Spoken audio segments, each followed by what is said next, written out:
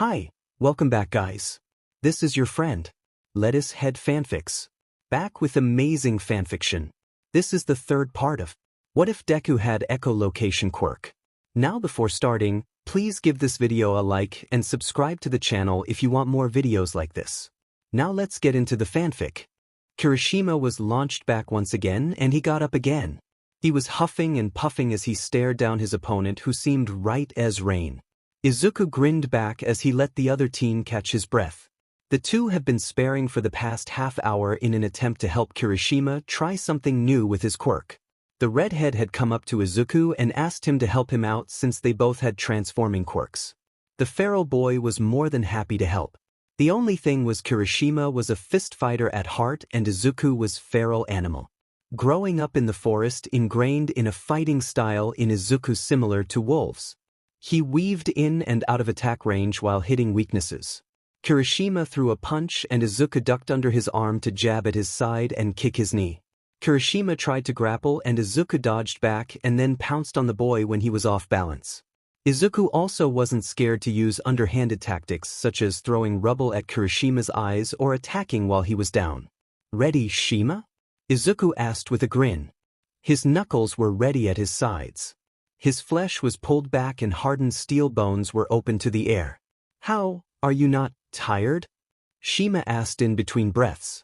Izuku shrugged. "I don't know. I think I need a break." Shima knelt where he was across from Izuku. "Thanks for the help. I think I have a good idea of where to go from here."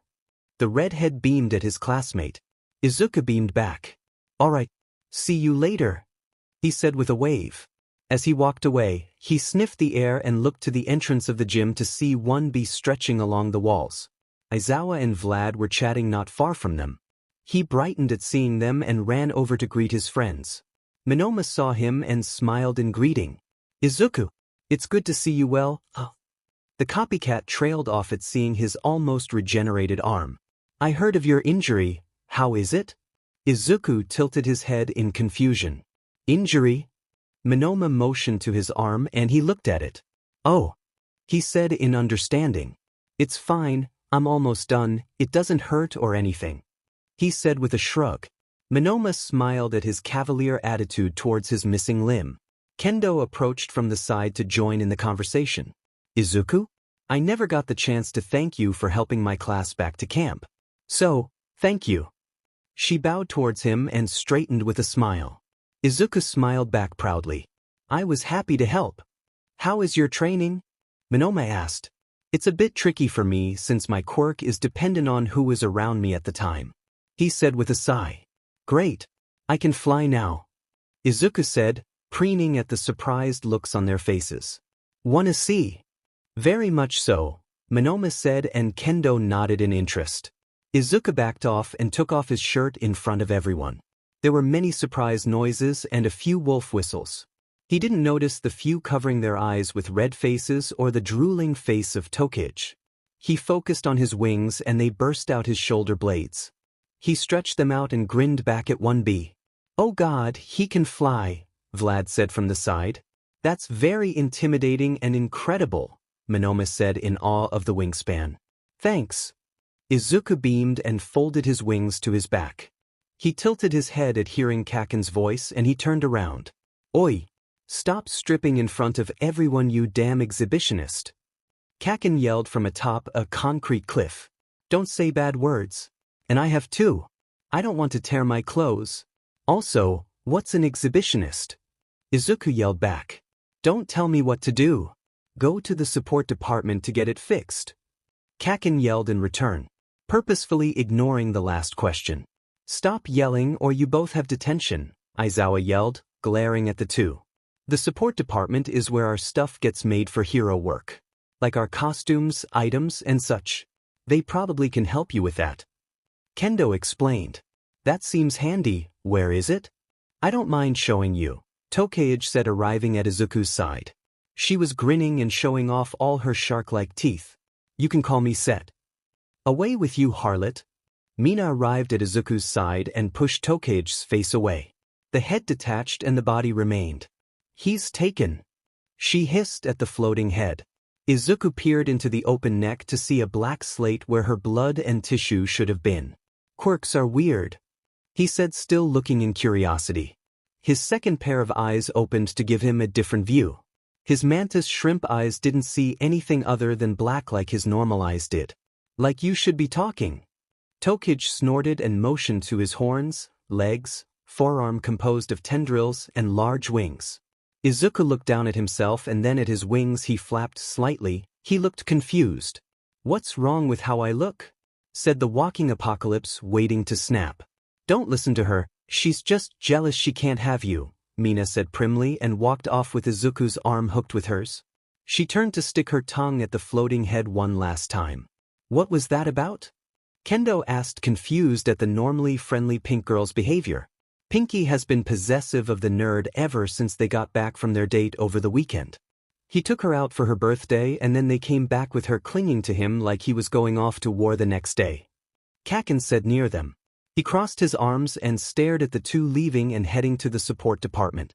My guess is some girl got too friendly with the animal and he obviously didn't know and she got jealous. He shrugged. Monoma pursed his lips and slowly nodded. I can see that happening. It'll pass, probably. Kaken shrugged and followed the two mates to change and head for the dorms. Izuku eyed his mate cautiously. He was sure she wouldn't get angry at him, but he didn't like seeing her like she was at the moment. Are you still angry at that girl? From our date? He asked carefully. I get that she recognized you from the sports festival, but to suddenly jump on you? The nerve. And it wasn't just some excited hopping, but she pounced on top of you. If I wasn't trying to get my hero licenses. She said the last part with quiet anger. She gripped his arm tighter. Izuku nodded along with her rant. At the time he was so surprised that a random girl their age had leapt on him with no ill intentions that he simply fell with her on top of him. The random girl began to take dozens of pictures with her leaning on him in the middle of the park the two UA students had been walking through. Mina was extremely caught off guard and didn't react immediately. It was only when Izuku began to try to push the girl off of him that Mina acted and helped, more through, the girl off of Izuku.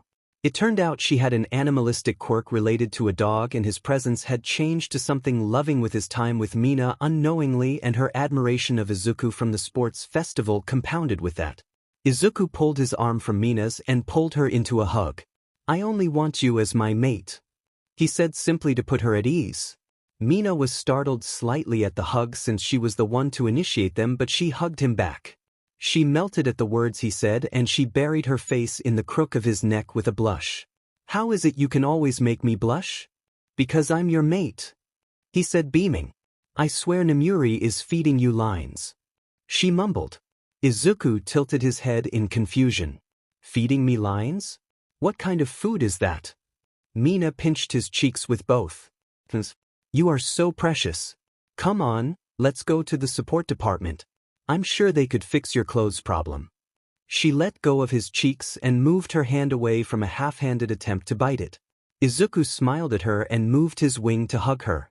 She laughed at the large appendage wrapping around her before it retracted and the wings were sucked back into his body.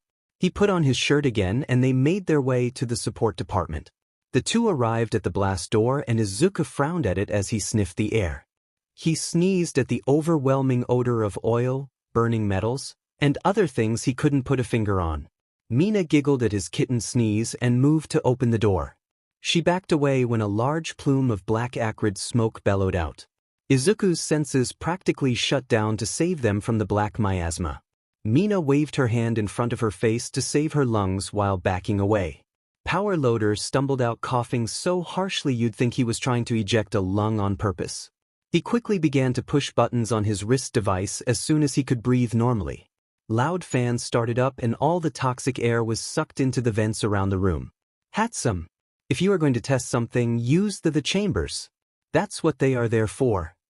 He shouted into the room where a pink-haired girl with an advanced gas mask was covering her face. She stood up from what was her experiment and removed the mask to make notes on what she saw more carefully. She didn't pay attention to the teacher yelling at her or the two others behind him. Loader, this is where you work? Is it always so smelly? Izuku looked around at the room with dozens of devices he couldn't name to save his life. Power Loader looked at him. Oh, Izuku, yes, welcome to my department. What brings you here? Customers?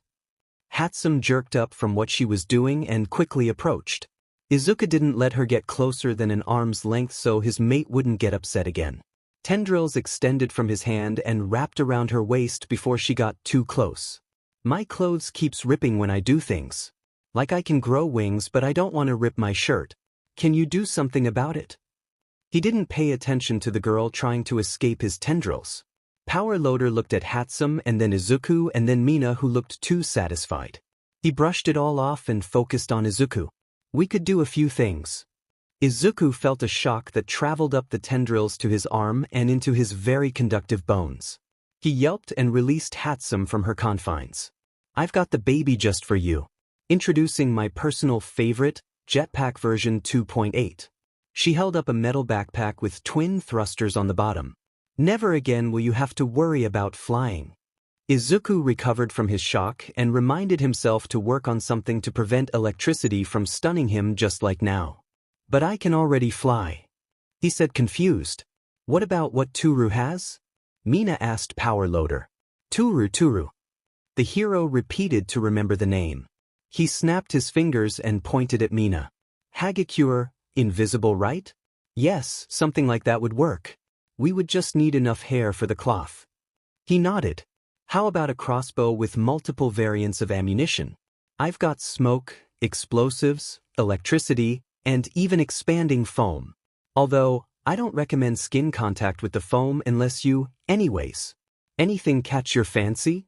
Hatsum rambled on and showed off things she made to Izuku, who eyed the crossbow. I can do that, Izuku mumbled in thought. He hummed with pursed lips and extended his arm where the arms of a crossbow grew, and then tendrils connected a line of sinew for the line. A deadly sharp bolt was loaded into it with the help of more tendrils. Once done, he twitched his finger and the bolt zipped through the air and embedded into the wall. Izuku's eyes shone with the new idea as he admired the crossbow that was fixed to the back of his forearm. We should have never let Snipe show him how to use firearms. Power Loader said quietly as he watched the whole thing happen. Cellular manipulation? If I was more interested in the biological part of support items, I would be all over you, but I'm not. Hatsum examined the crossbow on Izuku's arm and then shrugged. The feral boy's thoughts raced as he began to get new ideas about his newest weapon and how he could put it to use. He was brought out of his thoughts when his mate poked his cheek. He turned to her with his usual smile and she motioned to Power Loader with a smile. Power Loader was smirking at Izuku. We're gonna need a lot of your hair for what I have planned. He held out a bag to Izuku. Tendrils grabbed it and held it open. How much? He looked up. Fill it up if you can. How do those things work again? Izuku mumbled to himself as a tendril snaked inside the bag, and then green and black hair began to grow rapidly from the tendril. Quickly enough, the bag was filled, and then the hairs on the tendril fell on their own. He closed the bag and handed it to Power Loader. That was creepy, Mina said. Not the weirdest thing I've seen. Power Loader said, taking the bag. Give us a bit and your new costume will be ready and you won't have to worry about going nude to use your quirk. He barked out a laugh. The two mates arrived back at the dorms out of their costumes. It was getting dark as they opened the doors. The girls of 1A were chatting to the side and Mina quickly went to join after kissing Izuku on the cheek. For his part, he wandered to the kitchen for a snack, more specifically a lamb stick. Many of the guys were in the kitchen cooking up their meals for dinner. Izuku weaved through them all to get to his lamb stick and then out the back door, avoiding the chaos in the kitchen. Izuku arrived at his den with a few rodents he caught on the way. With practiced movements, he lit the fire, skinned and dressed the food, and finally sat down to snack on the lamb while the rodents got cooked. His tendrils snaked into his den and grabbed one of his books and a bottle of iron supplements. He felt something dig into his tendril as he pulled it out. He held his tendril in front of him with the Bengal cat dangling from it. She saw it was him and let go to land softly on the ground. Izuku frowned at the cat who had invaded his den. The cat looked up at him and chirped before darting into his den again. He began to feel indignant at the nerve of the cat sleeping in his den but paused when the cat came back with a dead badger. She slowly dragged it out of his den and finally dropped it in front of the owner of the territory. She chirped at him and placed a paw on the badger before backing away. He watched the cat in curiosity. "This is for me? Your payment to live here?" he asked the cat. The cat chirped once more in the firelight. Izuku looked down at the badger larger than the cat and then at the cat who waited patiently for his response. "Very well, you can stay in my den." Before the cat could begin to purr in success, Izuku spoke again. "But you will not touch my trophies or I will eat you," he threatened. The cat had her ears flattened against her head at the sudden declaration but rolled over to show her belly to him in supplication of his order. She meowed loudly before getting up and lying down close to the warmth of the fire to nap. About a week later, Izuku and the pack of 1A got off the bus to the testing location. He was the last off, making sure everyone was accounted for, and he looked around at the new scents and people close to their age. Just from a glance, he could see many new animalistic quirks he had never seen yet. He hummed in anticipation at the challenge he could feel ahead. He releases a pulse of his presence for everyone to feel. Hundreds of animal quirk users stiffened up at the sense they got for that split second. A top hunter had arrived in their midst for a challenge. They could almost taste the words written in the air. Were they worthy of being a trophy? The class caught the two animal quirks stiffen up just like the other hundreds had. They turned to Izuku, who was smiling lazily as he watched the crowds of students. "All right, I don't know what you're doing, but that's enough." Mina pulled him along and he naturally went along with her request. Aizawa lazily glared at Izuku but continued. "This is where you'll go inside, change, and then take the exam. Don't disappoint me or you got it?" Aizawa looked over the class. "Good enough now, Zawa? Who's that? She seems like she is speeding up." He was about to glare at Izuku for interrupting him but paused to look over his shoulder. He let out a long sigh as he prayed for strength. "Aizawa, long time no see. Let's get married." The hero pulled Aizawa into a side hug. Mina squealed in excitement at the idea of marriage, but Aizawa cut it off at the root. "No." Aizawa pushed the green-haired woman off of him. "Class, this is Ms. Joke, an underground hero like me." "You two seem close," Tsuyu said, already recovered from Izuku's intense presence. "Our agencies were close and we worked together a lot of the time. But I'm here just like he is. Meet my class. From Ketsubutsu Academy High School." Ms. Joke motioned to a group of gray-uniformed students. The lead held out a hand to Kaken first. "It's nice to meet the class that persevered so much this year." Kaken didn't take the hand and eyed him with some disgust. Izuku got close just as Kirishima was about to reprimand Kaken for the rude action. The feral boy sniffed the air and looked at the boy who was smiling oddly. "You smell like lies and fakeness." "Kaken, what's that one word? With fake and lies?" He turned from the startled boy to the blonde. "Deceit," Kaken said bluntly. Izuku pointed at Kaken and nodded his head. "You smell of deceitness." He pointed at the boy. "That's not a word, you animal." Kaken yelled at his friend and slapped his pointing hand down. "And stop pointing, you look weird." "It is a word. I made it." Izuku slapped Kaken's arm in retribution for his slapped hand. Kaken reeled in pain from the metal-enhanced slap and put his old friend in a headlock. "You can't make words up." "Then how were words made?" Izuku grunted out as his air was cut off. Kaken didn't have anything to say to that and froze as he tried to think of a comeback. He let go of Izuku as he felt a tongue on his arm slide up and down. "What are you? 5. He pulled his arm away and used Izuku's uniform to dry off the wet spot from his saliva. "And this is my class," Aizawa said dryly. "Hey, Roki." Todoroki didn't turn. "Roki, Roki." Izuku poked him twice in the shoulder to get his attention and he turned to the feral boy. He looked slightly confused. "That's not my name. Why do you call me that?" Izuku shrugged. "It's less of a mouthful. Everyone has such long names and I think it's better if they're short, like how Mina calls me Zu.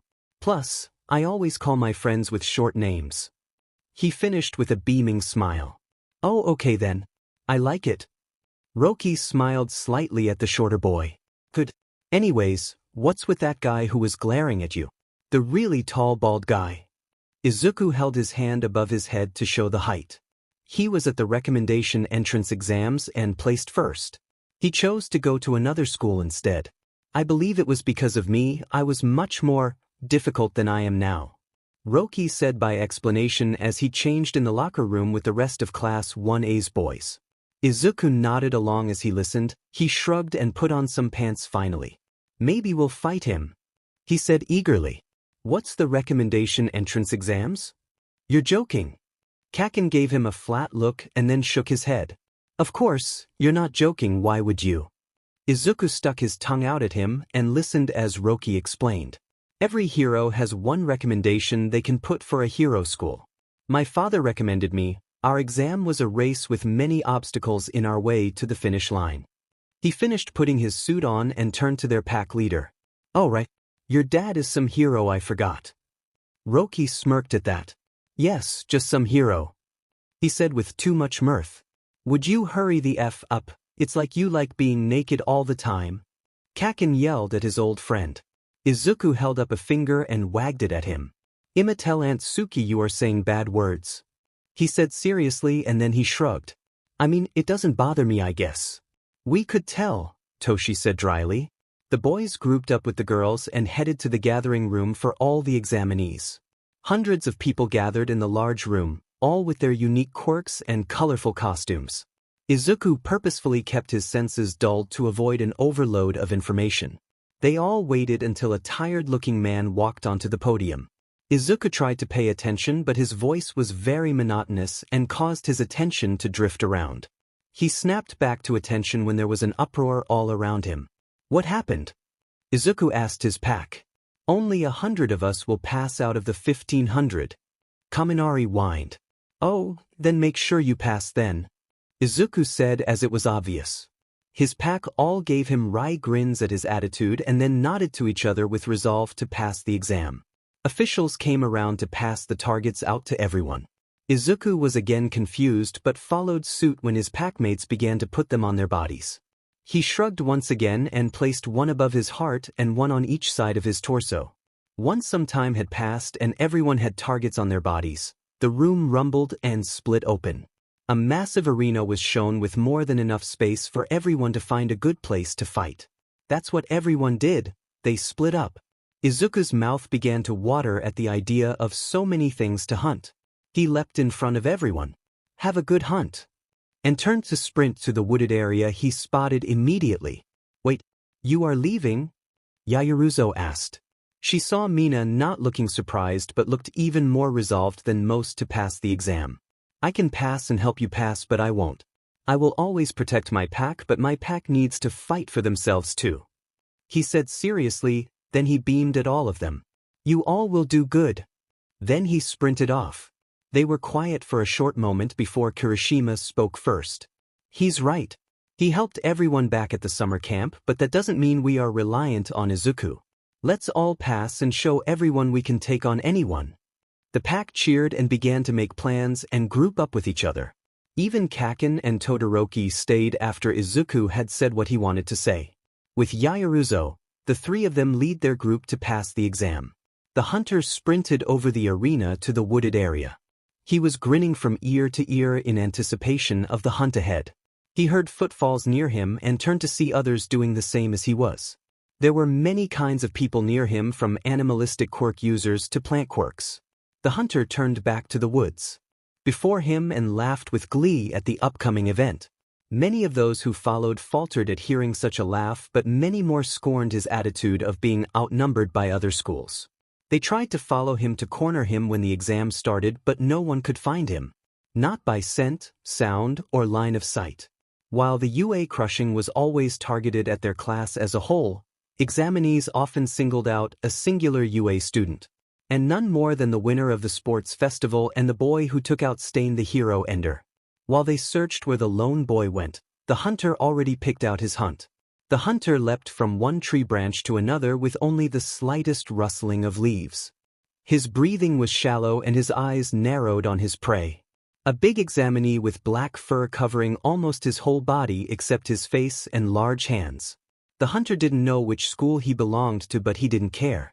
The gorilla quirk user stomped on the ground with each footfall propelled by his large muscular arms. He stopped and sniffed the air only to snort and continue looking for another examinee to eliminate. He didn't get far as the hunter dropped onto his back and slammed a hammer fist on his massive shoulder. The gorilla stumbled forward with a grunt of pain and whipped his arms around to counterattack whoever ambushed him, but he only hit air. The fair sound of breaking twigs alerted him to the side, but the pain blossomed in his side. A fist dug into his ribs. With a roar of anger, he slammed his fists down on the ground, which shook the area. His opponent was finally revealed to be a small green-haired boy with horns and wolf legs. What caused him to pause were the eyes. The boy had eyes only a feral animal would have. There in his eyes shone a predator, and his wide smile only enhanced his thoughts. Only a coward would attack another in such a way. The gorilla huffed out. I wasn't aware Yue had stooped so low. He baited the wild boy. The hunter tilted his head in confusion. But I'm a hunter, that's what I do. He stated it as it was obvious. He snorted a derisive laugh. A hunter? I only see a tiny weak boy. He charged and raised his fists into a double slam on the green boy. He didn't move and took the impact with his raised arms to block. A massive boom shook the area. The gorilla was horrified to see the boy still standing and smiling even wider. Quick as his eye could see, the boy used his arms as a lever to flip the massive gorilla examinee over his head to smash into the dirt ground. The wind was knocked out of him, and it was driven out again as the small but dense green-haired boy pounced on his chest. With the sound of grinding bones, claws extended from his hand and stopped right before the hairy throat. The gorilla froze at the implicated threat. Izuku pursed his lips in dissatisfaction. You need to be less restrained. I can imagine growing up everyone told you to be careful with your strength, but in a fight. Izuku shook his head with a sigh and retracted his clawed hand from his throat to the relief of the gorilla. I submit. The gorilla said morosely. Not a good hunt. Izuku got off his chest and on the way tore off an emblem from his uniform. He turned and left the gorilla stunned as he left the examinee still in the exam. He again disappeared into the trees to find another to hunt, but someone found him instead as a dozen quills shot through the leaves. He was hit 3 times and dodged a dozen more. He dropped from the trees onto the ground. He quickly ran through the trees as he continued to dodge the quills. He felt sluggish and looked at the quills. Some sort of poison? He quickly pulled them out and isolated the toxins before ejecting them from his body. He heard laughter from many others as he continued to weave through the trees to find a path of attack. He found who was shooting him quickly. A trio of boys worked together to pin down Izuku. One had the resemblances of a poison dart frog with greenish-yellow tinted skin, and the one shooting quills was a porcupine with quills shooting out of his arms. The frog boy smeared some liquid from his hands onto the quills, and then the other shot them. The last boy was a bird-headed boy who looked kinda like Tokoyami but had an eagle head instead and wings for arms with hands at the end. Oh, it's one of the UA brats. Yo, we found one. The eagle boy shouted in a shrill voice to the woods. There was a roar of excitement from deeper in the forest. Izuku could only get more excited at the sound of the roar. He grinned and dashed for the porcupine. He grabbed a fallen tree and hurled it at the trio to buy some time as he closed the distance.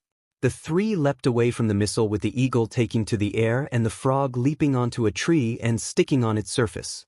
The porcupine wasn't so lucky and was clipped on the side. He was sent sprawling on the ground with a hiss of pain. Izuku was on him in a flash, but he recovered fast as he shot more poison quills into Izuku's chest. He paid it no heed as he slammed his fist into the porcupine and then picked him up before throwing him bodily at the frog who was in midair in an attempt to help his classmate. They collided harshly and Izuku grinned savagely. There was a screech of an eagle as the 3rd boy dove at Izuku. He dodged nimbly and avoided the razor talons digging into the earth. Just as Izuku was going to go after the eagle, there was the sound of a running animal on all 4s. Izuku instinctively dodged back multiple times and was rewarded by only getting clawed once in the chest. Izuku took in the new arrival with eagerness. He could be only described as a werewolf, almost 7 feet tall with long arms for running on all 4s. His hands were tipped in razor claws, one stained red with Izuku's blood. He had gray fur all over his body, including his muzzle which sported vicious teeth. So this is the lone pup of UA. The werewolf growled out with mirth. He sniffed the blood on his claws and snorted. It should be an easy fight. My paralytic poison should be taking its toll by now. Frog Boy said smugly. More and more arrived to surround the lone UA student. All with the same uniform, most with some kind of animal quirk. They circled the leader of their class and his supposed prey. You should have stayed in your territory, pup. You are in the woods and in the woods I am king. He roared and the others circling Izuku cheered. Izuku took it all in with a smile on his face. His teeth could be seen by everyone. The others thought he had snapped and was in despair of being outnumbered, but Izuku was just excited. No, you're not. I am. Izuku said as he pulled the quills from his stomach and chest. The werewolf was quiet for a moment before barking out a harsh laugh. All you UA brats think they are the best, typical. He said with a sneer of derision. I've hunted many things. Rabbits, badgers, deer. He eyed each animal quirk user that matched with what he said, all while smiling. A bear, even a shark. But I've ended plenty of wolves.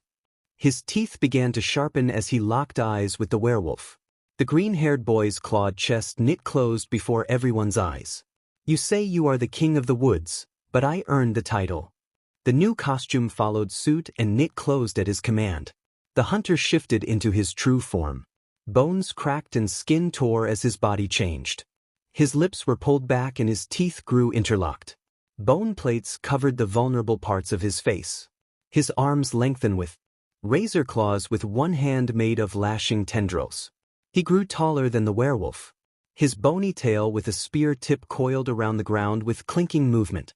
The hunter took in the stillness of the clearing as he breathed in, and his 4 eyes locked onto the werewolf, who looked frightened. I am the king of the woods. A dozen voices pronounced. I am the beast of the woods. He roared with his presence unleashed. The whole woods felt it and collapsed to their knees in fear. All but one, who defiantly stood his ground. He stared into the werewolf's shaken eyes and pointed his clawed hand at him. You will be a good hunt. And he pounced. The werewolf dove out of the way of the claws that rent the earth where he stood into a crater. He yelped in surprise and instinctively clawed back at the beast, who was the boy.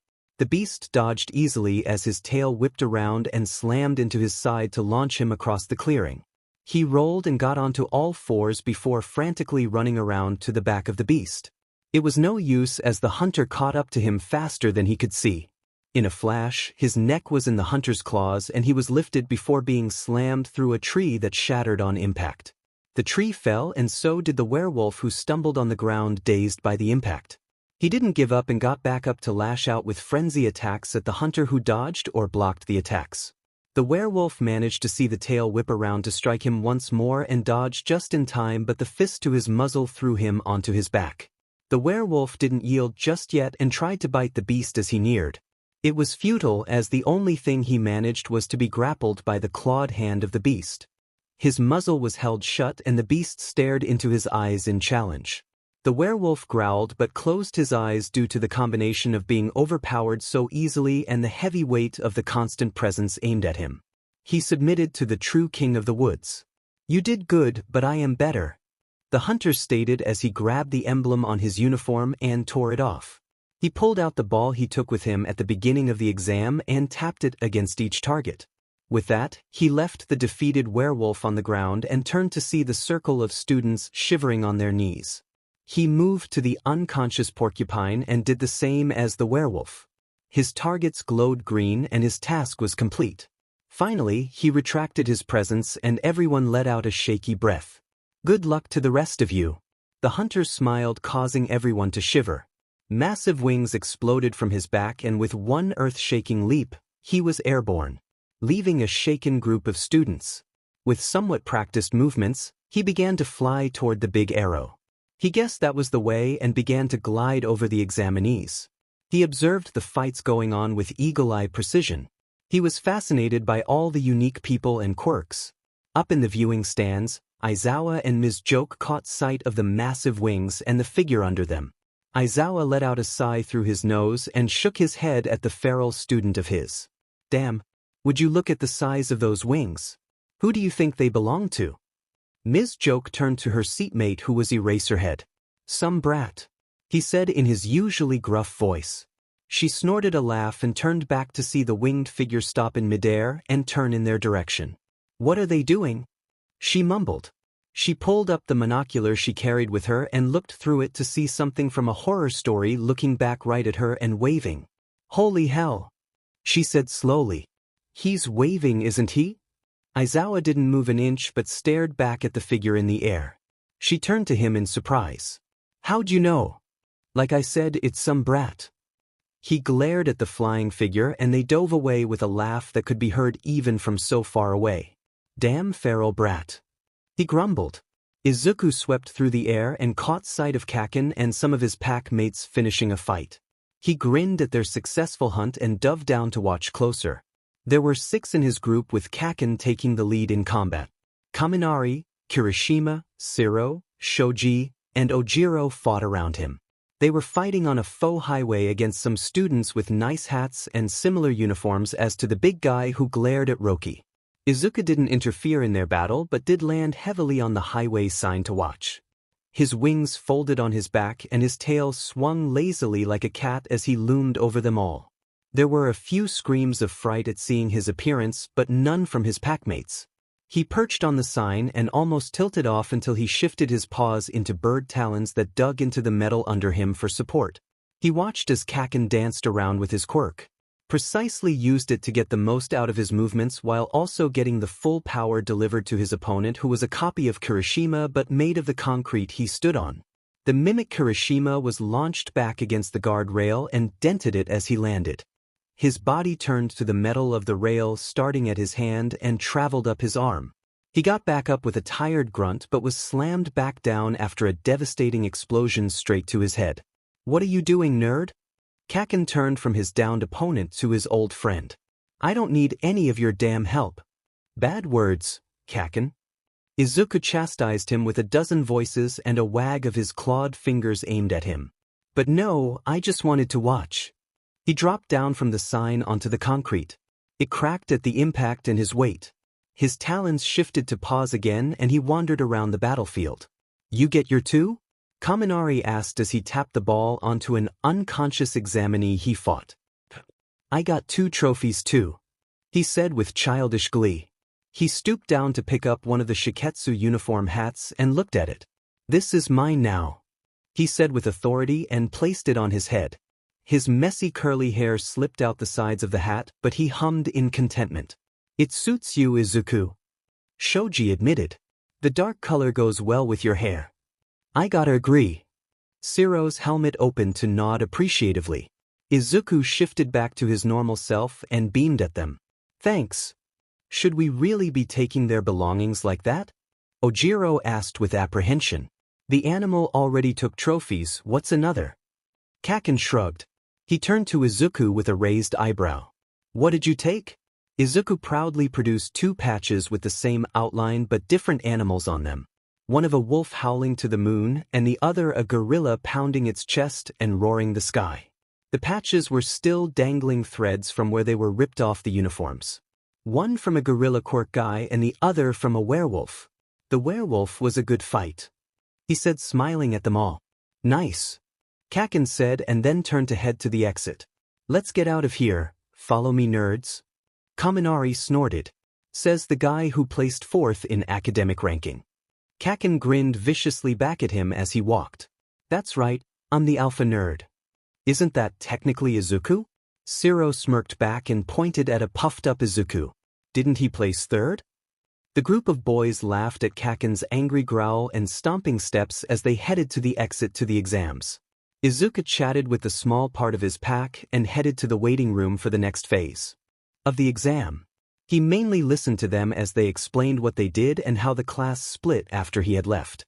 Izuku was immensely proud of their strategy and complimented them for staying together like a pack should. The feral boy happily trotted along with the other boys to the room. You're not a Shiketsu student. The tall boy who was glaring at Roki earlier said, not far from the small pack.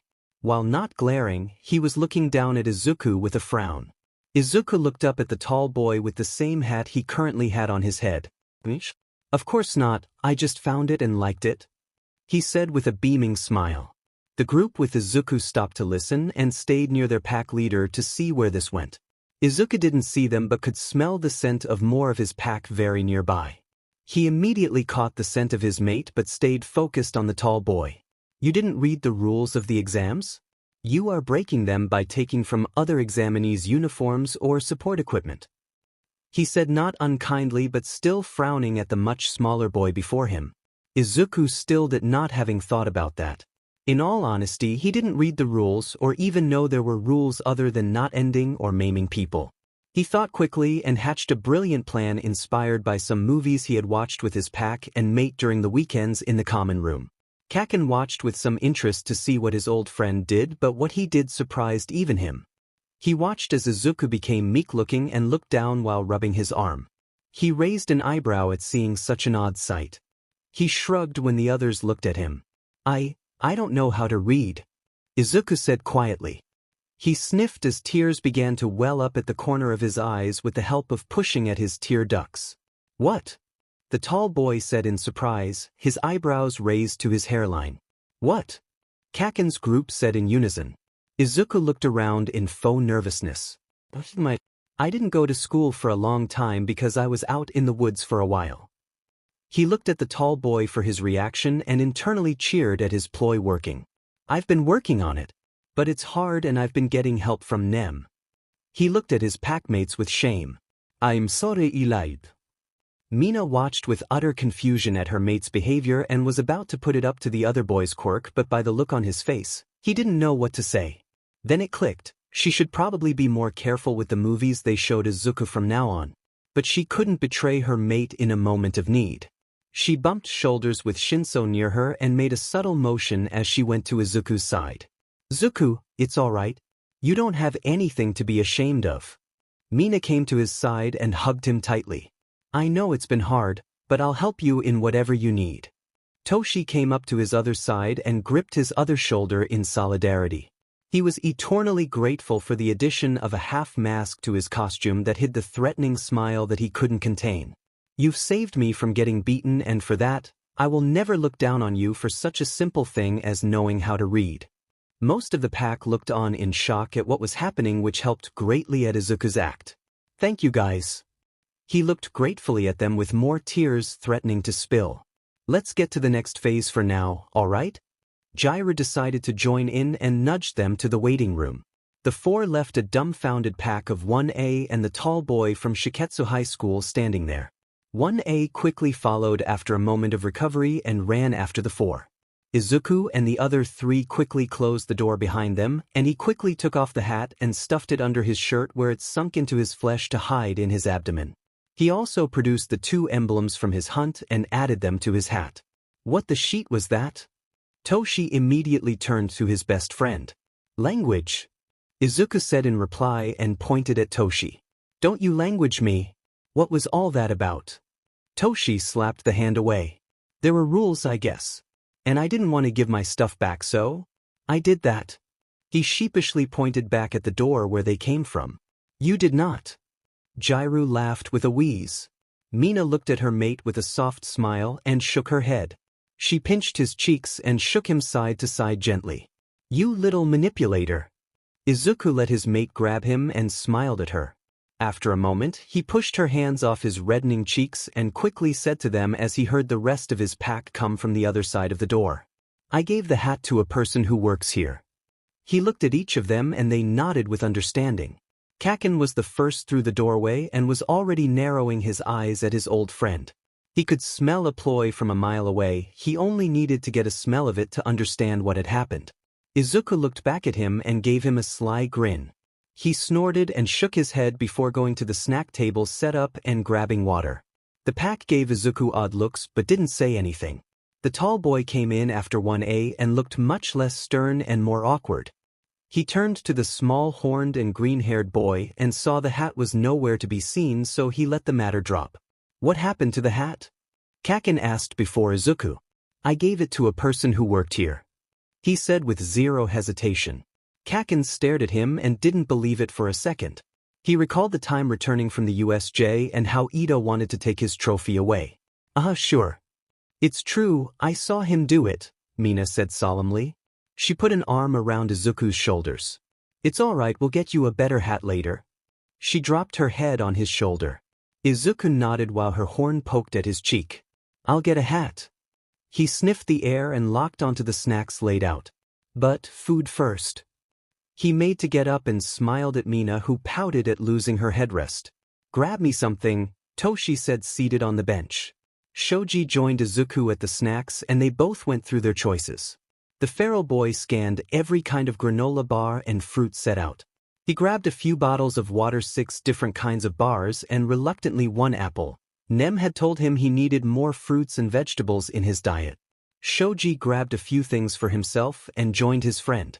Izuku tossed the water to Toshi and it bounced off his head when he wasn't paying attention. He glared at Izuku and he acted like it should have been his fault for not being fast enough. Mina took one of the waters and looked through the loot Izuku had pilfered. She picked one that looked appetizing and opened it to eat it. She looked at the apple held by one of his tendrils and eyed Izuku until he reluctantly bit it in half. She smiled at him and went back to her snack. While Izuku didn't mind eating healthy foods and quite liked the taste of them, he didn't like being told to do things. It would have been more effective for everyone to place the healthy food near him and he would have eaten it without any complaint. So he grudgingly ate the rest of the apple in a few bites and then moved on to the tasty-smelling snacks. He carefully opened each one to save the wrappers in case he liked the taste as the lamb sticks back at the dorms. Izuku looked up when he caught the scent of the rest of his packmates. He beamed at them and they joined the rest of the class. Roki smiled back at Izuku when he caught his eye. He sat next to him with water and asked, "Did you enjoy your hunt?" He was still learning of Izuku's unusual actions, but he had enjoyed talking to a blunt person like himself. Izuku nodded with a smile. One good one, but he was strong. Looked like a werewolf, but he did last a bit. He even managed to fight against my presence while we fought. He said with approval. That's unusual. Don't most animal quirks users freeze upon it? Roki asked. I think it was because I wasn't trying to stop him but just fight. Like the others around me at the time didn't help him and might have sensed that. Izuku shrugged. He was about to pull out the trophies to show off but stopped and found the tall boy looking in their direction from across the room. When he looked closer, he was looking at Roki. He pouted slightly and asked his packmate how his exam went. The elemental user told Izuku about his fights and how they went. The second phase of the exam will begin soon. The voice came from the speaker in the room. Izuku looked up from his snacks to the TV that flickered on. It showed a still image of the exam grounds and then it was exploding. There were many shouts of shock at the scene, but then it settled down as hundreds of people began to stream out of doorways to the ruins, all dressed the same. Kaken, did you set off any of those bombs? Izuku asked in the quiet of the room. Of effing course I didn't. If I did, we'd all probably be dead. Kaken snorted and batted the empty water bottle out of the air, anticipating it. He smirked down at his old friend. Bad words. He pointed. The second phase will focus on rescue after a villain attack. The volunteers will be scattered across the exam area and your job will be to get them to safety.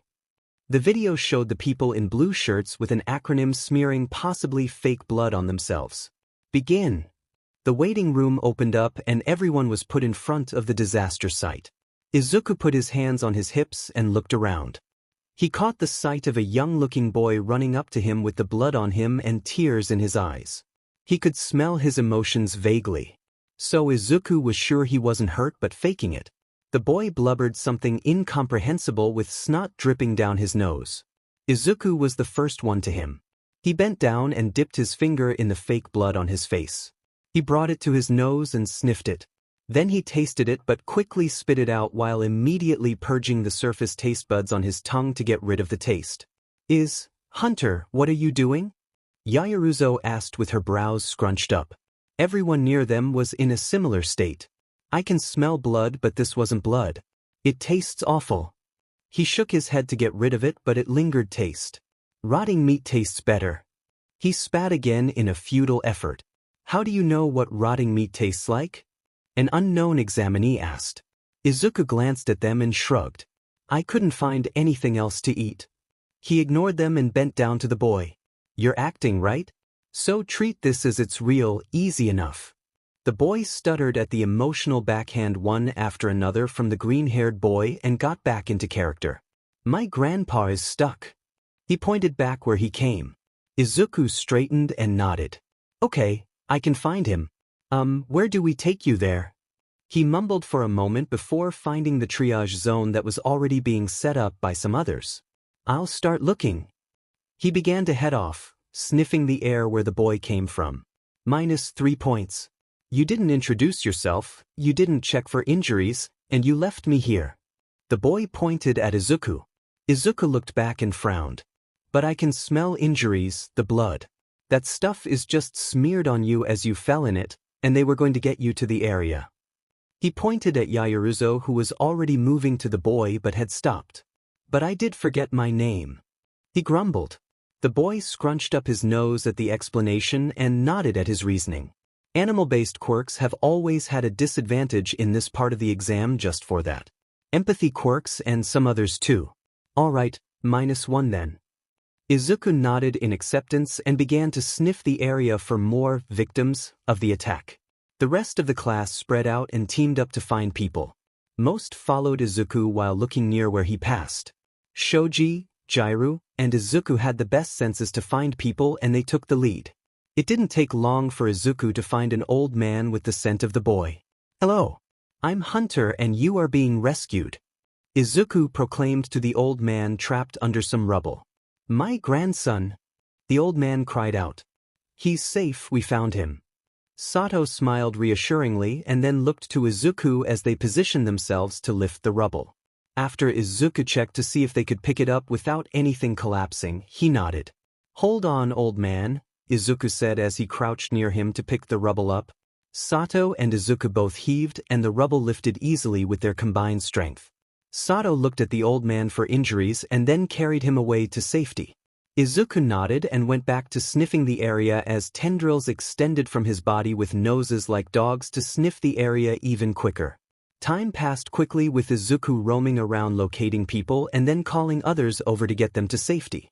He helped in many situations where he held up structures while others rescued the victims. But he mostly found victims hidden in rubble or odd places. Help! I'm blind and deaf. A woman said sitting on top of a pillar of rubble. How the F did she get up there? Oi! Kaken shouted in frustration at the woman. Izuku had to agree with him. She isn't even hurt. He had his hands on his hips and was looking up at her still shouting. Just, get her down already. Kaken sighed. Izuku did so by extending dozens of tendrils. He smirked when he saw the woman flinch at the sound of the tendrils growing and the sight of them getting near her. The first one patted her arm and she flinched back so hard that she toppled back from it. Luckily, the dozen tendrils behind her caught her and lowered her. Faker. Kaken scowled and patted the woman's arm to calm her down. Yes, I am here, he said sarcastically. Suddenly there was a loud explosion in the distance that caused the area to rumble. Izuku and Kaken both shielded the woman from any flying debris with their bodies. Once the area was settled down, they too looked over at the smoke and each other. Just as they were about to speak, the tired voice announced. The villains have returned to wreak havoc once again. Fend them off while continuing to rescue victims of their attack. He paused and then said surprised. What are they doing here?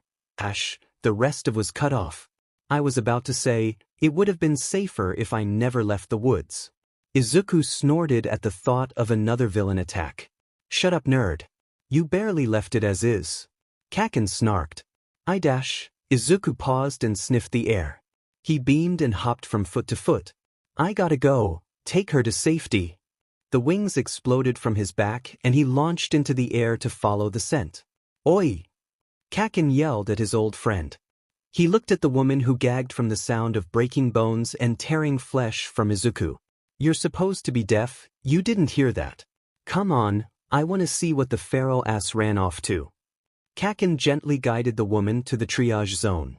Izuku flew over the ruins with excitement. He dove down and picked up one of the minions with black masks and a gun. He pulled off the mask and beamed at the woman under it. I remember you, he said into the face of the pale-faced woman. She smiled stiffly at him but clung tightly to his arm, which dangled her over 20 feet in the air. What's this do? He looked at the gun and remembered what Snipe taught him. He shot a glop of cement at the wall and it hardened. Neat. Izuku dove down with the woman screaming, and he pulled up just in time to set the woman down, and then he shot her legs with the gun. He then flew off to find the scent. He shot the odd minion as he flew towards the smoke and then finally found him. Gang, I found you! Izuku shouted with his enhanced lungs and vocal cords. He tossed the gun to the side and beamed down at his mentor. Izuku? You grew wings!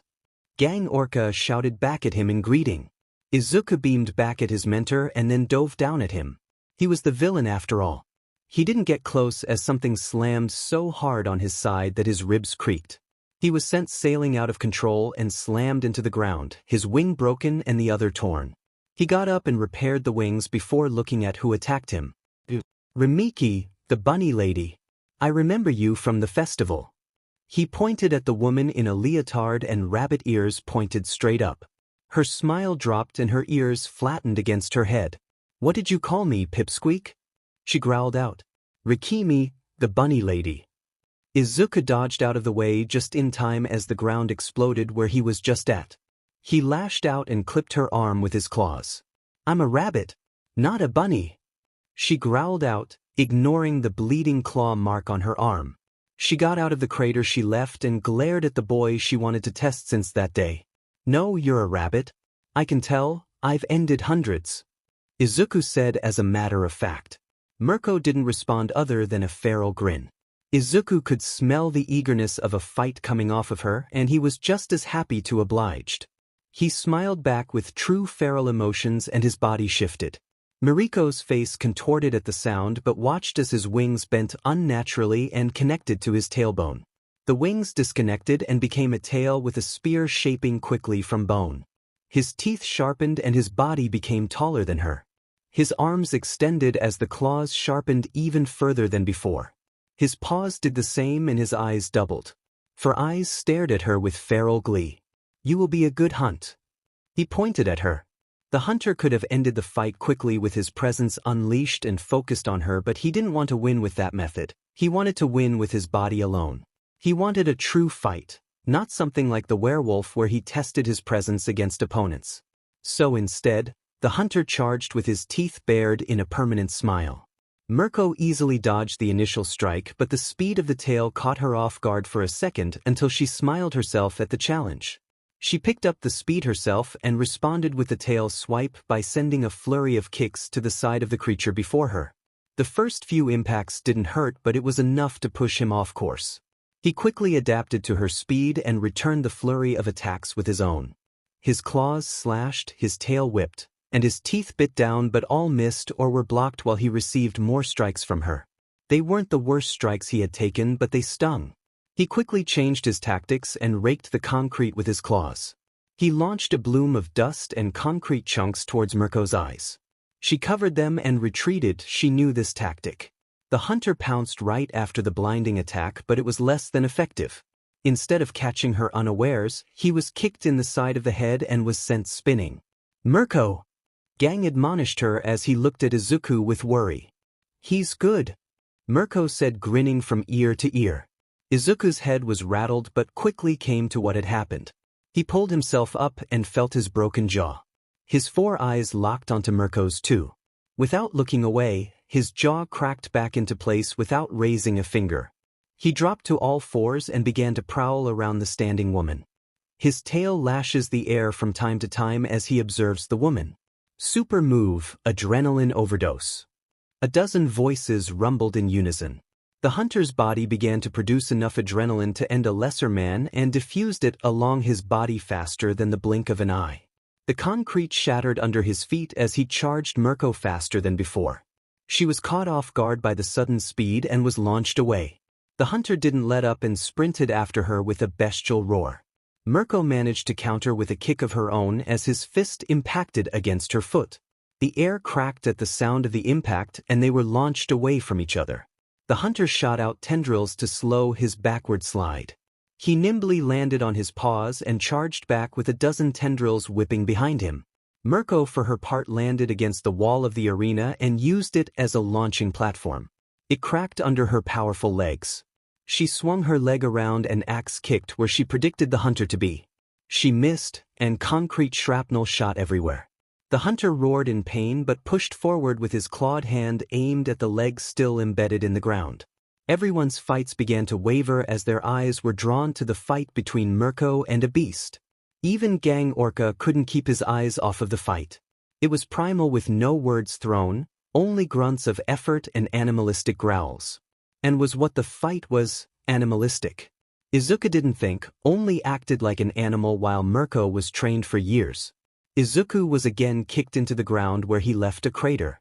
He roared in anger as a bloody Mirko slammed her foot down on his chest. He coughed up blood and felt his ribs break. With blood running out of his mouth, he grabbed onto her leg and whipped her to the ground. She slammed into it and then was picked up again and slammed down once more before being thrown full force at the wall where she slumped against it.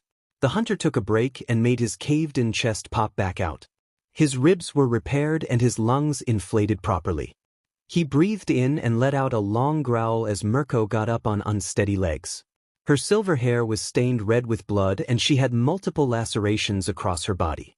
She still looked at him with a feral smile.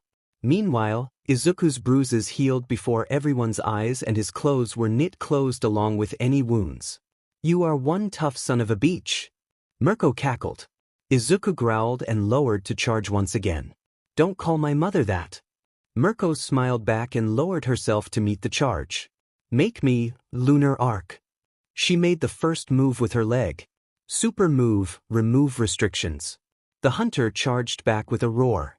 On a few of Izuku's research binges, he had found many stories of people without any kind of muscle or strength quirks doing impossible things. One famous story was of a mother lifting a car off of her son who was being crushed by it in the pre-Quirk era. All these stories have in common that the person who did the impossible was in life and death situation. So, Izuku found what gave people this ability and it was powerful, but the drawback was damaging his body. The body can outperform its best in a life and death situation, but if we had that active all the time, we would rip our bodies apart. Izuku learned how to turn these limitations off, and with his compressed muscles and bones, it compounded to great effects. The concrete shattered and his paws were almost ripped apart at his sudden acceleration. His bones creaked and his muscles ached even with all the adrenaline in his body. The two met in midair and impacted against each other. The hunter's fist shot up to meet the descending leg of Mirko. The two impacted and bones cracked. A sonic boom was heard through the building and the two were launched back from each other again. Mirko's leg was moved wrong and Izuku's arm was torn from the inside out. The hero landed harshly against the ground and groaned in pain from her leg to the rest of her battered body. Izuku was launched through a collapsed building's wall and stopped at a pillar. Everyone watched in horror at the aftermath of such an exchange and quickly moved to help the both of them. Todoroki was the first to Izuku's side and gasped at seeing his state. "Izuku, are you all right?" The half-and-half boy couldn't help but ask as he knelt next to him, unsure what to do with the rebar sticking out of his stomach. "Alive." Izuku groaned and tried to move, but the rebar held him back. He groaned with pain all over his body and he reached for the rebar, but his arm responded slowly. He looked at it and it was purple and bloody with torn muscles. "I just grew that back." He whined. "Don't move." Gang Orca said near him. "I'm fine." Izuku showed this by having a tendril shear off the rebar and then he yanked it out of his belly. He groaned in pain but tossed it to the side as he began to repair the vital organs. Nothing important was hit other than his intestinal tracts. He got to his knees and then stumbled onto his paws. "Mikiminami!" He shouted and stumbled out of the hole he created. "Izuku, sit down. You are hurt seriously," Gang implored. Izuku held a clawed finger to Gang's mouth. "Shush. You are a villain and I don't listen to villains." He stumbled out into the light to find Mirko trying to get up but failing due to all the staff trying to hold her down.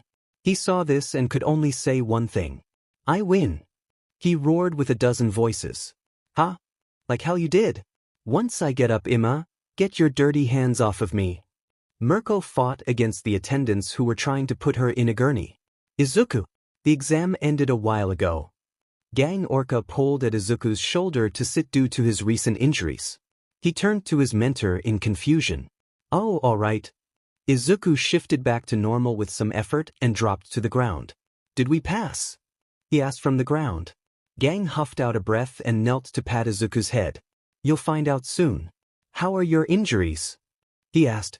Izuku took stock of his body. Most of his muscles were sore from his super move. His stomach was already repaired and he was currently working on fixing his arm. It was simple enough since he had the materials he needed but only needed energy to reconstruct the torn muscles and ligaments. I'm hungry, he finally said with a nod. Gang snorted out a laugh. I'll take that as you're fine. It was nice to see you. He ruffled his hair and got up to check on the other hero being carted off. A pair of footsteps sounded behind Izuku and he tilted his head back to see who it was. He fell onto his back and stared up at Kaken. What happened? He asked with his hands on his hips. Rimhimi showed up and we fought. I won. Izuku said, beaming from his back. Kaken frowned down at his old friend and then looked questioning at Todoroki. Mirko and him fought. He answered. The blonde looked down at Izuku with his eyebrows raised. Mirko? The number 5 hero. If that's a bunny hero, then yep. She said she wasn't a bunny but I could tell. Rabbits smell different from bunnies, he said with confidence. Kaken eyed him for a long moment before shaking his head and leaving him prone on the ground. Come on, the exam is over. Izuku and the other two reunited with the rest of the pack soon after. The pack leader made sure everyone was accounted for and with a nod, headed to the locker room to change. You fought Mirko? Kaminari said after Izuku explained why his arm was still red from his super move. Yep. Izuku said, beaming. There was a quiet moment before saying, was she hot? Kaminari asked. Izuku paused and frowned. She didn't have any fire abilities, I think. Roki, did she? He turned to the half-dressed boy. No, she doesn't, he said and then asked. Why ask me? Not all fire users are related, he said, smirking slightly. Izuku looked conflicted. Are you sure? Kaken scoffed. Of course not. You and Shoji aren't related, are you? He said sarcastically. We might be, Izuku said indignantly and turned to the big pack member for his opinion. Shoji looked at all of them and his eyes crinkled in a smile hidden behind his mask. We might be. Kaken scowled at the bigger boy while everyone around them chuckled and laughed. Don't encourage him. All of Class 1A was gathered in front of a large screen with the rest of the students who passed Phase 1. Izuku had already gotten a scolding from his mate when she saw his slightly bruised arm. The muscles were just about done reconstructing but they were visibly injured to anyone who looked. Everyone stopped talking when the screen flickered on to show every name with a score next to the name. There were many cheers and an equal amount of groans. Izuku found his name and his score of 78. He pouted at getting such a low score but was happy overall at passing. He caught Mina as she leapt on him in jubilation at seeing her score in the passing range. He beamed and hugged her in return. She let go and went to Hagakure to celebrate together with the other girl. He turned back to the screen and looked at everyone else's names to see if everyone had passed. They did and he was overjoyed to see his whole pack had passed the exam. The lowest was Roki with a score of 56. Kaken was behind him with his chin raised and a smirk on his face. Kinda low there, Izuku. Izuku frowned in confusion and turned back to the screen to see that Kaken had scored higher than him, by 5 points. He turned back with a scowl. It's only 5 points, he said with the tone to make it sound like it wasn't a big deal. Kaken smirked even more. Sure, tell yourself that. He finished by waving his hand nonchalantly and turning away. Izuku did the mature thing and kicked him in the back of the knee just as his other was bent while he walked. The blonde crumpled at the unexpected move and he fell to the ground to his knees. You little sheet! Kaken roared as Izuku bolted away with a cackle. He got up and sprinted off after him. The pack of 1A marveled at their shiny new licenses before them. They were outside waiting next to their bus to head back to the dorms. Most of them were taking pictures and talking on their phones with family to pass the news. Izuku wasn't any different as he called Nem. Izuku, how did it go? Did you pass? If you didn't, you don't have anything to worry about. It took me 3 tries to pass when I was your age. Nem spoke first. I passed. Izuku said beaming. Nem squealed in joy and Izuku could hear her hopping in place. That's wonderful, honey. I'm so proud of you. Izuku felt his throat close up at hearing that and sucked in tears threatening to come out. Thank you, Mom. He sniffed once. The line was quiet for a moment before Nem's voice came through again. I'll cook up something nice tonight, swing on by alright? He could hear the watery tone on the other end. Okay. Love you, honey. I'll see you in a bit. Izuku paused for a second at the words and thought about Nem. She took care of him since the day they met. She watched over him, explained things to him, spent time with him, and had fun together. She checked in on him frequently throughout the day and worried about him when he was injured or when villains attacked his class. Nemuri was what Inko was supposed to be and he was happy things turned out this way. I love you too, he said, smiling at the ground. Soon after, the phone call ended and Izuku noticed the stares from his pack. What? He asked with his head tilted in confusion. Kirishima tentatively asked. You said, Mom, we thought your mother was in jail. He looked unsure and looked at the others with nods. Inko is in jail. He paused and a look of realization came over him. Oh, that was Nem. She's my mom now. He said, beaming at them. She adopted you? That's wonderful. Yaoruzo said first, her hands clasped together and she smiled happily at the news. The rest of the pack joined in soon with their congratulations on hearing the news. Their licenses were forgotten for the moment to hear their pack leader tell them about his birthday party and the gift Nem had given him. Aizawa had joined them halfway through the story and waited quietly for him to finish with softer eyes than usual at the green-haired horned boy tell everyone about getting adopted by Nemuri. When the story was over, Aizawa herded everyone onto the bus. Once everyone was on board, the bus began to move and head home. Shiro stood up in his seat near his teacher and asked him, Yo, Aizawa, do they always have 2 top heroes for the exam? Sit down, Aizawa commanded him without turning around and after a moment spoke again. No, usually it's someone in Gang Orca's level or many lower-level heroes. There were some sounds of confusion at that and Yaoruzo asked. Then why was Mirko there?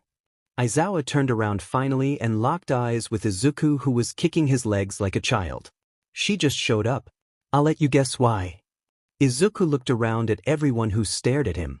Mikinami was there to fight me? He said with his eyebrows raised and then he nodded in understanding. Well, she lost. He said cheerily. God, you are terrible at remembering names, Toshi said across the aisle from him with a small smile. It was getting dark and Izuku was having a celebration dinner with Nem. She immediately embraced her son as soon as he walked through the threshold of the small home. Izuku melted in her arms and returned the embrace. She sat him down at the dinner table, placed a hot meal in front of him, and let him enjoy the taste of lamb chops she had gotten for a special occasion.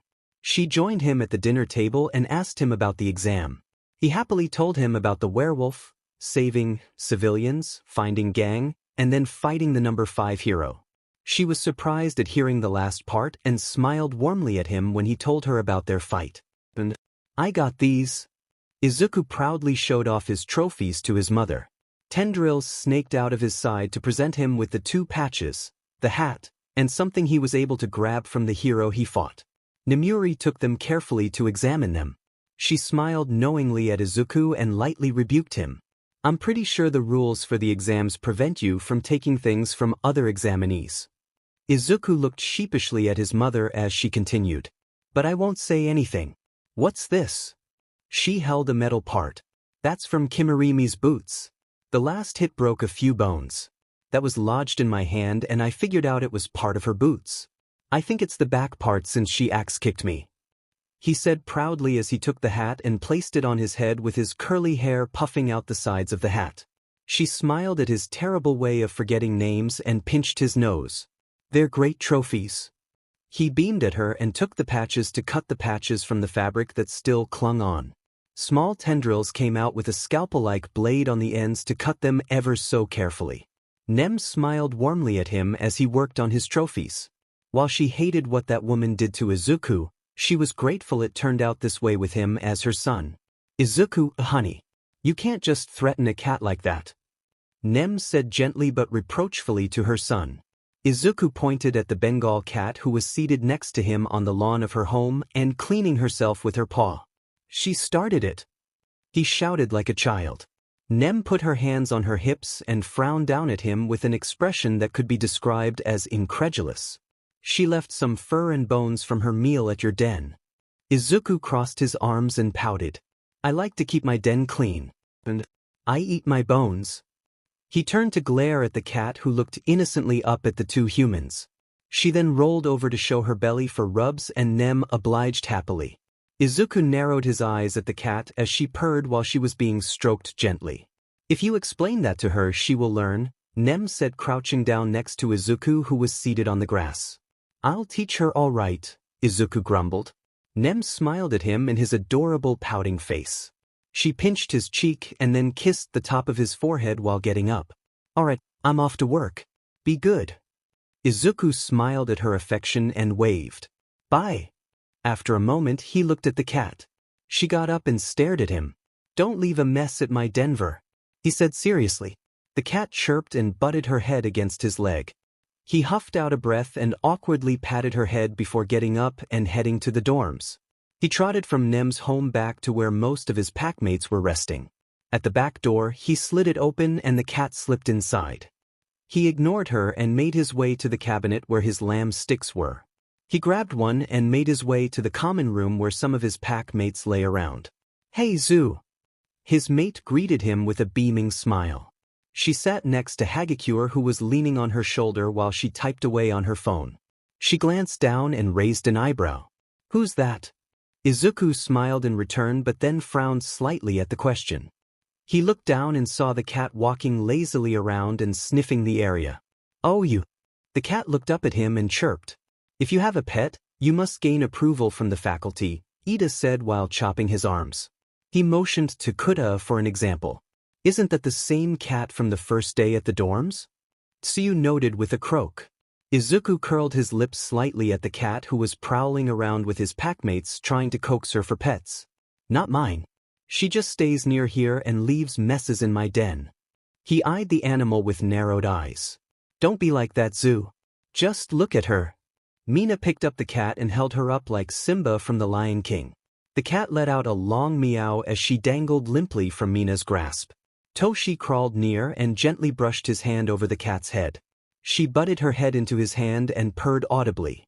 He smiled and coaxed the cat to leap onto his lap after Mina put her down. He continued to stroke her fur, ecstatic to have a cat in his lap. He looked up at Izuku and raised a brow at feeling his best friend's animosity towards the cat. Hagakure giggled and asked the local feral child. Izuku, are perhaps jealous of the cat? Her sleeve went up to her mouth to cover her mouth. Everyone turned to Izuku and he looked back towards everyone. I'm not. I'm better than her in every way.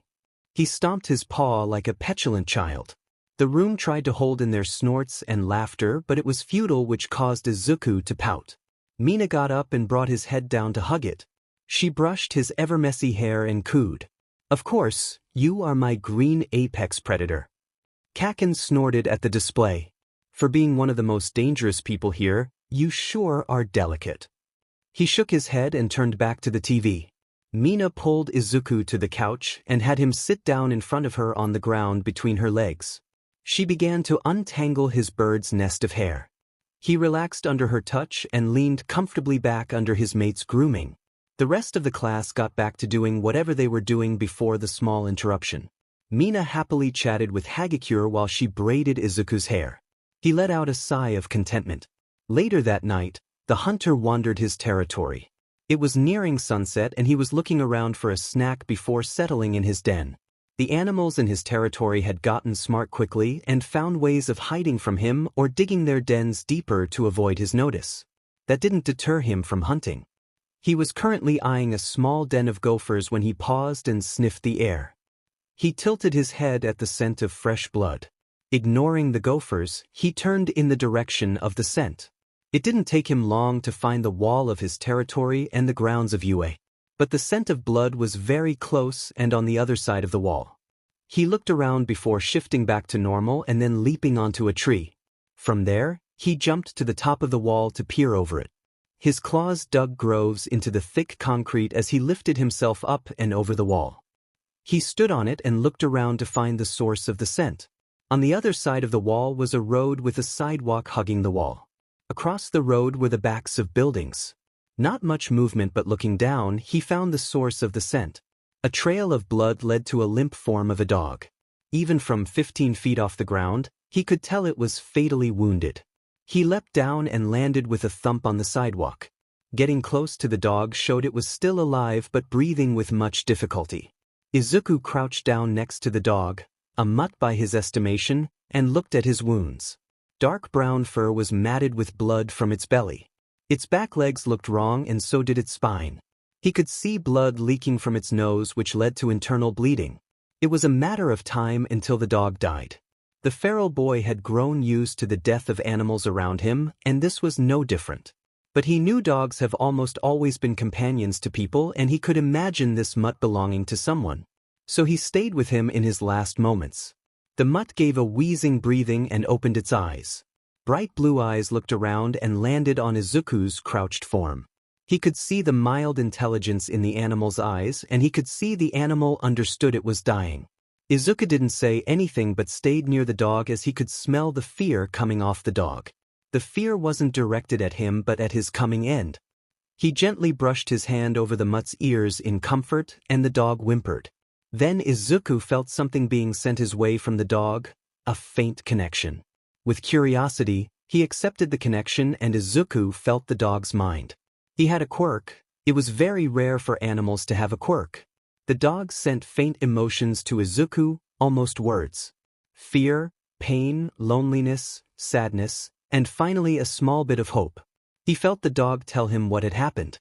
A large car had hit the back of his body while he tried to cross the road. How he scavenged for food in alleys. How he was always shunned by other packs. How he was alone and now dying. Izuku took all that in and thought about what he could do to help. The mutt was far too injured to get any help.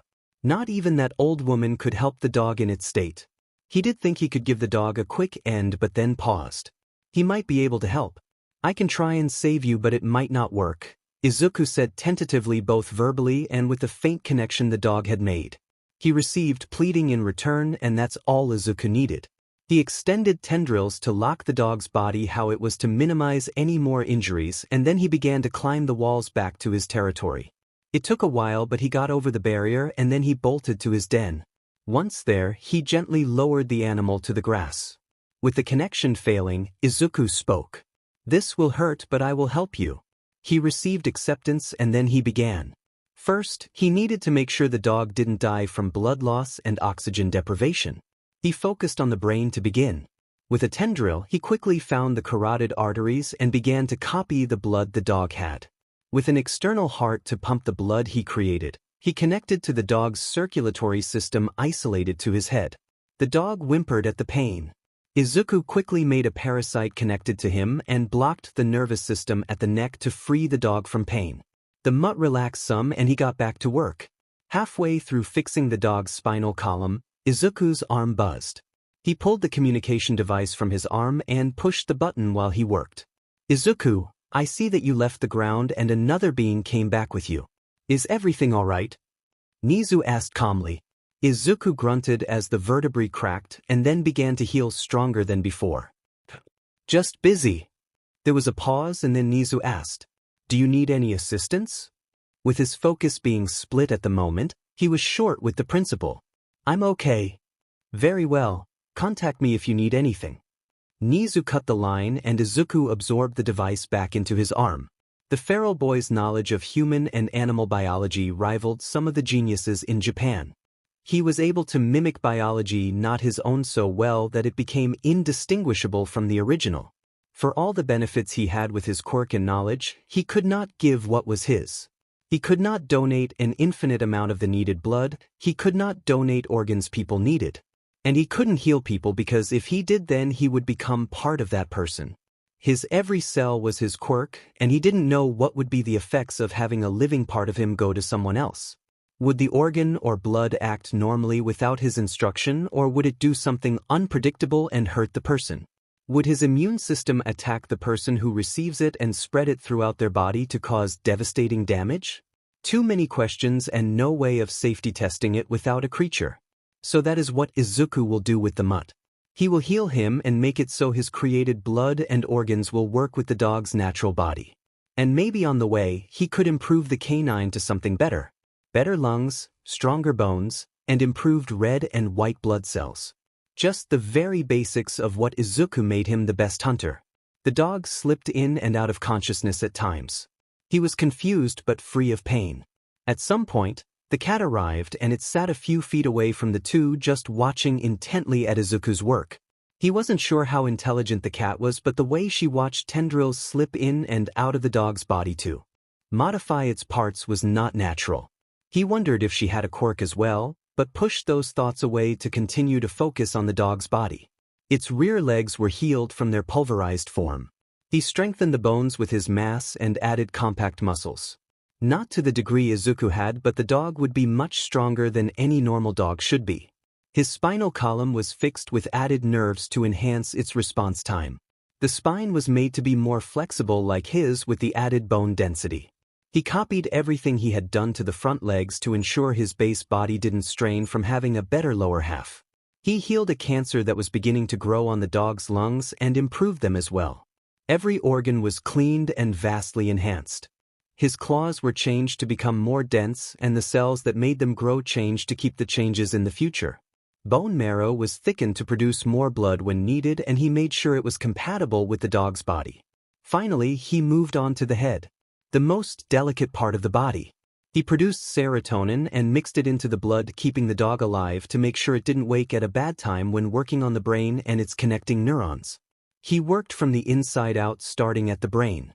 He made sure there was no visible sickness such as tumors or anything of the sort. When he finished adding the nerves to the proper connections, Izuku improved the senses of the dog. His nose was already good and only added a small improvement. His ears were mostly left alone, but his eyes were reconstructed to his standards. Izuku knew dog eyes were subpar in the animal kingdom, so he copied his own into the dog's. After that, he moved on to the teeth and jaws. They were simple to modify. Stronger teeth and denser muscles in the jaws. He finished having hair-like tendrils rake the dog's fur to clean the crusted blood. Any parasites were consumed and the skin knit closed finally. He tenderly extracted from his arteries while he healed the wounds. He watched very carefully for any signs of something going wrong, but so far the dog's lungs and heart took up the work once again. Then he absorbed the parasite that kept the dog numb and paralyzed. Again, no ill signs, and Izuku tentatively leaned back from his work. The dog's breathing and heartbeat were consistent as he slept from fatal injuries to healthier than any dog could be. Izuku hoped the last command he gave to his cells in the dog's body would work. It was a simple command, to keep the dog alive and healthy. Izuku leaned back and let out a breath. He looked around and it was late in the night. The stars shone high above and the cat next to them still sat watching everything he had done. He focused on the dog again and stayed awake the whole night, observing his condition in case something went wrong. It was an hour after the sun rose when the dog stirred in his sleep. Izuku set his book aside to watch how the dog acted. The mutt slowly became aware of his surroundings and then began to move. It was tentative at first, most likely expecting pain from its injuries, but was surprised when he felt nothing. The mutt checked for its legs and saw them healed. He sniffed his body and then turned to Izuku, who was seated crisscross watching the dog wake. Izuku felt the connection form between the mutt and him. He felt the dog's mind send him questions about his body and why he felt the way he did. "I healed you and made you better. I wasn't sure if it'll work, but I guess it did," he said to answer the dog. The dog looked around and sent more questions about his eyesight and the colors he had never seen before. Izuku answered every question he was sent without hesitation. Then the dog got up from its seated position and stumbled slightly before righting itself and walking around. He stretched his new body and shook his shaggy fur. The mutt then asked where they were. The questions the dog sent were more emotions than actual words, but Izuku understood them fine enough. He answered, "This is my territory, my den is there. It's part of a place where people go to learn. The others live in a building, but I like it out here more." The mutt sniffed at Izuku and he let him. He sent curious thoughts about the scents he picked up. My pack, I am the pack leader of them and my mate. Also, a cat that's somewhere around here. Izuku saw a slight sadness at the mention of a pack and felt it through the connection. He watched the dog for a moment and shrugged. Do you wish to be part of my pack? Live here and be safe? He asked. The dog perked up at his words and then quickly lowered his body to the ground while wagging his tail furiously in happiness that was sent through the connection. Izuku received several emotions ranging from excitement to joy and then acceptance. The feral boy beamed and sent the emotion through the connection. He gently patted the dog's head and got up to stretch. The dog got up with him and excitedly ran around his legs. I'm hungry, let's hunt, Izuku said and shifted into his hunter form. The dog was startled but calmed down and curiosity sniffed his legs and body. The hunter let him and then the two were off to find their first meal of the day. The boy and dog walked side by side headed to the dorms. The dog happily looked around and sniffed the area while he chewed on a bone. The dog had quickly learned to adapt to his new body and his new strength. His teeth shredded bone like tough hide and skin like paper. So he was careful with the bone he played around with. They walked up to the back door of the dorms and Izuku instructed the dog to wipe his paws like he did before entering. Where in all the 9 hells did you find a dog? Kaken asked incredulously where he was seated at the kitchen counter. He stared at the mutt who looked around curiously and sniffed the floor.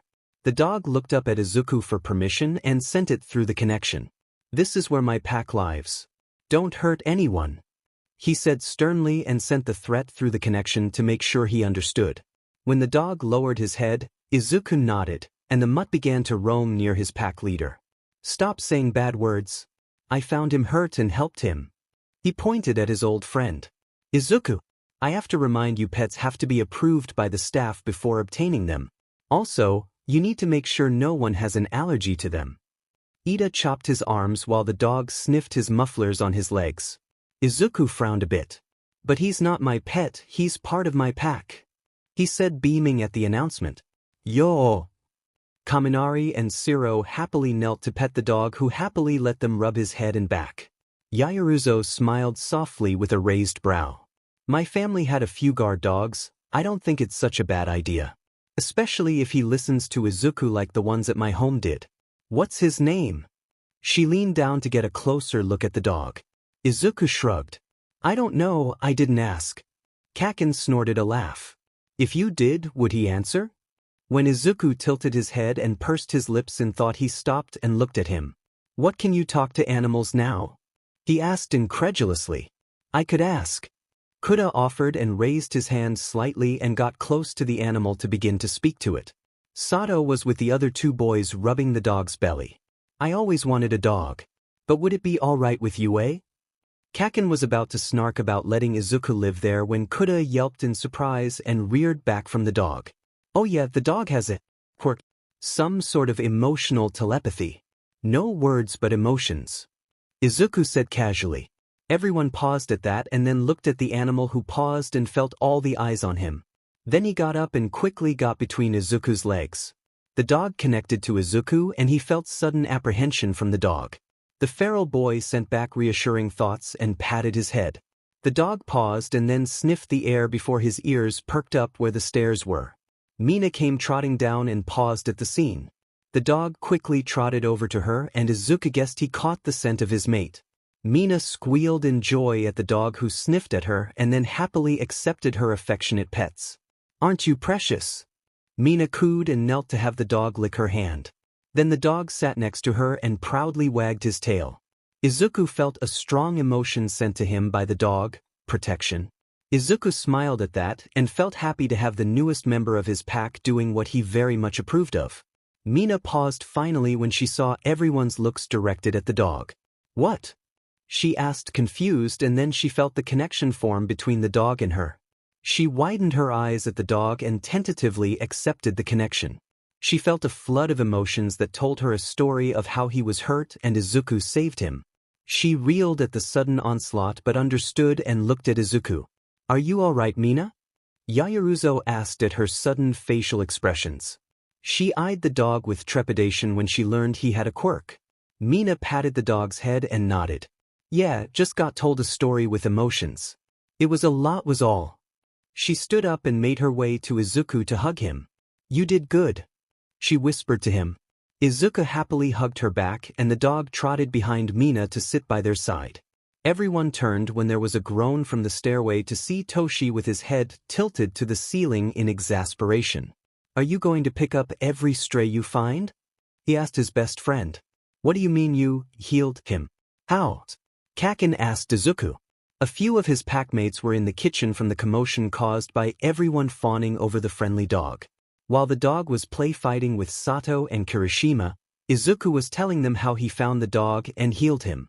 Well, at first I thought I couldn't use my quirk to heal people because every cell in my body is affected by my quirk. I didn't know what would happen if my cells went into another person's body. It is almost an automatic response to heal any injuries and purge any impurities in my body. So I always thought if my blood or donated organs were put in a person they would react very badly to them. Like a very strong animal put in the middle of weaker animals. Naturally, the strong animal would dominate and in a human body, death or maybe worse. If anyone didn't know Izuku was as close to being a feral human being, they would think he would be a teacher lecturing his students at the moment as he gestured with his hands and some tendrils for examples. The mutt dash, Zoo, that's rude. Mina chastised him before he could continue. Izuku paused and looked at the mutt. But, that's what he is. Anyway, I asked if he wanted my help even though I wasn't sure if it would work. Toshi rose a bit off of his seat and raised his hands to stop him. Wait. Did you experiment on the dying dog? Izuku, I am pretty morally skewed ever since befriending you, but that's not okay. Everyone looked back and forth between Izuku and Toshi as they talked. He was dying and I told him it might not work. But even if didn't, he wouldn't feel a thing, I made sure. The only experiment was if his body would accept my cells. I knew everything else I was doing. And they did. Now he's the best dog that ever lived. Izuku defended himself. Ida to the side straightened and looked sharply at Izuku when he realized what he had done. He was about to speak up but Toshi spoke over him. That's still animal experimentation, Toshi said, dragging his hand through his hair. He knew his best friend wouldn't ever do something malicious, but he wanted to make sure he understood the morality of the current situation. Izuku looked completely confused. But, you've done animal experimentation too? Everyone looked shocked and whipped their heads to Toshi, who also looked thrown off by the statement. What? No, I haven't. We got a badger to respond to you and your quirk didn't work. That's animal experimentation.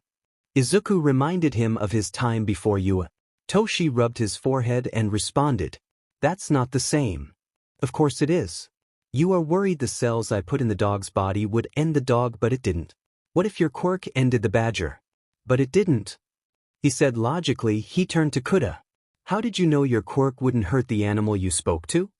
Some in the kitchen understood his logic and considered it. Toshi stopped at that and bit his lip in consideration. He opened his mouth a few times in an attempt to say something, but nothing came out. He finally let out a sigh and looked at the dog, who was seated and watching the whole ordeal going on. As Izuku said, the dog was as healthy as it could be. Ida broke the silence first.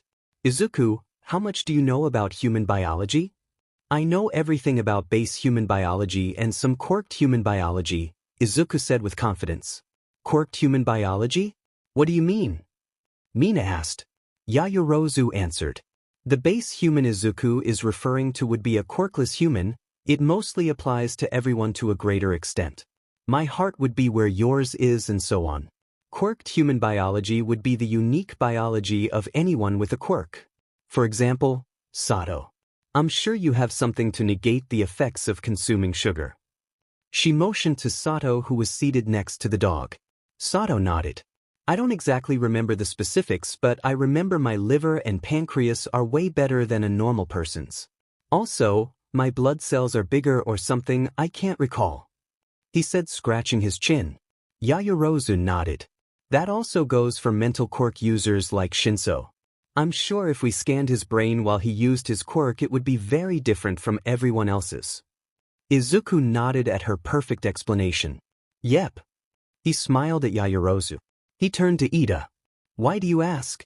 Ida hesitated but pushed forward. Do you think you can do what you did to the dog to a human? He looked right at Izuku's eyes when he asked. Toshi stood up at that. Now hold up. I was trying to get Izuku to understand animal experimentation is a no-no, but you want to jump into human experimentation. My brother is paralyzed from the waist down and there is no one that can fix that, but Izuku just might. Ida snapped and then paused. He took in a breath and calmed down. Yes, it could be dangerous, and I'm not saying he should go around doing what he did to the dog, but he could help. I know it's selfish, but it would be just as dangerous as an experimental surgery at the hospital. Izuku spoke right after Ida finished. I think it's okay to be selfish. No one is truly selfless. After that conversation ended, Ida couldn't wait and began to make calls to his family. It wasn't long before others caught wind of what had happened and the staff was made know of the situation. Nizu had asked Izuku for a talk with Nem, already waiting in his office. She smiled softly at him and eyed the dog, who trotted a step behind him and quietly sniffed around before. Following Izuku to the couches where Nizu was seated across from Izuku's mother. Nizu watched the dog with interest and then turned his attention to Izuku. Would you please explain what happened? Izuku did so without hesitation. I caught the scent of blood over the wall and found him almost dead. I got close and connected with me. He has some sort of emotional telepathy and pleaded for help. I offered him my help but made sure he understood that it might not work. He wanted it anyway. I was healing him when you called. Now he better. He said proudly and leaned into Nem's hand as she brushed his messy hair back. Nizu listened without moving and then asked, what injuries did he have? Izuku looked at the mutt and motioned him to stand next to him. The dog did so obediently and stood with his side facing Nizu. He began to point at the dog's body. Most of the lumbar was shattered and some of the lower ribs punctured his organs. The pelvis was mostly okay, legs were broken in a few spots. And he had internal bleeding from the ribs tearing his spleen and small intestinal tract. The dog sniffed his hand, pointing and licked it. Nizu nodded along and thought for a moment. He was dead if it wasn't for you. His eyes locked into Izuku's. How did you heal him? The chimera already had an idea how but asked anyway. I paralyzed him with a parasite connected to me and then made an external heart and lungs connected to him. I made him go to sleep with some serotonin in the blood I produced. After that, I mixed my cells with his and had them heal the damage and make him better. My biggest worry was how my cells would react in a foreign body. He looked to Nem. That's why I never asked to donate blood or organs infinitely, since I didn't know if my cells would react badly with unknown cells. Then he turned back to Nizu. With the last command I gave them, it seemed to work well. I'm guessing you told the cells to work with the body to survive? Nem said while gently scratching his head. Basically. He nodded. Nizu sighed and rubbed his snout before speaking. Izuku, I'm guessing you aren't aware of my past? When he shook his head, Nizu continued.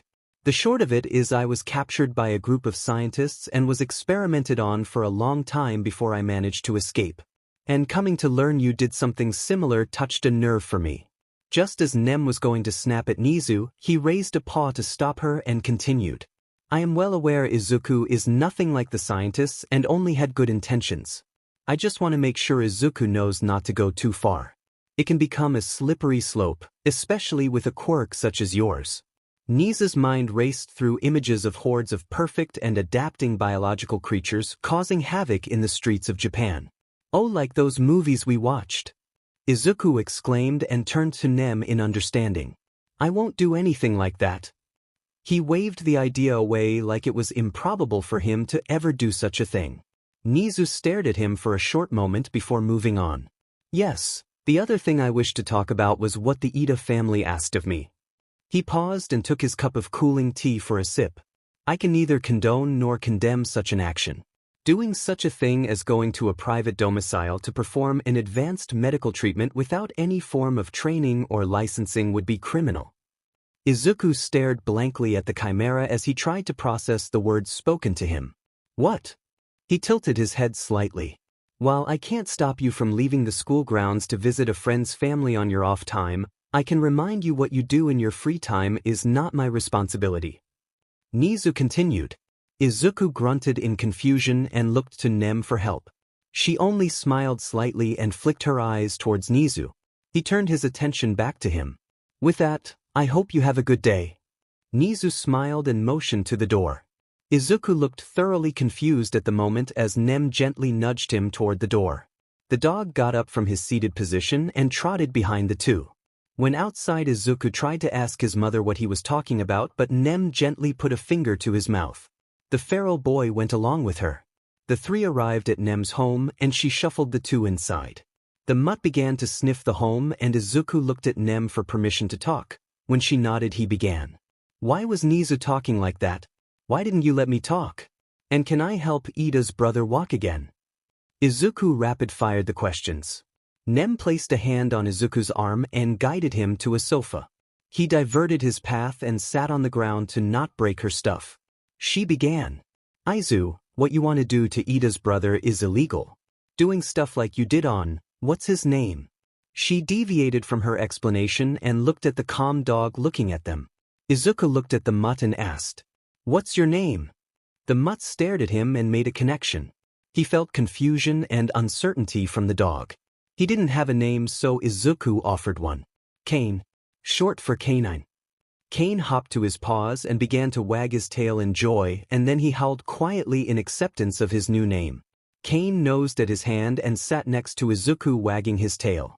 Nem smiled at the interaction between her son and the dog. Kane, that's a good name. She scratched Kane's neck and then focused back on the previous topic.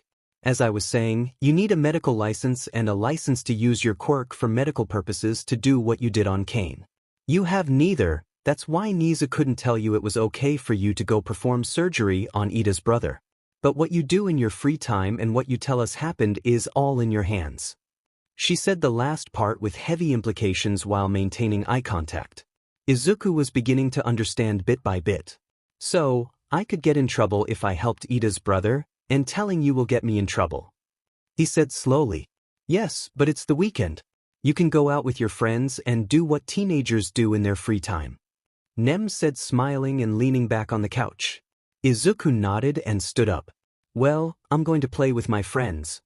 He said way too loudly as if someone was listening in on their conversation. Nem snorted and choked back a laugh. She stood with him and pulled him into a hug, which he returned. Equally loudly, she responded.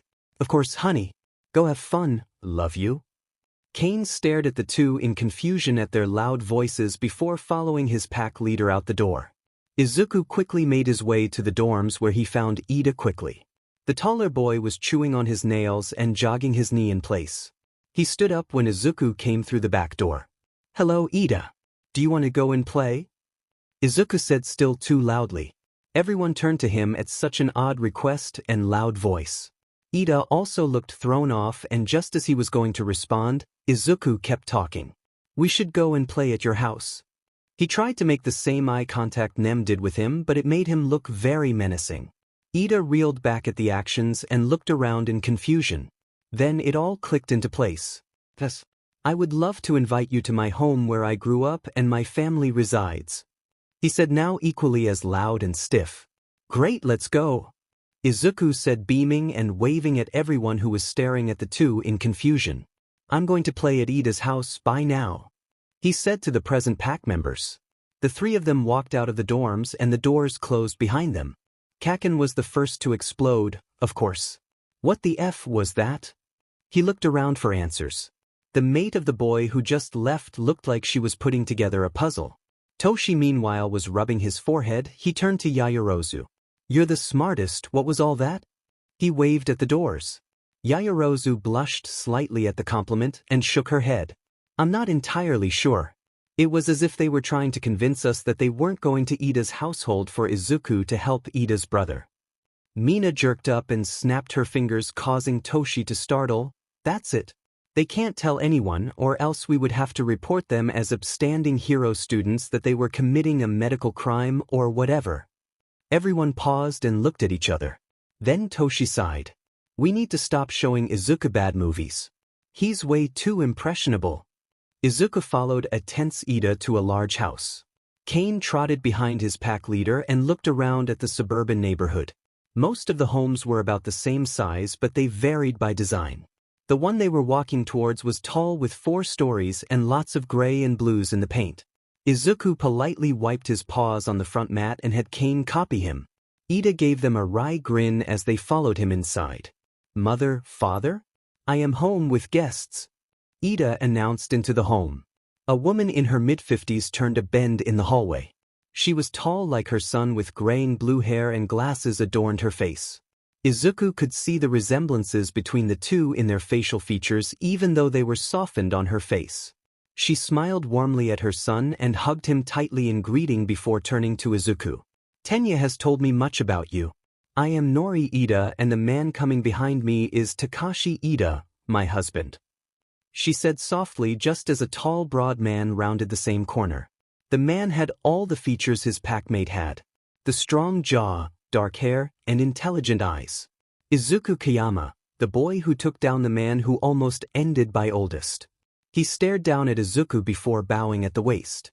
I thank you for doing such a thing and also taking care of Tenya while not at home. Nori followed suit and bowed but not as deeply towards Izuku. Izuku looked between the two and beamed. Of course. He's one of my pack, I'll always take care of him, he said proudly. Behind Izuku, Tenya blushed slightly. The two adults straightened and invited them further into their home. They raised an eye at seeing Kane but didn't stop him from quietly following along. They all went to a living room where Ida's older brother sat on a couch with another older man in his middle years. Bald with thick glasses and a button-up white shirt, he sat across from Tensei Ida. Tenya quickly greeted the old man who turned out to be the family doctor and then warmly greeted his brother. Izuku stood to the side to let his packmate greet his family properly. As they talked a bit, the old man approached him. Greetings, I am Sazuma Fumio, the physician of the Ida family. I was made aware that you could help Tensei with your quirk. Hello. I'm Izuku, Ida's pack leader. He paused and hummed as he looked at the family who slightly turned at hearing their name. Tanya. No, then. He nodded in acceptance and went on. I'm pretty sure I can. I helped Kane. He motioned to the dog quietly seated at his side. The old man furrowed his brow at the rapid change of subject from one thing to another. Then he turned his attention to the dog. Helped him how? The old man leaned down to observe the dog before letting Kane sniff his hand. May I use my quirk on him? It will not harm him, only a diagnosis. Think of it as a precise CT scan without the magnets. Izuku didn't see the harm in it and nodded. Wait, he told Kane, and he stayed still. Sazuma's hands glowed white and they swept through Kane's body between his hands. Each hand was between Kane's head and the light passed into his head and out in rapid succession. The old man hummed in interest as he began to look at Kane with fascination. Kane has a quirk, does he not? Emotional telepathy or something, Izuku answered easily. The old man stopped and looked up at Izuku. What? Then he must have a mutation that enhances his body. The density in the bone structure is abnormal, and that's not to mention the compressed muscles. MHM? Oh, that. I did that. Sazuma turned to Izuku at hearing that. How? What is your quirk? Cellular manipulation. I can change my body to whatever I want. Izuku showed an example by shifting his fingers to claws and tendrils extended from his wrist. Scales extended from his arm, and the second pair of eyes opened on his face. Kane forgotten, Sazuma got up and took a hold of Izuku's clawed hand and used his quirk on him without asking. My God! Your bones are covered in metal. The tendons are as strong as steel bands and your muscular structure is as dense as cables. He whispered in awe as he slowly rotated his hand and moved slowly up his arm. A cough interrupted Izuku from saying something. He turned to see the Ida family watching them. Nori coughed louder to get Sazuma's attention, who was enraptured by the boy's arm. It worked and he jolted away from Izuku's arm. Nori motioned to the couches. Sazuma sheepishly nodded and sat with Izuku following and then sitting on the ground. Everyone's eyes went to him at his actions. I'm really heavy and don't want to break your stuff, Izuku said by explanation. Kane trotted beside him and laid down next to his leg. Tenya began by introducing Izuku to his brother. Tensei, this is Izuku, class president or pack leader of my class. The two waved happily to each other and Tenya continued. Yes, Well, Izuku's quirk is very fascinating, I'll say. Sazuma interrupted. What is this about? Tensei said before his mother rebuked the family physician. Tenya cleared his throat and continued. Izuku, can you please explain? Izuku beamed and nodded. Sure, Tenya bashfully smiled at the name. The feral boy explained his quirk and how he developed it to become perfect for his needs in all things. He explained how he studied heavily into human, animal, and quirk biology to help him becoming a hero. Then he explained how he found Kane, how he was on death's door, how he healed him, and how Ten asked if he could do the same to a human. And then, I tricked my pack into believing we were here playing when I came here to heal you. He finished brightly. Everyone was quiet as they processed the story of the energetic young man. It took a full 2 minutes before anyone said anything. You think you can heal my back? Tensei asked neutrally. Izuku nodded. Definitely. I did it on a dog, it's not so different. He said beaming. Well, that's enough for me. When can we do this? Tensei clapped his hands nervously and looked around. Hold on a moment. Tensei, I understand your hurry, but I have to ask if you have any more experience working with such a delicate part of the body such as the spine. Takashi asked Izuku. Izuku thought about it and said, well, I did make mine very flexible. He showed it off by turning over 180 degrees. Also, I did heal it once when we were at the training camp. I broke it when I was fighting against Muscle Man. I didn't even think about it until now. Everyone in the Ida family looked at each other and one by one nodded and then turned to Sazuma. I'll help in whatever way I can. With his help, everyone turned to Izuku in acceptance of his help. Great. All I need is a quarter cow or any animal is fine both for energy and mass. He turned to Tensei. Also, do you want any improvement? Like denser bones, stronger ligaments, or claws? He offered casually. When Tensei gave him a wry grin like his brother and shook his head, Izuku shrugged. Your loss. As they prepped a room for the surgery, Izuku just realized he may have created an immortal dog. Looking down at Kane and recalling what command he gave his cells in the dog, keep the dog alive and healthy. Theoretically, Kane could keep living so long as nothing ended him outright, and even then Izuku wasn't sure. Kane looked up at him and wagged his tail at the attention.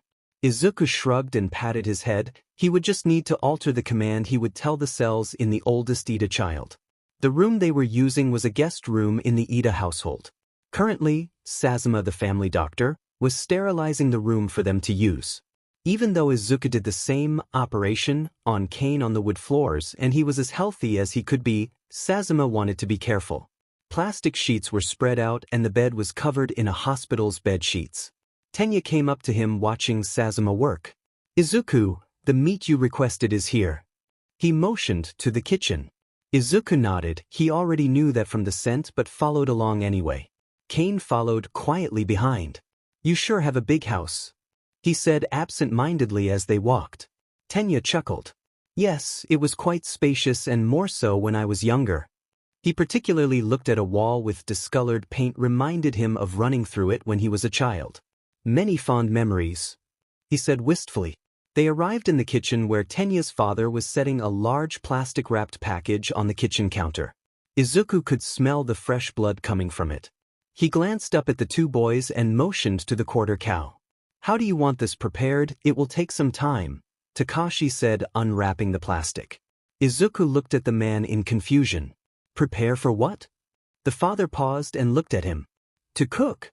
He made a face of realization. Oh, it's fine, I'll just eat it now.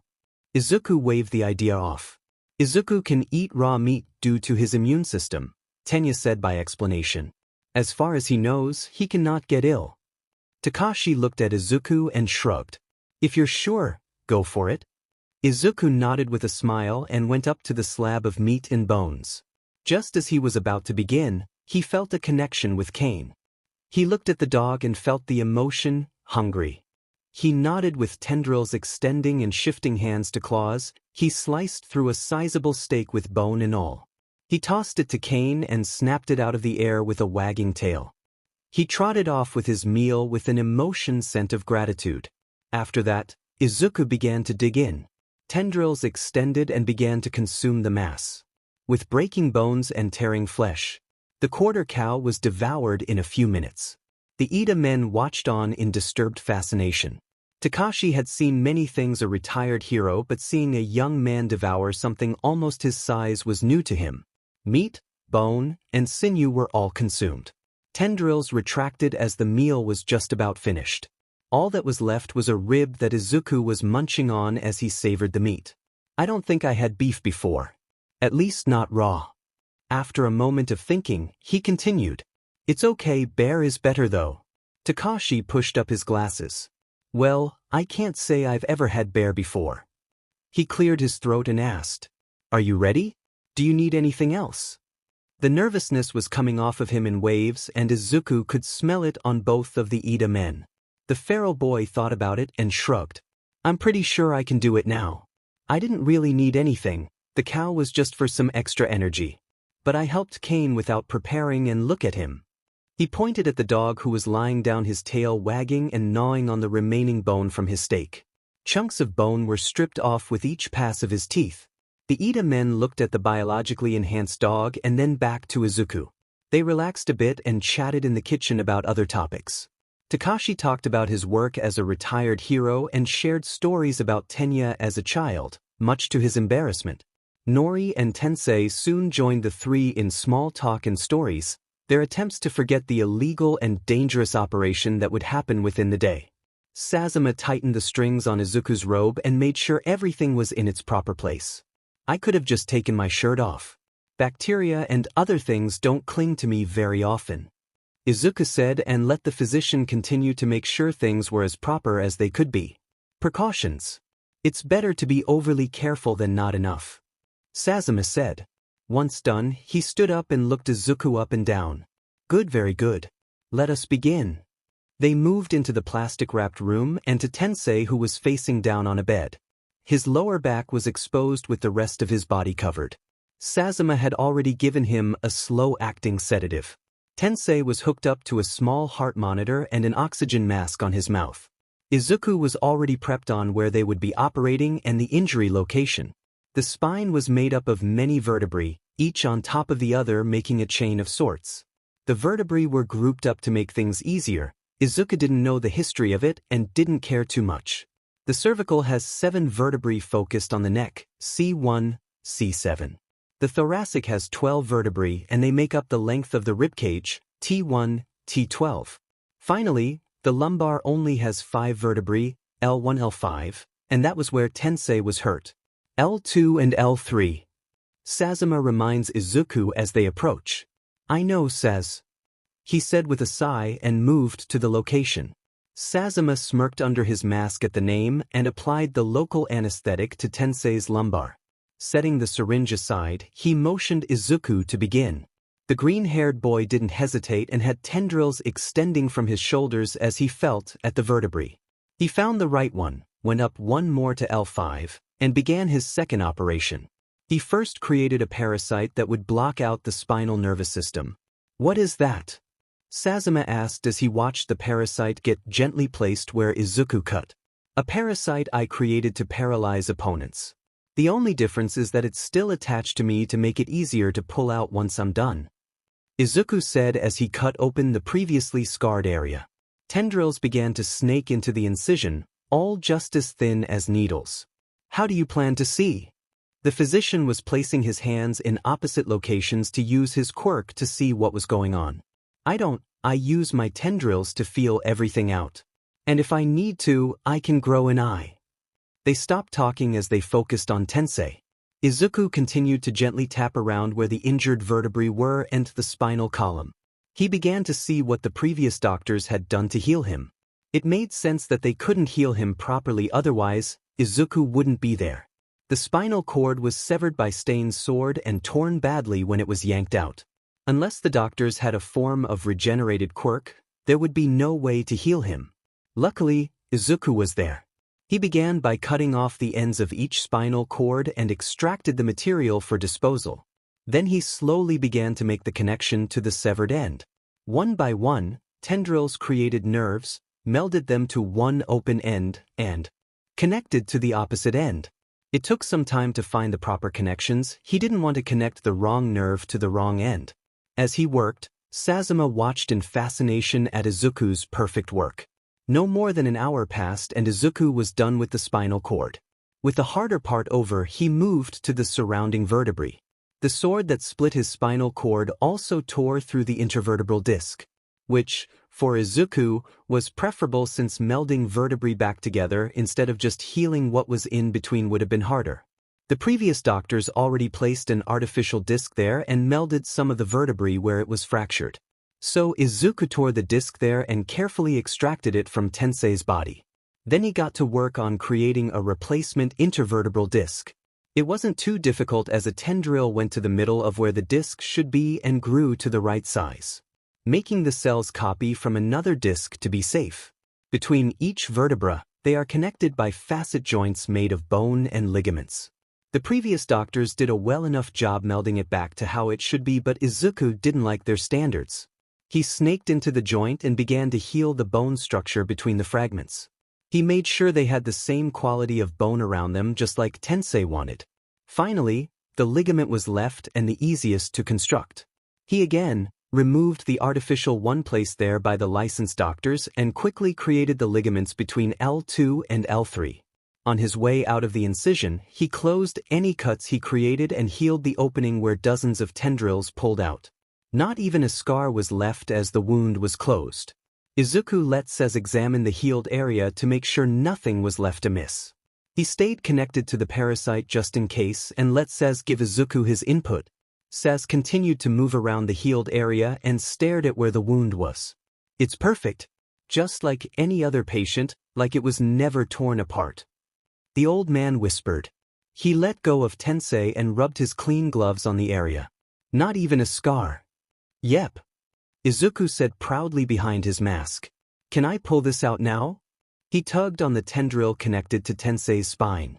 Sazuma nodded and watched as the parasite was extracted and the wound healed. Izuku stood back and looked around at Tensei's prone form. The boy nodded and sat on the ground for a short rest. While he could keep on going for days, it took a lot of mental focus to heal a delicate part of the body such as the spinal cord. If he ever had to work on a brain, he would be drained for the day. Saz looked at Izuku and he looked up at him. What? He asked with his head tilted. You could be the best surgeon in the world. Sazuma said. Is there any way I could convince you to change careers? He said hopefully. Thanks, Saz. But no, I want to be a hero. Maybe if I get bored of being a hero I can switch, but I want to hunt bad guys. He said with a beaming smile at the man. He smiled back and nodded. I expected as much, but it was worth a shot. Well, come on. Let's give the Idas the good news. He said, motioning to the door. Izuku hopped to his paws and joined Saz as he opened the door to the three Idas sitting in the hallway together. They jumped to their feet and looked expectantly at them. Saz removed his mask and smiled reassuringly at them. Saz placed a hand on Izuku's shoulder and said, It went perfectly. I fully believe Tensei will be able to return to hero work as soon as he recovers. And that shouldn't take long either. The Idas let out sighs of relief and a little sob escaped from Nori at hearing her son would be back to how he was. Takashi hugged his wife and held her close at the news. Tenya smiled gratefully at Izuku and bowed deeply to his friend. The three Idas gave their thanks to Izuku and Saz for helping Tensei. Saz shoved all the praise onto Izuku since he just watched. Izuku began to get embarrassed at the praise as it mounted and just smiled in acceptance. Izuku stayed over at Tenya's home for the night, both to make sure nothing went wrong with Tensei and also because it was late. While Izuku didn't see anything wrong with that, the Idas didn't let him leave. After dinner and shower, Izuku laid down on Tenya's bedroom floor in pajamas much too big for him. Kane was asleep by his side and Tenya was softly snoring. Izuku smiled at being able to help one of his pack and fell asleep soundly. Izuku woke up to a panicked scream in the house. Both Izuku and Tenya raced out of the room to find Tensei holding himself up by the kitchen counter with wobbly legs and his mother helping him stand with worry written across her face. Izuku calmed down quickly and Tenya raced forward with his Quirk to help his mother with his brother. I thought something bad happened, Izuku said with a chuckle. How can he walk? It's been less than 12 hours. Nori asked Izuku as she tried to set Tensei on a chair but he refused to sit. The feral boy shrugged. I healed him, he said as if that would explain everything. Kane was hunting with me the next morning and I did more to him than to Tensei. Kane next to Izuku wagged his tail and stuck his chest out with pride. Takashi walked into the room with his phone and rushed to help Tensei who was trying to walk again much to the consternation of his family. Sazuma will be here shortly. Tensei-ita, if you don't sit down this moment. I can walk. I'm gonna walk. Tensei argued and finally gave up and let his family sit him down with a sigh. He looked up at Izuku and smiled brightly at him. From the bottom of my heart, thank you. If you ever need anything, I will do everything in my power to help. Granted, as long as it isn't too illegal. He finished with a laugh and a slap on the arm from Nori and a disappointed look from his father. Izuku beamed and pulled up his pajama bottoms from slipping. He made a small claw on his hip and had it hold it from falling for the third time this morning. Happy to help one of my pack. Half an hour later, Sazuma bustled through the front door and hurried over to Tensei. He asked him questions while he activated his quirk around the previously injured area. Tensei was more than happy to show his limited capabilities, as temporary as they were, to the physician. Sazuma watched as he stood up on unsteady legs, but he stood on them anyway, walking a few steps before stopping and being helped to sit down. Marvelous. And the young man didn't just wave his hand and poof it was fixed, he did it manually. One severed nerve at a time. Saz said sitting across from Tensei. They looked to Izuku who was struggling to use chopsticks to pick up rice from a bowl. With a face of concentration, he picked up the rice and successfully snatched it before eating it. He looked up as he was chewing and spoke with his mouth full. What? Tensei chuckled and shook his head. Nothing at all. Just talking about how well you healed me. Izuku swallowed the rice and spoke. You could have been running by now if you let me build up the muscles in your legs and back that atrophied. Tensei looked very interested but Nori cut him off before he could speak. But there's no need for such. We'll take it one step at a time, right Tensei? She asked with a pointed look at her oldest son. Said oldest son sighed. Yes, mother. Sazuma stayed for breakfast with the five of them. They talked about mundane things such as the weather or how there was new construction down the road and what would the structure be.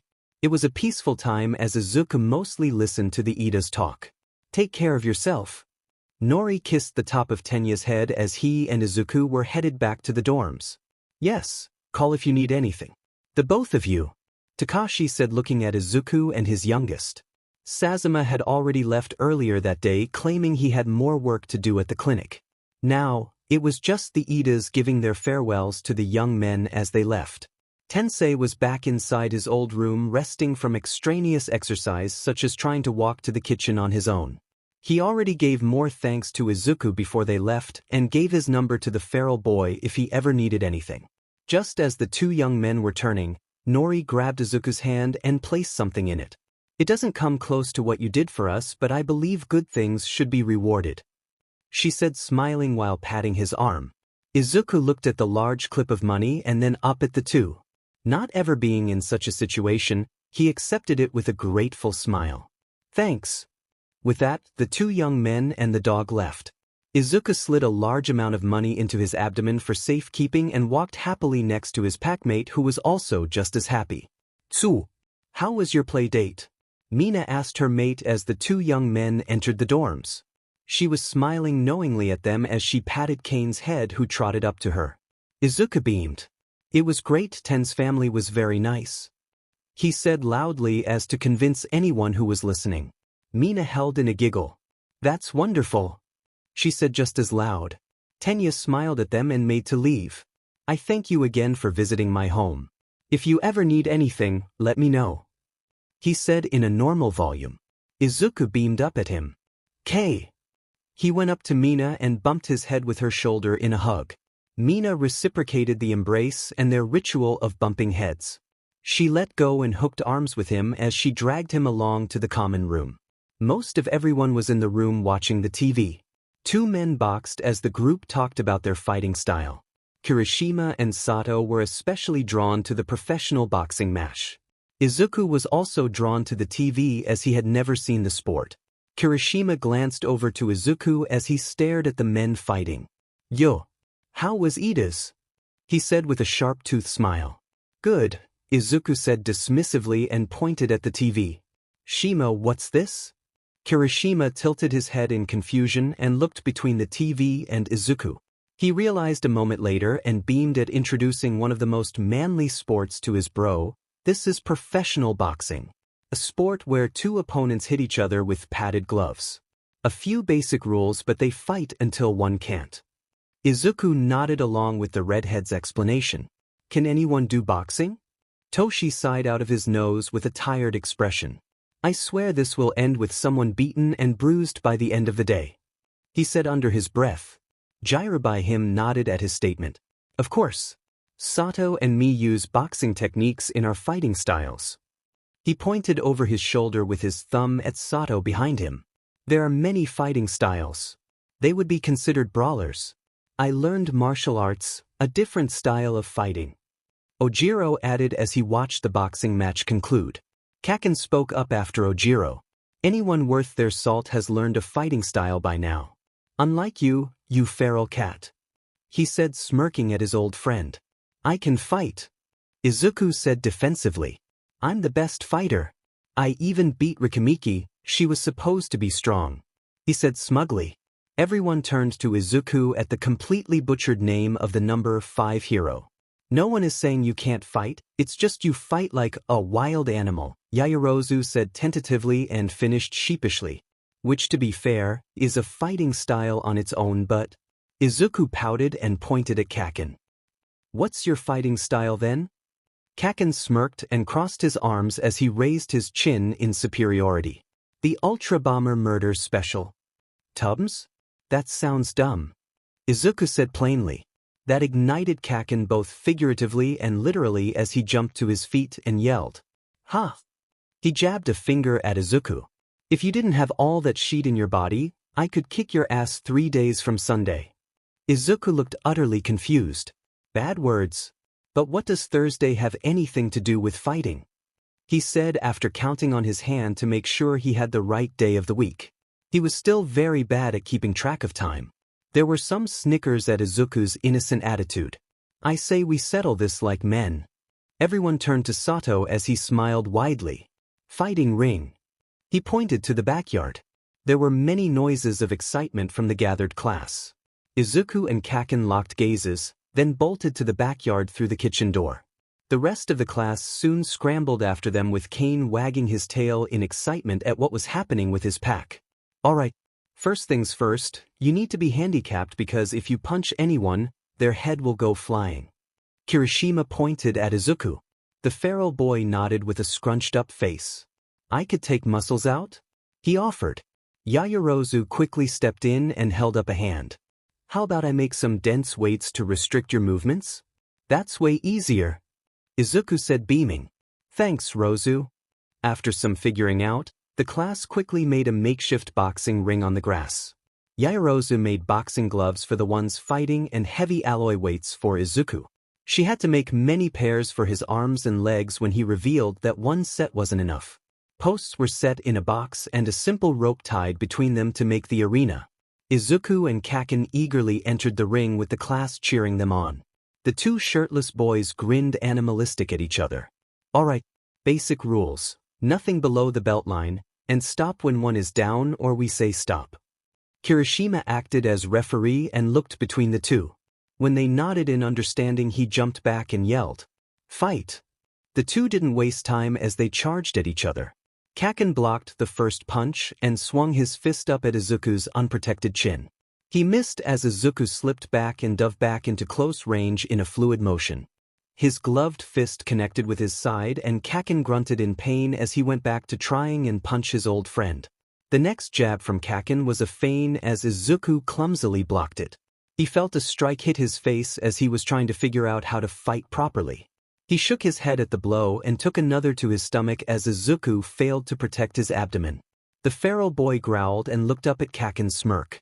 Izuku tried to land a hit once again but was blocked at every swing by the blonde's superior fighting style. It didn't help that his weight was slowed considerably by hundreds of pounds of metal on his arms and legs. When Izuku couldn't land a hit due to Kaken blocking too well, he powered through the blocks. His fighting style isn't boxing or whatever everyone else learned.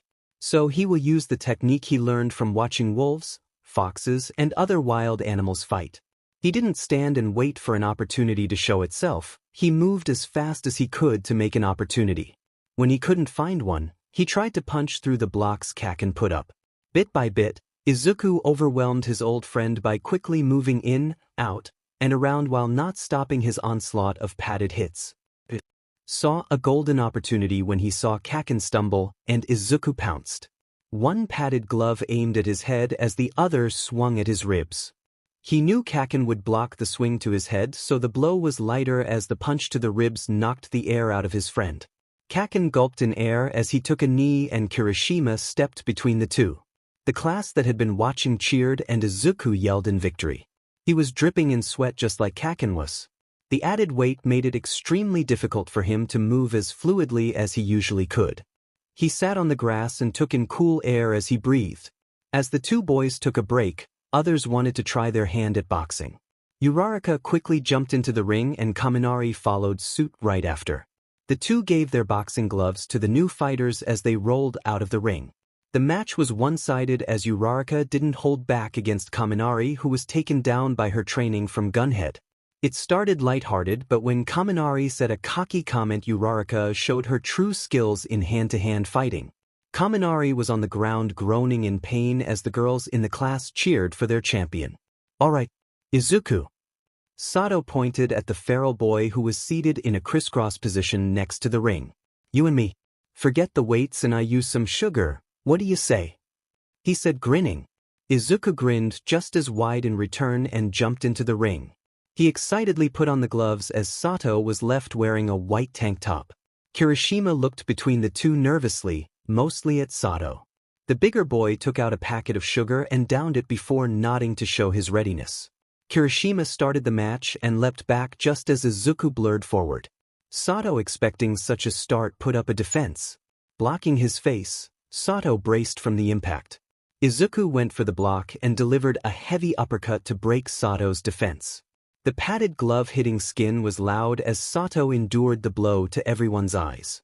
Then Izuku circled to his right as he delivered another blow to his arm to weaken him.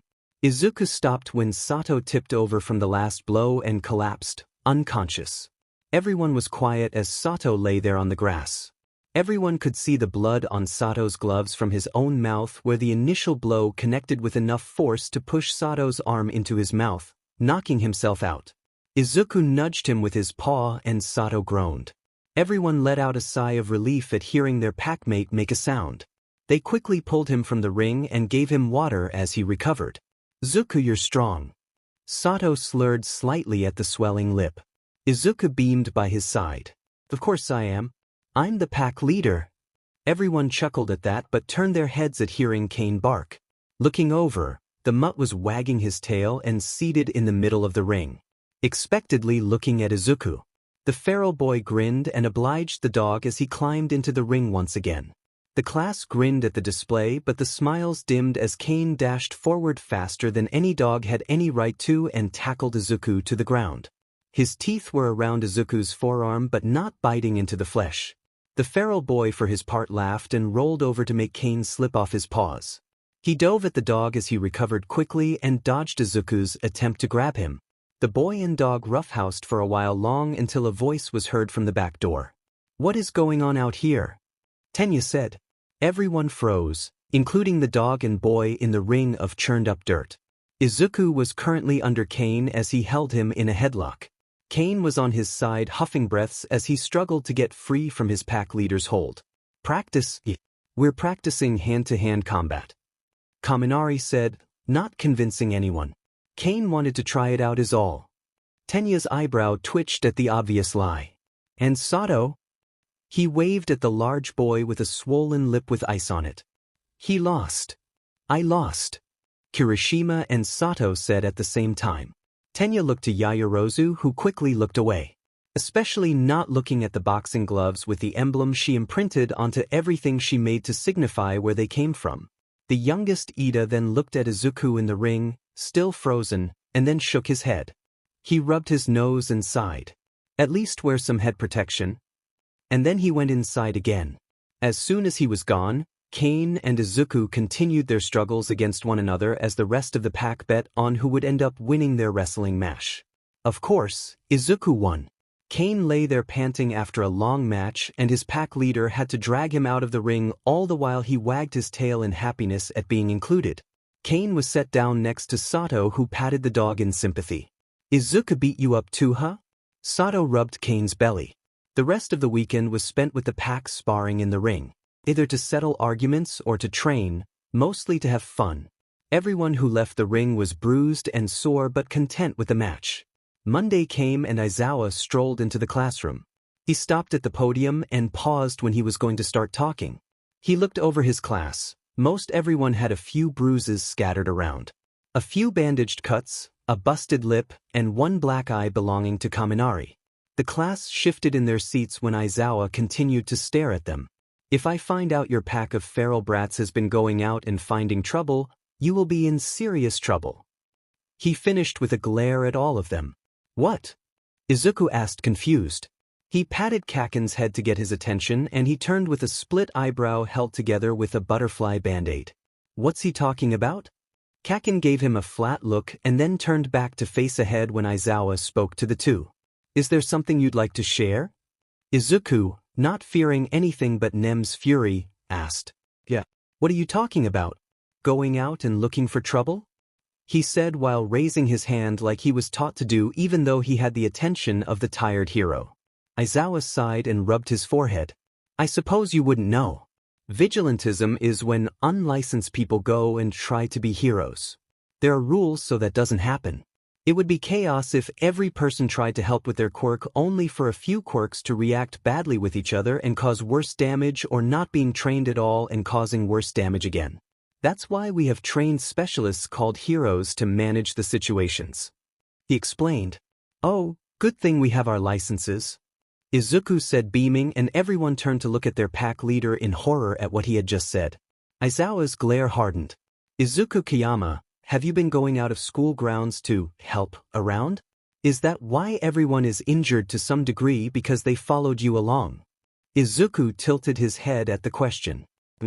"No. I'm not a vigilantism. We made a fight ring in the backyard because Kaken said I didn't know how to fight and I said I did. So we made a ring and I won. After that, everyone else fought each other, even Kane joined in. It was fun," he said in all one long breath that shouldn't have been possible with a normal lung capacity, but Izuku did it. Aizawa's eyebrow twitched as he listened, and then Izuku finished. He just stared at him and the rest of the pack. They sweated under his gaze until he broke it. "Now that you have your provisional licenses, you are eligible to work under a pro hero just like after the sports festival." He continued as if the last 5 minutes didn't happen. "These three are the top-ranked students of UA. They will help you understand the difference between these work studies and the ones before." Aizawa waved at the three older students who walked in. Izuku's eyes snapped to the middle boy who had his head down. He sniffed the air and he could smell some tasty snacks he had. Aizawa motioned him to introduce himself, and Izuku could smell the anxiousness coming off of him as he stared at his pack until he turned and placed his head on the wall. He mumbled something that they couldn't hear. The girl takes the lead, and instead of introducing herself, she flits around the classroom and questioned the members of the pack like Shoji's mask, Mina's horns, Todoroki's burn, and finally Izuku's horns and legs. None of them had a chance to answer as she jumped to the next person like an excited child. "These guys are weirder than Izuku is," Toshi said out loud, to many agreeing with the statement. Nijire, as she introduced herself as she floated around with her quirk, paused at examining Izuku's horns and turned to them. "Everyone is a bit weird. You have to be to make it big," she pronounced with hands thrown into the air. Mirio, as he introduced himself, tries to do some kind of motivational speaker routine in which the speaker says something and then the audience says something in unison in return. None of that happens as he moves on from his weird behavior. Well, the point of all this is to show you the differences between newly licensed students to experienced students.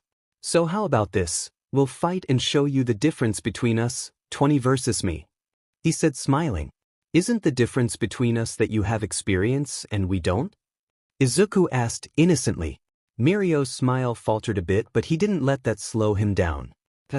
But how can you see that? He asked.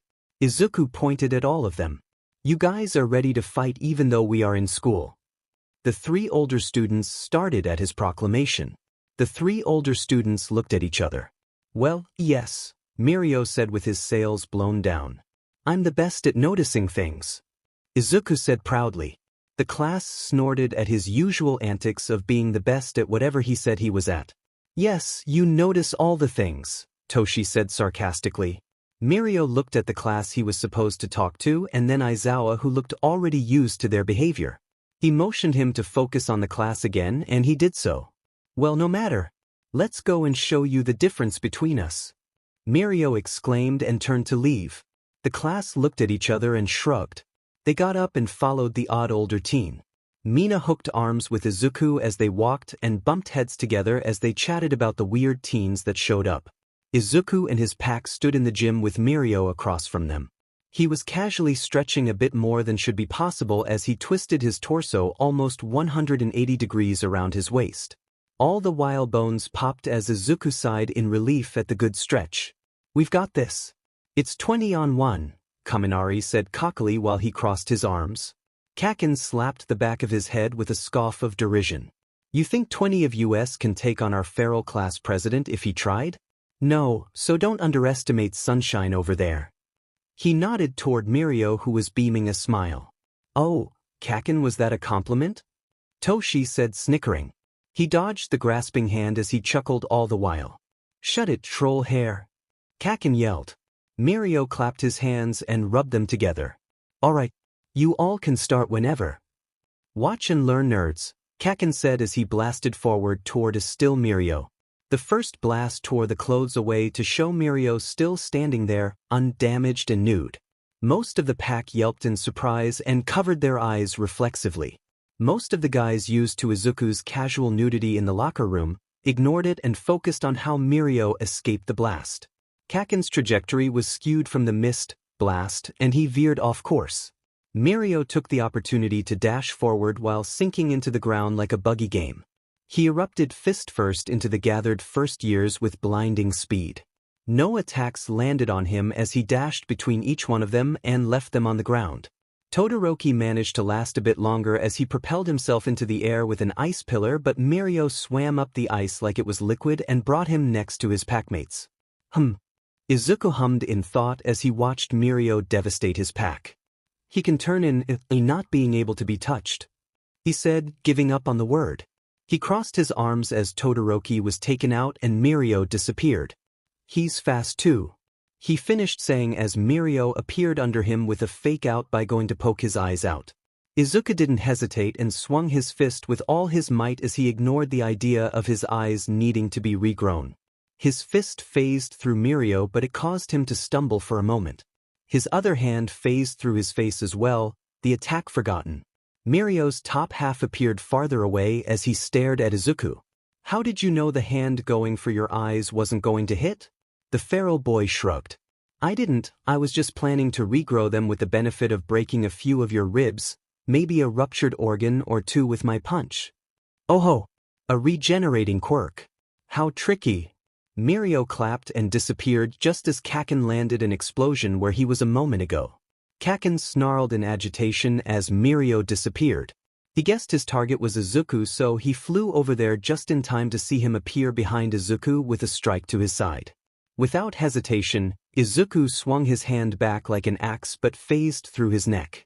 With a more animalistic growl coming from Izuku, Mirio disappeared just as Kaken arrived too late again. He yelled in annoyance. I don't like fighting him, it's annoying. Izuku snarled as he was crouched down and ready to strike. You and me both, Kaken said, his back to his in a similar position. The upperclassman appeared just like before. He was shaking his hand as if to get rid of the pain. What are you made of? He chuckled. Quit running away, you coward. Kaken yelled but didn't waste time chasing him down. Regeneration quirks are always a war of attrition. Mirio wagged his finger like he was an old man lecturing children. He stopped when he heard bones crack and flesh tear. He was just fast enough to make his body intangible as a bolt of bone shot through his shoulder. He looked up from the bolt to see a biological crossbow on Izuku's arm with tendrils loading another bolt. That's not regeneration. You assume, Izuku growled in frustration at missing. His second pair of eyes opened and glared just as hard as his original pair. His other arm shifted into a bone whip and he swung it overhand at Mirio. He disappeared once again. You little rat! He yelled in anger. He appeared under Izuku and knocked the legs under him as Kaken blasted him to no effect. Izuku didn't stop his attempt to attack as the whip lashed the air where Mirio was with terrible force. The air cracked as the whip caught nothing. Claws raked Mirio as he punched Kaken and it was ineffective just like everything else. Mirio disappeared once again as Kaken held his shoulder in pain. You little sheet! Come back here! Kaken yelled. Fine, fight how you want, Izuku growled as his body shifted. His shirt was torn apart as quills extended from his body in every direction. They shuddered as they took their place and Izuku shifted into his hunter's form. Don't touch the quills, Kaken, the hunter said in a dozen voices. Kaken looked at the quills and they were shiny like they were wet. That better not be fatal, he growled. Probably not, first time trying it. His sharp teeth showed a vicious smile. You look terrifying, Mirio shouted from a distance but smiled nonetheless. Still, let's see what you've got. And he disappeared again. This time Mirio came from the side and with one swift strike took out Kaken. As he went limp, Izuku's tendrils and claws raked through Mirio in a futile attempt to get some sort of damage in. With a frustrating growl, Izuku stopped and concentrated for a moment, and then his body opened large pores. The holes spewed out a purple gas at Mirio. He gasped and sunk into the ground only to re-emerge coughing violently and stumbled when he tried to catch himself. He had to sink into the ground in a panic as Izuku pounced with claws outstretched to grab him. He only managed to rake the concrete. Looking around furiously, he found Mirio emerging and then staying still where he lay there. The hunter's spear-point tail hung over Mirio's head. I win, a dozen voices pronounced with a vicious grin. Then he roared in triumph as his standing packmates cheered him on. I demand a trophy, he said, raising his fist in the air. Aizawa walked up to them in a brisk walk and checked on the prone student who was yet to speak a word with his body limp. He checked his pulse and breathing. He then looked up at Izuku. What was that gas? Izuku looked around until he found Mirio's clothes. He ignored the two upperclassmen who ran up to Mirio in worry. A paralytic derived from a poison dart frog made into a gas with the help of Nem. Its potency was adjusted for a non-lethal takedown. A dozen voices explained as he crouched down and took the shoes of the paralytic student. Yes. Mirio slurred something intelligible as he tried to lift his arm unsuccessful. His friends tried to sit him up but he flopped limp. When is this supposed to wear off? Nijire asked worriedly. She also ran over and grabbed his shirt to cover him from being nude. Izuku shrugged. First time trying it, a few hours at most. Aizawa rubbed his forehead and typed out a message to someone on his phone, then put it away. I'll have Recovery Girl look at him. He turned to Izuku's looming hunter form, which was taller than him. He glared at the demonic face of the young man. When you develop a new method of subduing an opponent, test it in a controlled environment. Especially when the method is poison. Izuku tilted his head like a puppy confused.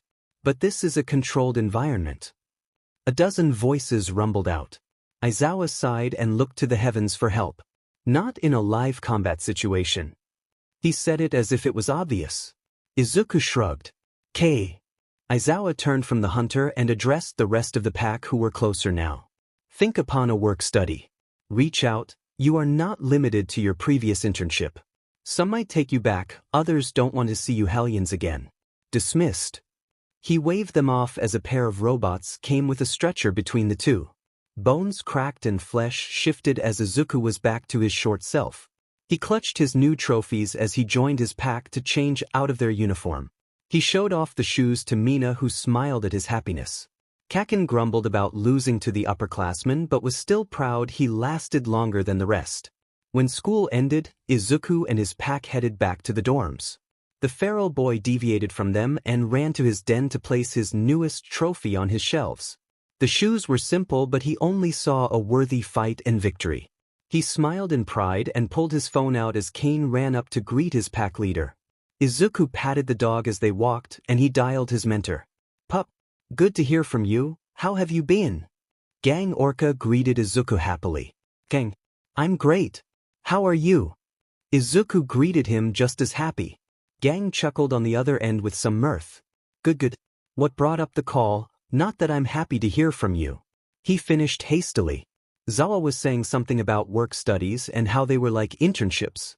"Can I come back and work with you again?" he asked hopefully. "But of course. You are more than welcome back. But are you sure you don't want to branch out and try a different hero? Maybe someone who specializes in search and rescue or an investigation hero. It's always good to have options." Izuku hummed in thought. The idea of working with the wild pussycats was appealing since they worked in the forest some of the time. He liked Gang Orca more. He also thought about investigation heroes and dismissed the thought. Gang already did some combat and he liked the ocean. Maybe there would be an ocean villain they could fight. That seemed like fun. "Nope. I want to go with you," he said confidently. The smile could almost be heard as he spoke. "Wonderful. I'll start up the paperwork. From what I can remember, all you need is to come drop what you need and we'll be set. I'll ask around for the paperwork." "Thanks, Gang." Izuku beamed as he reached the back door of the dorms. "Of course, pup.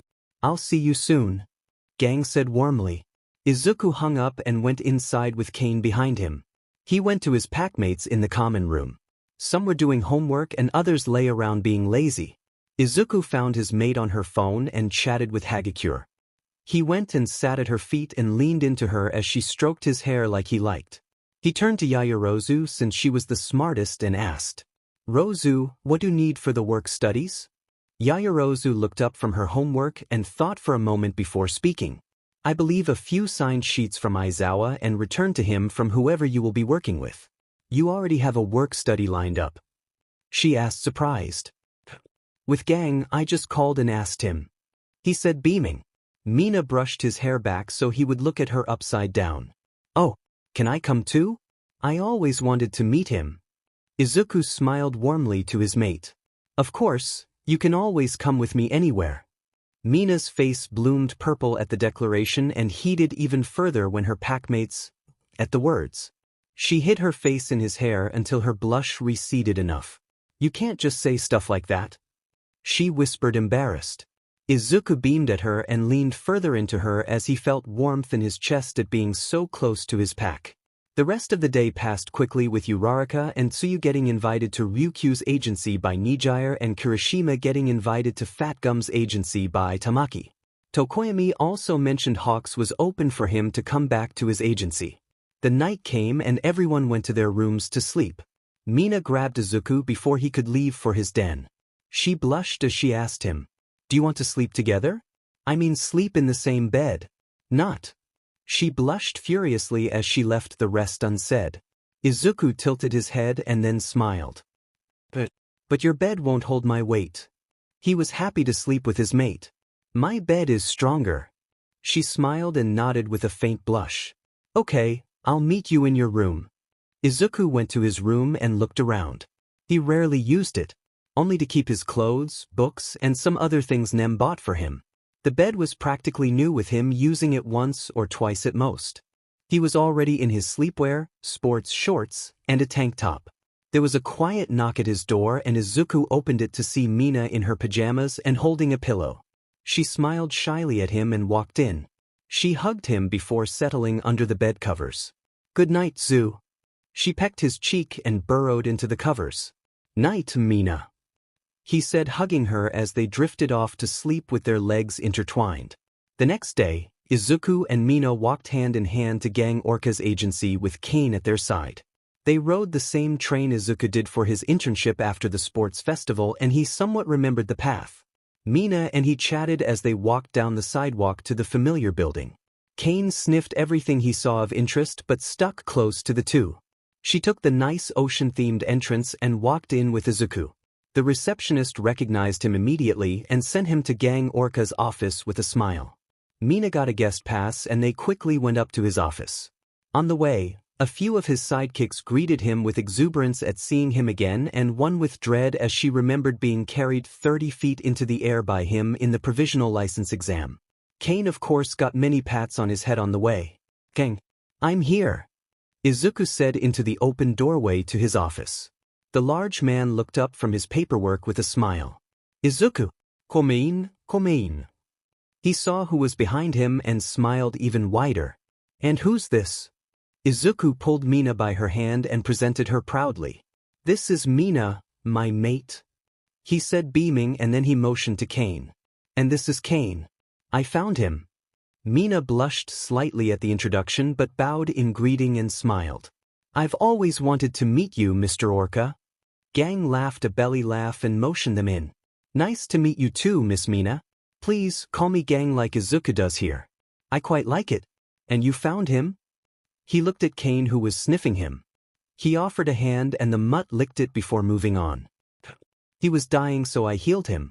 Now he's part of my pack," Izuku said simply. Gang paused at that and looked closely at the healthy dog.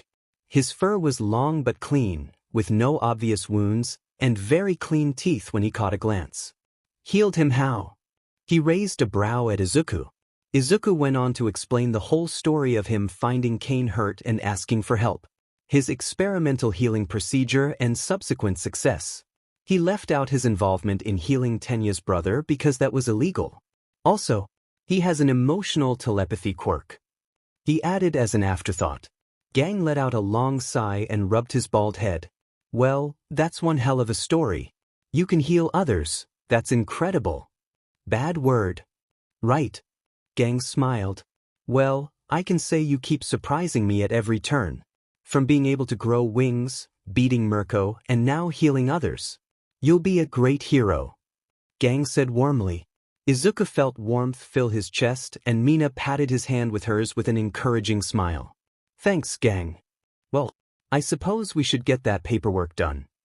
The hero clapped his hands and grabbed a pen. Half an hour later, a group picture for Mina, and they were headed out of the agency. Since they had time, Mina wanted to explore the area and maybe find a good restaurant for them to eat at. Izuku was more than happy to go with her plan as they walked aimlessly through the streets and stopped at any shop they found interesting. Kane happily trotted beside them. "I swear I heard there was supposed to be a good pastry shop around here," Mina complained. She was pulling her phone out and looking around at the building. Izuku, not having a sense of direction to save his life in the city, let her deal with them being lost. Meanwhile, he looked around at the quieter place in the city. Kane was nearby sniffing the area and perked up when he caught a scent. The mutt rounded a corner in an alleyway and Izuku tugged Mina to see what Kane found. Kane was sniffing something behind a stack of boxes and barked at Izuku before turning back. Izuku's senses were turned pretty low since he didn't like the city smell, so he only caught the scent of old and fresh blood mixed in. A small child was cowering behind the boxes, trepidation obvious on her face at the strangers. She had silver hair and one horn poking out the side of her forehead. "You're hurt, that's a lot of blood." Izuku frowned and knelt by Kane, sensing her obvious discomfort and fear. Mina gasped slightly at seeing the child in such a state. She quieted when the child flinched. "It's okay, are you hurt? Help please." The girl began to cry. Kane's hackles rose and he lowered his body, turning deeper into the alleyway. He growled in a low menacing tone as he connected to Izuku. He sent danger and blood through the connection. Izuku rose from his crouch as he put himself between his mate and whoever was coming. What a waste of time. It's time to find a new supplier and that cursed child. A voice was heard as footsteps rounded the alleyway. "Run," the child pleaded. Mina grabbed the girl and pulled her into her arms as she kept an eye on where Izuku was watching. She wondered if encountering villains on their days off was due to Izuku's bad luck or hers. Mina held the shivering girl to her chest as she backed away from the footsteps. She kept an eye on the entrance of the alleyway just as she was trained and pulled her phone out to call for help. Whether or not Izuku could beat whoever the girl was hiding from, they needed to call this in. And since they didn't have access to the appropriate channels, she called Izuku's adoptive mother. "What are you doing with my daughter?" The man with the bird mask asked Izuku. His eyes flickered from him to Kane to Mina and the child in her arms. Izuku's eyes took in the man as he stopped in front of them. She was hiding and scared from someone. His posture was lower to the ground and ready to pounce at a moment's notice.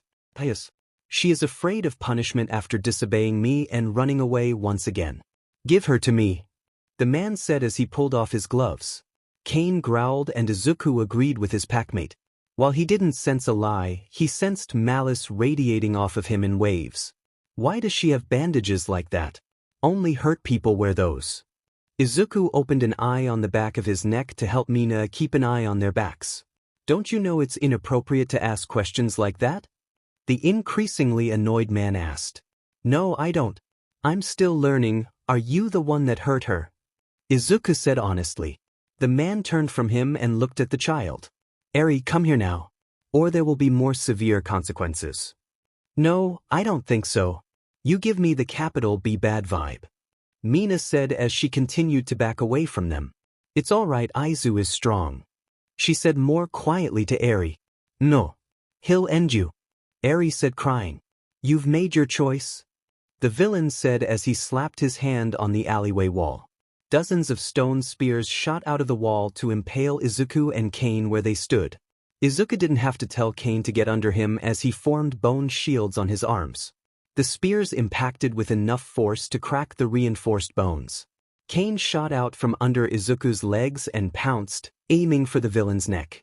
He managed to put up his other arm in the way of the jaws just in time to save himself from being ended, but his arm was ravaged by Kane's enhanced jaws and fangs. Kane ripped his head to the side and tore a chunk of muscle and flesh with the movement. A hand moved to touch Kane's head, but a bone bolt shot the hand and pinned it to his chest.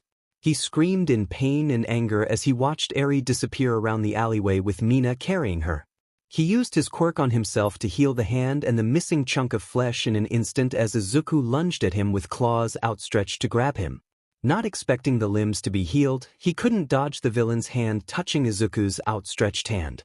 It all happened in an instant, but it felt like everything slowed down for Izuku as he felt something wanting to change his body without his instruction. The body which he had control over all his life was beginning to turn into a bloody mist. It began when the villain touched him and traveled up his arm to his chest. Izuku forced his will to stop the process. His body was his quirk and he controlled his quirk. No one else did, only him. Cells came apart under the villain's command and they stopped under Izuku's will. The walls of the alleyway were painted red from Izuku's arm exploding.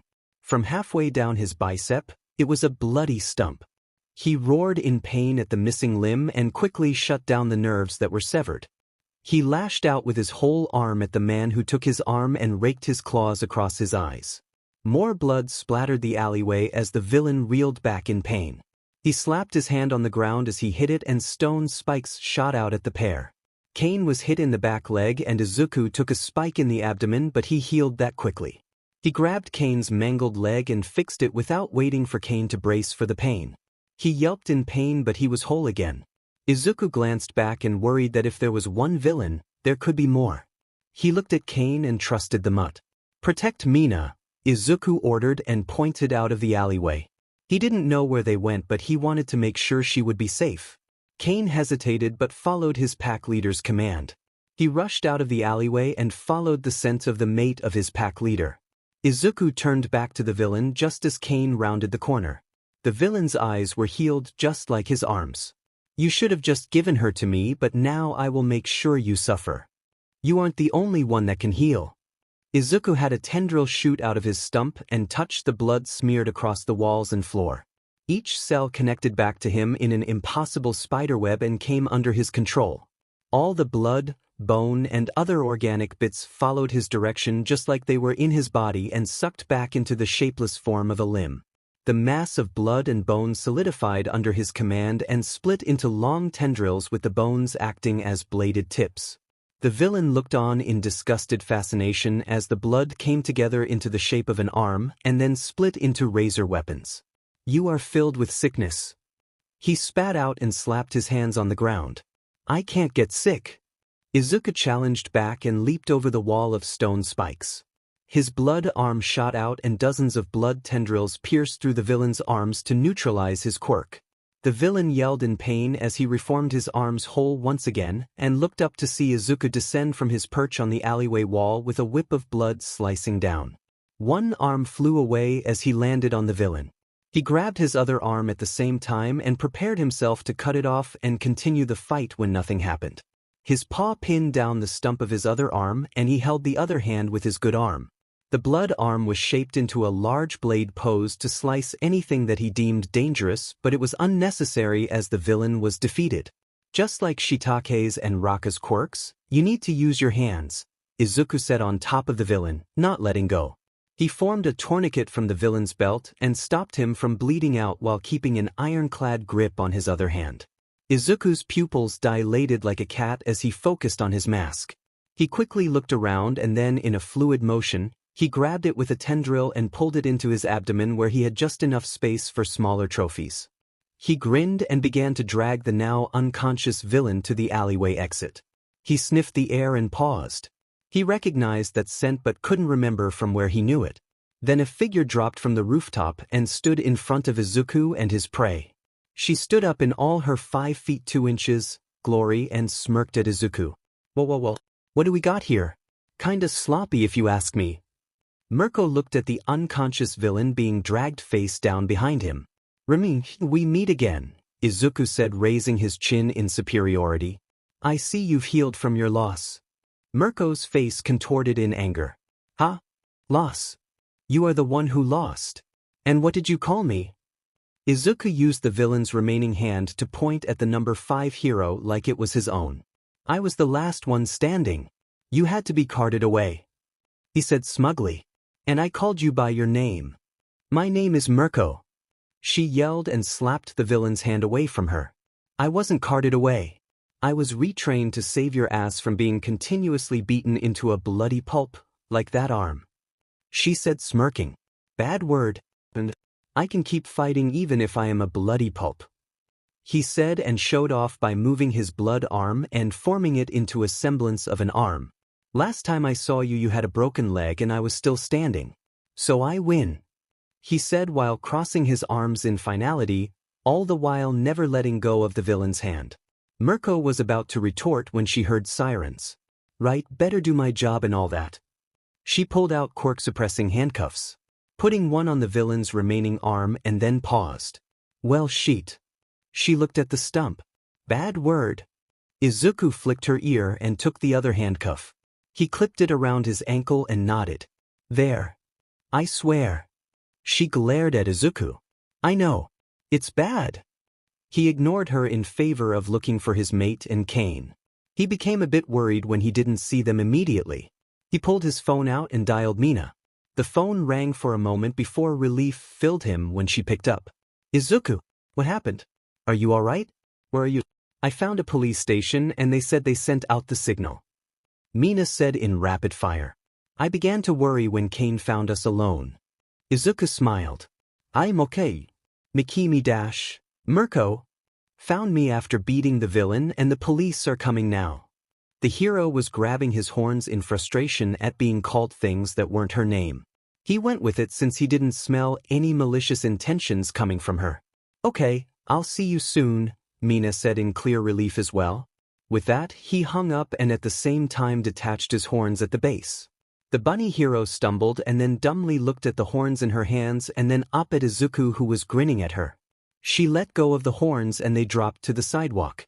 Hey, my horns. Izuku dove to grab them and then placed them back where they were supposed to go. He twisted them until they lined up where they sealed back seamlessly with the nubs. Mirko shook her head and waved down the police cars that appeared. Come on, brat. You have some explaining to do. She began to walk and then paused. Looking back at him, she asked, You passed that exam, right? Izuku tilted his head. Which one? That license thing, yep. I passed. He said, beaming in his. Provisional license emerged from his forearm and slid to his hand to hold out to her. She didn't bat an eye at the display and nodded. Good, otherwise this would have been a pain in the tail. After talking to a few police officers and telling them the reason why he used his quirk and why the alleyway was destroyed, He was escorted to the police station where Mina was with Kane and the child. Mirko followed him since the villain was restrained and was being escorted by a couple of police cars and a few heroes who showed up at the scene. They asked him if he needed any medical assistance, but he declined. His clothes were torn up, but he didn't care too much about them. As for his arm, he was reminded of the last time he lost the same arm to a different villain. Luckily, he had all the material he needed in the mass of blood and gore he had condensed into the shape of an arm. It was still in a liquid form, but it shouldn't take weeks for him to reconstitute it. Izuku followed Mirko through the front doors of the police station and to a room. Opening the door showed Mina seated with Kane at her side. Gang Orca was kneeling in front of Eri, who was being cleaned up by his gentle hand. She had a new shirt on and shorts to replace the rags she was found with. The little girl flinched when the door opened and again when Mina stood up to see her mate. Izuku! She ran up to him and hugged him fiercely. If he didn't have reinforced bones, she would have squeezed the air out of him. I was so worried, she said quietly. Izuku hugged her back, sinking into the warmth she gave him. I'm okay. I wouldn't call missing an arm okay, Gang said from his kneeling position. Mina reeled back and gasped at his blood and gore arm. What happened? Overhaul did that. Eri spoke for the first time. She was looking down and was beginning to cry. I'm sorry. That villain? Yep, but it's fine. I can grow it back easily. All the stuff is still there, so... Izuku shrugged. But he's gone now. He thought of the trophy he got from him and hummed in satisfaction. Mina narrowed her eyes at him when she recognized that noise coming from him, but she didn't say anything. Kane trotted up to him and sniffed his arm before sitting before Izuku. He looked up at him proudly. The pack leader patted his head in thanks for protecting his mate. Izuku went to the little girl who was looking at him and still comprehending what he said before. He's gone. The feral boy squared down next to Gang and nodded. Some police people came and took him away. Probably to a hospital. I took off one of his hands, then jail. Right. He looked to Gang. Izuku, the large hero said in a scolding tone. He shrunk back slightly at the scolding tone. He wasn't sure if it was because he cut off a hand or because he was saying stuff that wasn't appropriate for a child to hear. What? Gang let out a sigh and shook his head. Yes, Overhaul, as you called him, will be seen by medical and then transported to a holding facility until we investigate everything more thoroughly. Mirko, who was leaning back on two legs of the chair she sat on, asked. Overhaul? Never heard of him. What did he do? She waved at Izuku's arm. He can take things apart and put them back together, Eri said quietly. He used it on me a lot. The room became quiet and the two heroes flinched violently when they felt Izuku react to hearing that. He didn't move, but his presence slipped out of his control and they felt bottomless anger until it was sealed once again. Mirko had frozen and her ears flattened on her head as Gang Orca reeled back from Izuku. Sorry, he said quietly. He turned to Eri and spoke softly. You don't have to worry about that anymore, he said smiling. He turned to the heroes who were still recovering from his outburst. So now what? Gang cleared his throat to compose himself and explained. Well, we report everything that has happened. Get statements from everyone involved and get little Eri here somewhere safe. He turned to her and asked, Do you know where your parents are? Any family? Eri looked down and away as she sniffed. Mama didn't want me because of my curse. Izuku felt a pang in his chest at the similarities between the two. Gang asked, What do you mean? Your quirk. It made Papa disappear and Mama gave me to them. Eri began to cry again. He called it a curse. Kane trotted up to Eri and laid his head on her lap in an attempt to comfort her. She was startled at first, then slowly calmed down with Kane's weight on her legs. My mother didn't want me either. Except she didn't want me because I didn't have a quirk. But everything turned out all right. You'll be the same, Izuku said confidently and smiled at the little girl. Eri looked at Izuku and asked, What did she do? Oh, she left me in the woods when I was about your age, I think. I'm not good with time, Izuku said casually. What? Mirko exclaimed in surprise. Oh, Eri said. Izuku patted her silver-white hair with his normal hand. Everything will be fine. And then he stood up with a stretch, joints popped and muscles stretched. Izuku is right, we'll figure this out. Don't you worry. Gang smiled at the little girl. He turned to Izuku. As for you, get some clothes on. He looked down at his shirt, which was full of holes and the bottom half was missing. Forgot about that. Luckily his shorts were whole. I should wear Auntie Suki's clothes. Yeah, you probably should. Come on, let's get you a shirt. Mina snorted and whipped her face clean of tears. She held his hand tight as she guided him to where the clothes were. She looked over at him and the missing arm, staring for a bit too long. She added on. Nem probably isn't going to be happy. Izuku experienced dread for the first time in a very long time and looked at his mate. You told her? She was right. Nem would give Izuku another lecture just like she did when they were shopping at the mall. Mina giggled at his obvious reaction. Oh, calm down, it won't be that bad. Probably. She turned back to where they were headed. Probably. No answer. Mina. Probably? He was dragged to the room where clothes were stored for all shapes and sizes. He whined all the way there at the upcoming lecture. Izuku, come down this instant. Nemuri shouted up to the roof. Don't make me come up there. The feral beast named Izuku hid on the rooftop from his mother's scolding with his mate laughing at his misfortune. No. You're gonna yell at me, he said while peeking over the edge of the roof to look down on Mina holding her hand to her mouth in obvious amusement, his mom with her hand on her hips looking up at him, and Gang watching on in amusement at the scene before him. Mina held in a wheezing laugh at her mate's words. Izu, you're making worse out to be than it is. Right, Nem? She looked over at Nem. She sighed and rubbed her forehead. Yes, baby. I'm not mad at you, just at your bad luck at being out in public and always getting into trouble. I'm not upset you helped the kid, just that you ended up getting hurt. Izuku tentatively peeked more over the roof until he saw his mother's clear distress. He jumped down from the roof of the police station and landed with a quiet thump. He felt a mixture of shame and anxiety in waiting how his mother would react. He felt immediate relief when he was brought into a tight hug by Nem. The shame lingered even afterward because in that small moment when he leapt down he saw the stress in her face caused by his actions. He didn't want to cause her stress. I'm sorry. He mumbled into her sweater while he hugged her in return. She pulled him away and caressed his face. Seeing the clear shame in his expression, she asked, What do you have to be sorry for? You did nothing wrong. You helped a hurt little girl get away from an evil man and find solid evidence for a drug manufacturing ring to be brought down. She said, smiling at him. Looking at her smile, he told her, I don't want to stress you and stuff. Izuku was startled by the laughter that Nem released suddenly. She brought him into a hug even tighter than before. Oh, sweetie. The only way a mother would stop stressing over their child's safety is if they locked them up in a padded home, and I wouldn't ever do that to you. It's inevitable for a child to stress their mother out, and that's part of life. You don't ever have to worry about me, all I care about is you coming home safe. She finished by kissing the top of his head between his horns. The feral boy felt tears crop the corner of his eyes at his mother's words and care for him. He sniffed once before nodding at her words. Even then, I'll be more careful. That's all I can ask for.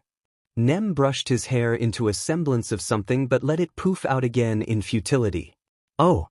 Mina couldn't hold herself back and hugged them both at the sweet moment. Izuku didn't waste any time and hugged her and Nem in a group hug while Nem was surprised for a moment before returning the hug. Gang Orca at the side wiped his eyes from the moisture that built up suddenly and Kane let out a low howl. He padded up to the three and bumped his head into their legs. Nem chuckled once more and reached down without looking to pat the dog.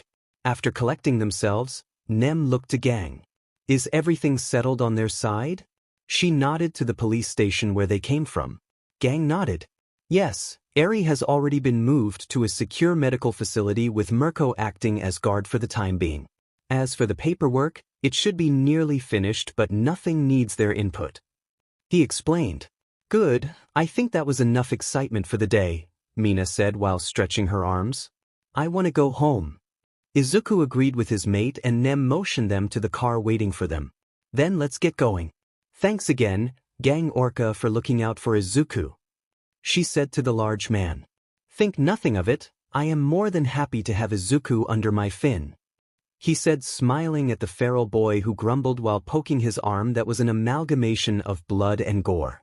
Mina was also looking at it and was tempted to copy her mate in prodding the arm held together by will alone.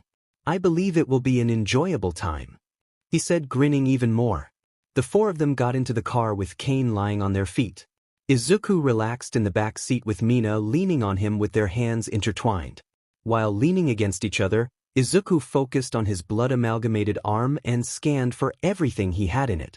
He still grumbled at having to reconstitute the same arm that was ashed at the summer camp. Just about everything was there except some bone and steel that he assumed got displaced in the explosion of his arm. There were probably fragments of his arm still back in the alleyway that didn't connect when he pulled the blood back together. He shrugged at the loss. He could manage without it. The arm looked like it began to swirl and jerk inside the container of his will as parts began to go where they belonged. Bone was yanked from its free-floating state into where it resembled the humerus and then the ulna and radius, with bits of bone lining up the fingers and smaller bones in his hand.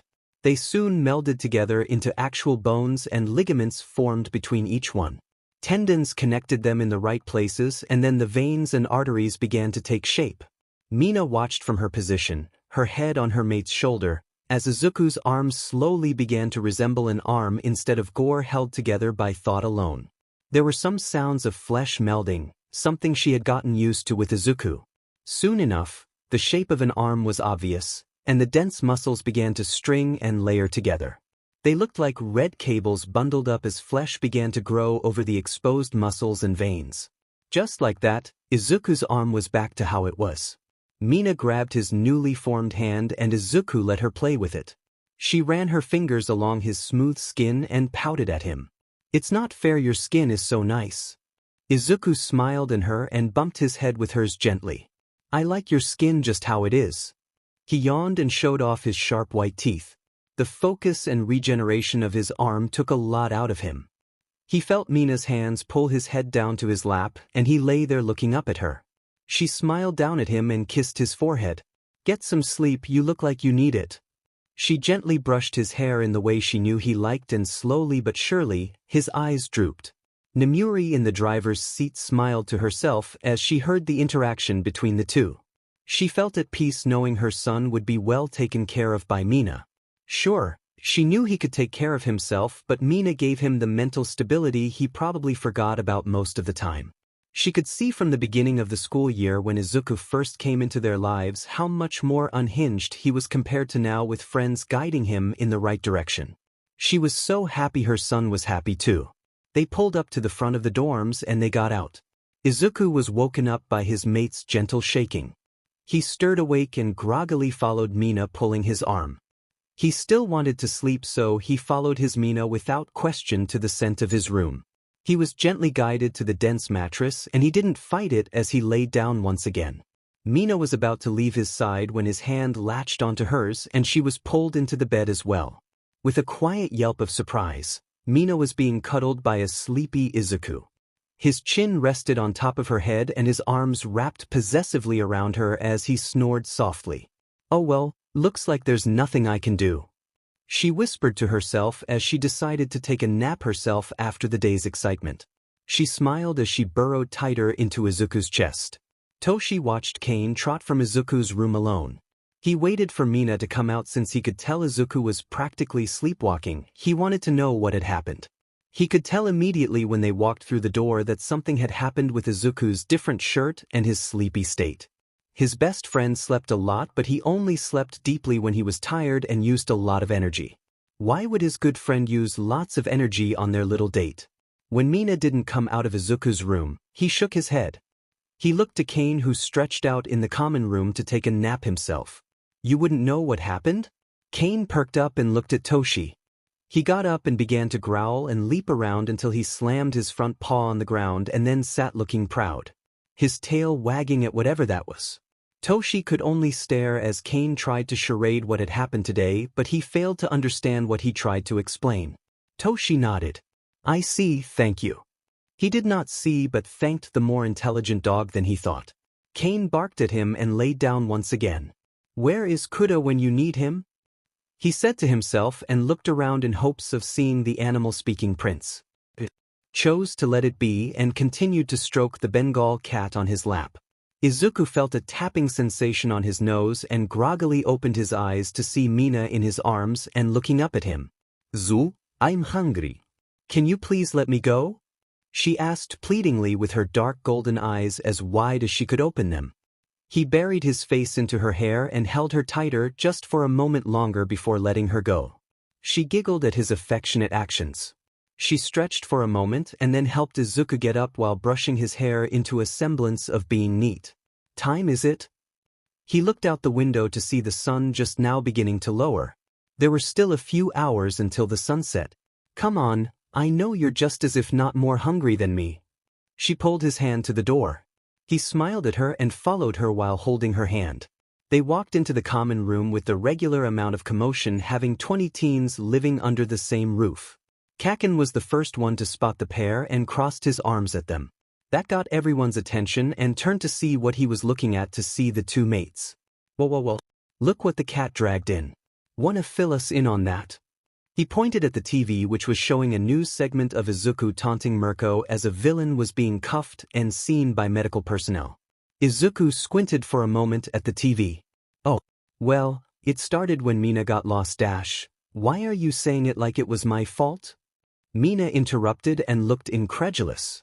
The feral boy shook his head. "It's not your fault, it was Kane's." The dog whimpered and Izuku quickly added, "But it was a good thing." The mutt barked jovial and wagged his tail. He turned back to his meal of something the other packmates fed him. "How is getting attacked by a Yakuza mob boss a good thing?" Toshi admonished his best friend.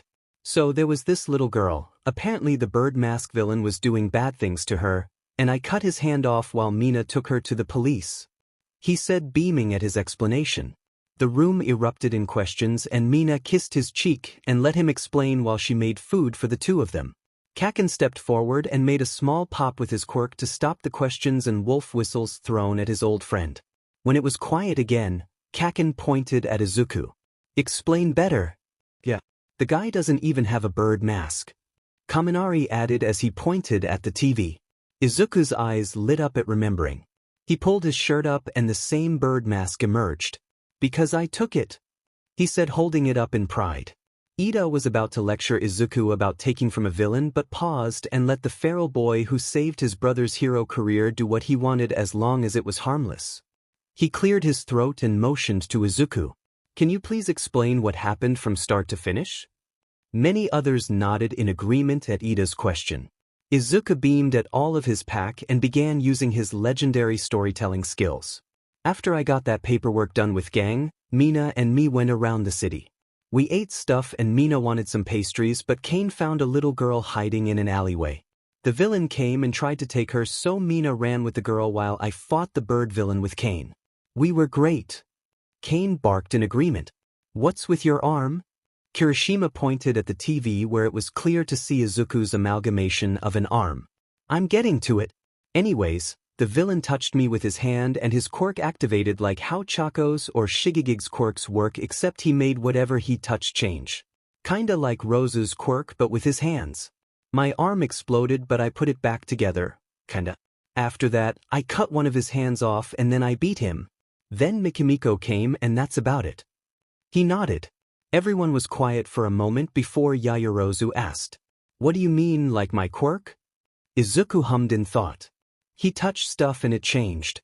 The walls and floors of the alleyway turned into spears and he healed himself.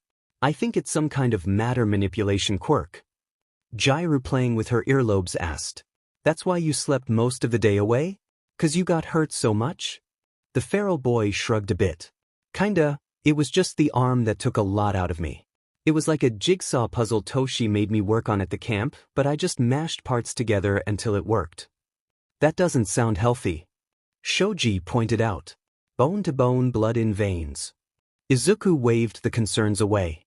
"It's like tying your shoes. At some point, you stop thinking about it and just do it." Toshi narrowed his eyes at his friend with a smirk. "Do you even know how to tie shoes?" Izuku's eyes drifted away from Toshi and didn't answer. He sniffled once and said, "No one has ever taught me." A large tear grew at the corner of his eye. "No. That sheet won't work on me," Toshi said dryly. His mood shifted in an instant. "You're no fun." The tear and runny nose were nowhere to be seen. "Are you guys bullying my mate?" Mina said from the kitchen. "Obviously," Kakin said with a snort. Mina mock glared at the blonde and pulled Izuku to the kitchen where there was a small mound of sandwiches for Izuku and her. She eyed the obvious trophy in his hands but didn't question it too much. They sat together and ate while the pack switched from the news to an old cartoon. It was a peaceful night after the panic and battle earlier that day. The next day, Izuku got a phone call from Gang. He groggily answered while Mina hid her face under Izuku's pillow at the noise. "Pup, did I wake you?" "Yes." Izuku mumbled, still half asleep. Gang chuckled heartily. "Apologies, but we need to meet up with another hero who was investigating the villain you took down yesterday. He wants to ask you a few questions about him." "Okay, where should I go? To you or somewhere else?" "Meet me at the address I've sent you. You can manage that, right?" Izuku paused and nodded. "Probably," he said honestly. "Gang tjokeldegen." "All right, see you after school." "School? What day is it?" Mina let out a wordless groan at the reminder of school as Izuku looked around in search of a calendar that didn't exist in his room, nor did he know what month it was or which week in the month. He could hear the smile on Gang's face through the phone as he said his farewells. Izuku looked at the address his mentor sent him and wondered how he was supposed to do the thing to allow him to find it on a map. He turned to Mina, who was already reaching for his phone. She fluidly transferred the address to the map application he used and handed it back to him. He kissed her forehead in thanks. She laughed softly at his affection and got up with him to get ready for another day of school. The school day ended and Izuku followed the map indicator to a train, and then he walked for a bit until he stopped in front of a nondescript building. He shrugged and opened the door to see Gang chatting with a man who had a centipede as a head. They turned to him at the same time and Izuku beamed at his mentor and walked in. "Hey, Gang."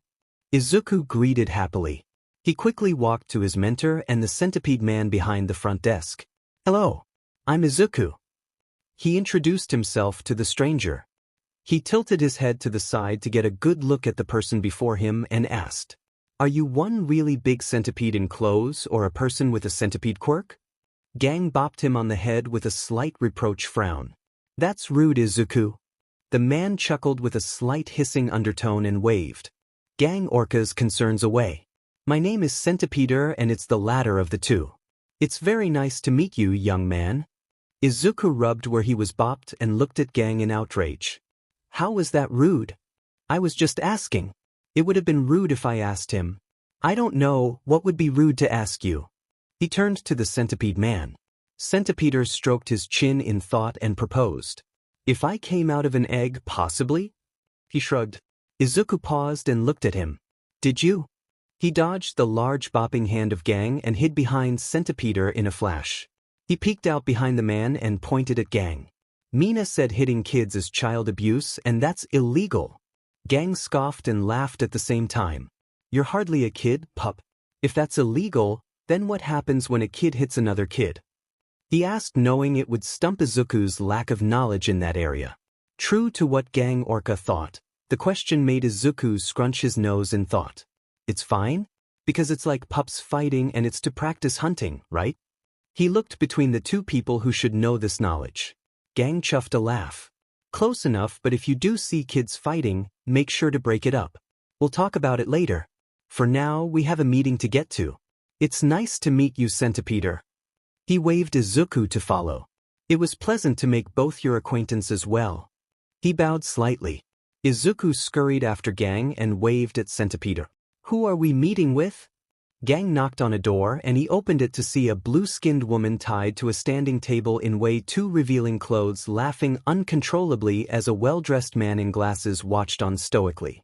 Izuku didn't know what to do other than watch on in slight discomfort at the scene before him. He tugged on his mentor's sleeve. "Hey, Gom? Is this one of those SX scandal things? Should we do something?" Gang looked between Izuku and the scene before them, unsure what to do himself. I'm kinda thirsty. Why don't you ask Centipeder if he has some water for me, please?" He gently nudged the young susceptible man away from the lunacy. Izuku nodded and trotted away as the door shut. He rounded the corner and found Centipeder sitting behind the front desk going through some paperwork. Centipeder? Do you have some water? Gang said he was thirsty. Centipeder looked up from the desk and tilted his head between the boy shuffling on his feet and the door where he came from. Of course, one moment. He opened a small refrigerator and grabbed a water bottle before handing it to the young man. Thanks, Centi. He quickly made his way back to the door and paused. He pressed his ear to the door and heard nothing before he hesitantly opened it.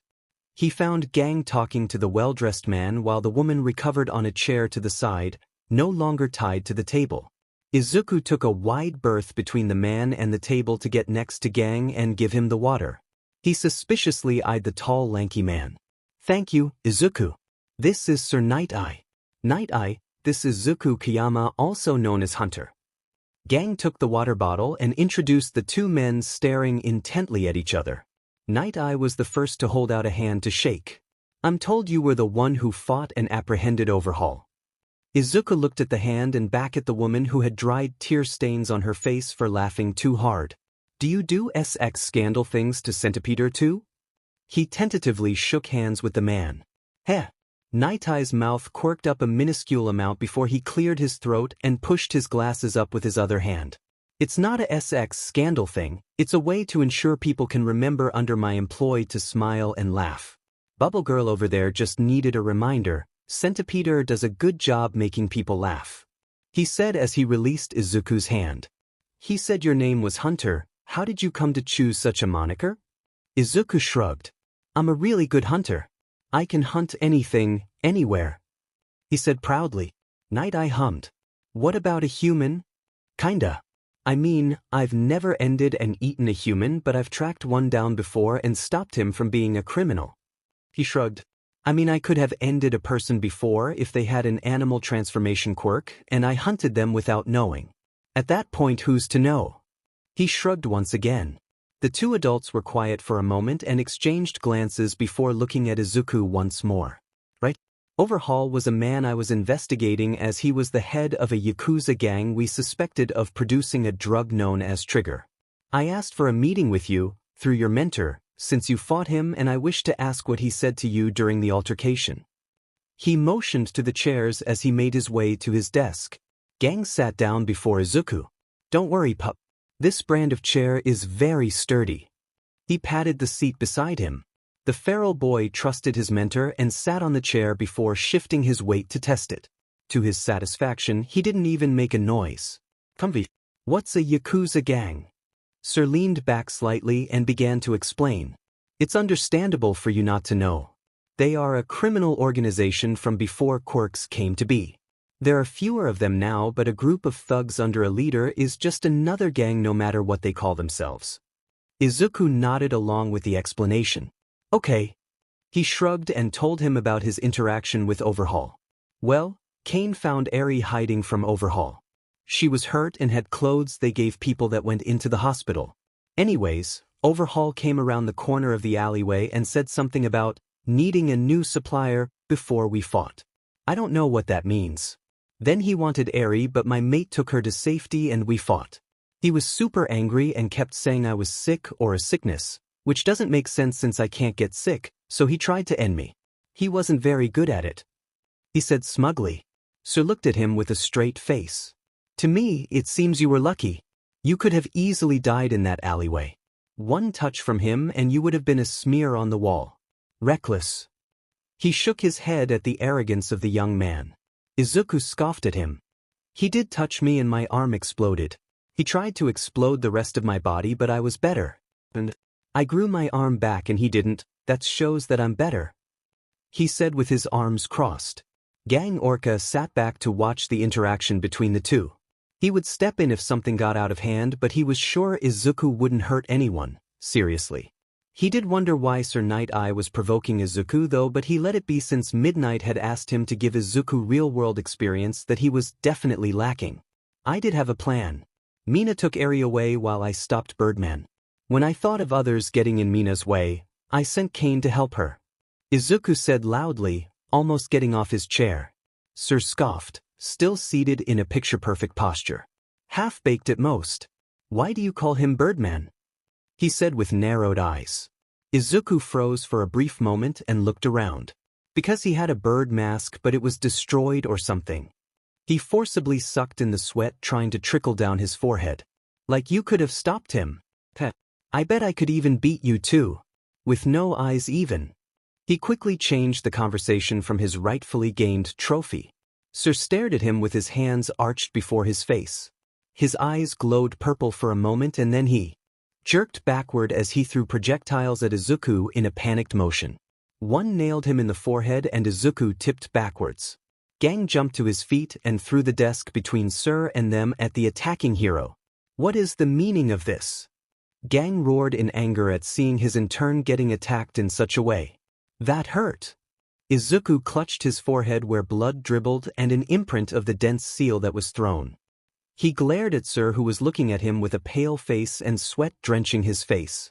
He sniffed the air and he caught the scent of pure animalistic terror coming from the hero. Why did you do that? And why do you smell scared? Gang, this guy is weird and not the normal weird too. He did grow bone plates over his skin just in case. He also snatched the thing that was thrown at him because it looked neat. I saw what you did, Sir said, his arm posed to throw more seals at Izuku. Step back, Gang Orca. You do not know what he is capable of. His eyes never left Izuku, crouched down to pounce at a moment's notice. It's mine now. You threw it at me, that means it's mine now. Kaken said so.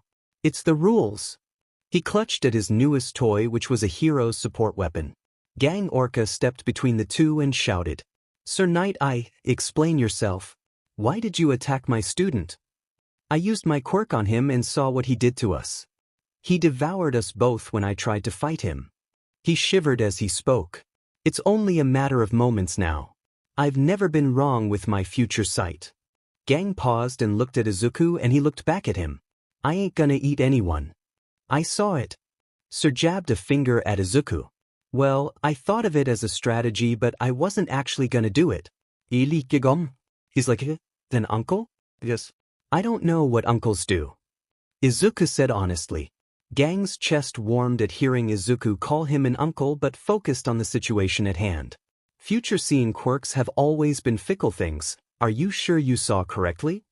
He waved to Izuku who was crouched threateningly but not currently devouring either of them. Oracle quirks are so complicated. Is yours the most likely to happen? Or what I'm thinking at the time? Or is it one of those that it's gonna happen no matter what and I end up eating you too? I don't want to eat you, Gang. Izuku said, tearing up and sniffling at losing the big hero. Gang rubbed his snout and got close to Izuku for a hug. You aren't going to eat me. You might be right about the theory of what you were currently thinking as he activated his quirk. My quirk has never been wrong, Sir said, still not moving from his position. Everyone turned to see a face emerging from the door. Sir quickly shouted at him. Lemillion, help me apprehend Izuku Kayama. He ordered. Izuku and Gang Orca stood up from their position. Mito, Cat Eye is going crazy. He pointed at Sir Night Eye. Mirio for his part looked at each party and then disappeared for a moment before reappearing, walking through the door with Centipeder and the woman who was tied to the table earlier. So, let's all take a deep breath and calm down. Mirio led by example and took a big breath. He nodded approvingly at Izuku who copied him and then released the breath. Now, what's going on? After an explanation from Gang Orca and a calming Sir Night Eye, tension lowered. Izuku still kept his bone plates up and kept an eye on the lanky man. We'll see ourselves out, Gang said in a clipped tone. The feral boy nodded and narrowed his eyes at the hero who attacked him. And for your information, I didn't want to eat you. You look like you taste bad. With that last remark, Izuku left with Gang pushing him out the door. And I'm going to tell everyone about your SX scandal thing. Everyone heard before the door closed. 15 or so minutes later, Izuku and Gang Orca sat on the patio of a restaurant eating their meals. They haven't spoken much after the mess that was meeting with Sir Night Eye. Well, it could have been worse. Granted, it was his fault to begin with. Gang said. Izuku nodded fervently with his mouth full of a cheeseburger. He chewed quickly and swallowed before speaking. Yeah, he attacked first. And He can't attack someone just because he thinks something is going to happen. You need proof before it happens. Otherwise, anyone with an oracle quirk could point at someone and say they could do something bad before it even happens. He ranted and snatched up another burger to eat. At least I got a neat thing. He pulled out the dense weight and set it on the table. Gang picked it up and was surprised by the weight. He threw this at you? It weighs at least 5 kilograms. It hurt a lot. It cracked my skull. He rubbed at where the impact was before he healed it. The large hero shook his head and set down Izuku's newest toy. I'll be sure to submit a complaint about this. I'm sorry, Izuku. I would have never taken you there if I knew Sir was so unpredictable. But why would his quirk act in such a way? Izuku shrugged Gang's apology away. He never blamed the orca. Probably because I was thinking of strategies to take him down and he used his quirk at the moment I thought of that plan. I wouldn't ever do that to you, Gang. But it still came up. He unwrapped another burger before devouring it like a starving man. Gang leaned forward to take a burger for himself and asked, "What kind of strategies did you think of?" He waved at Izuku with his burger. He finished chewing and began. Grappling was first, using as many tendrils to stop Cat Eye. If he had some way to keep his distance, then I would have tried a new technique. I call it ribbon net.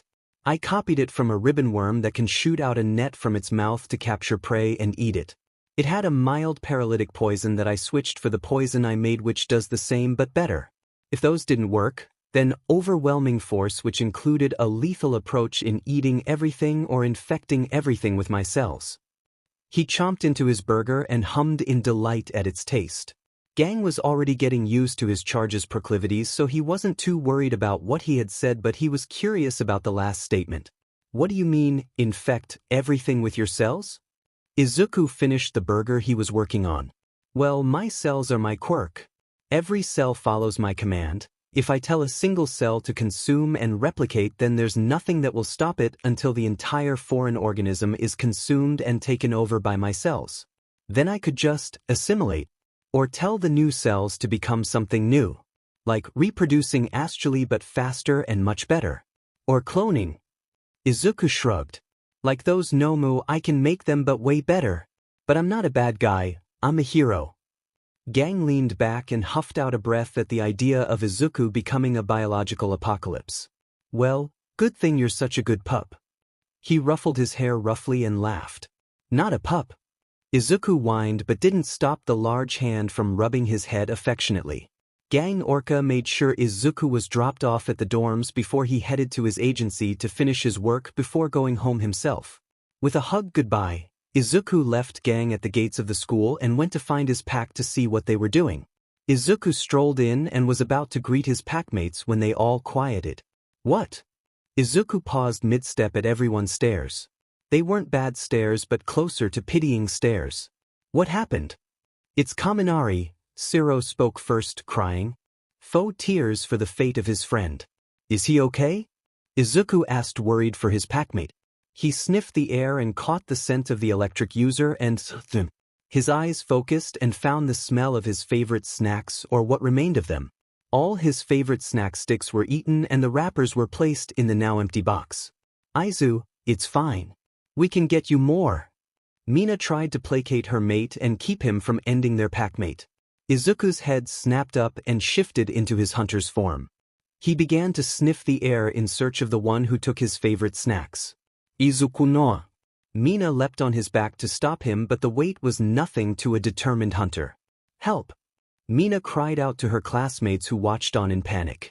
Sato leapt to his feet and tried to tie his legs up with his bulk, but it was impossible, so he clung to one leg to slow him down. Kirishima, seeing Sato's plan, grabbed the other leg. Izuku kept trekking Kaminari. Siro began to wrap his body in tape, including Mina, who was latched to his back, and the two on his legs. Without being able to move and the unwillingness to hurt his packmates, he fell tied like a mummy. He struggled and bit at the tape, but it was fruitless. Kane! Izuku roared out and shook the dorms with his voice. Find him! Kane, seated to the side and watching his pack leader lose purposely in confusion, leapt to his paws to follow his command. Kuda leapt in front of him and began to talk him down. Kane liked Kuda. He was nice to talk to, but his pack leader gave him an order, so he headbutted Kuda in the chest and knocked him on his butt, and ran off with the scent of Kaminari, the snack thief, in front of him. Shit. We forgot about Kane. He's so dead. Shiro said, clutching his head in dread for his friend. Mina felt Izuku shrink in size under her and looked at him. He was pouting, so she hugged him tighter. There wasn't much else she could do, taped to his back. Not that she was complaining. It's okay, Zu. We'll get you more of your snacks. Izuku felt Sato pat his left leg. We'll get you so many more. He said, muffled under the tape. Totally. Kirishima said from his right leg. From the distance, everyone in the dorms heard a long howl before they heard a shriek of panic. Everyone but Izuku bowed their head to pay their respects to a fallen pack member. Kaminari, the lamb thief, would not be forgotten. With Kane's howl, Izuku found where to go. His taped body was still being held by his mate on his back, with Sato and Kirishima on his legs. That didn't stop him from sprouting 4 large spider legs from his sides that ripped through the tape. There were a few horrified shrieks from his packmates, but Izuku paid them no mind. He began to scuttle out of the dorms to find the thief. Toshi, Izuku's first and best friend, watched as the biological horror that was the feral boy he befriended scuttle out of the dorms like a horror movie.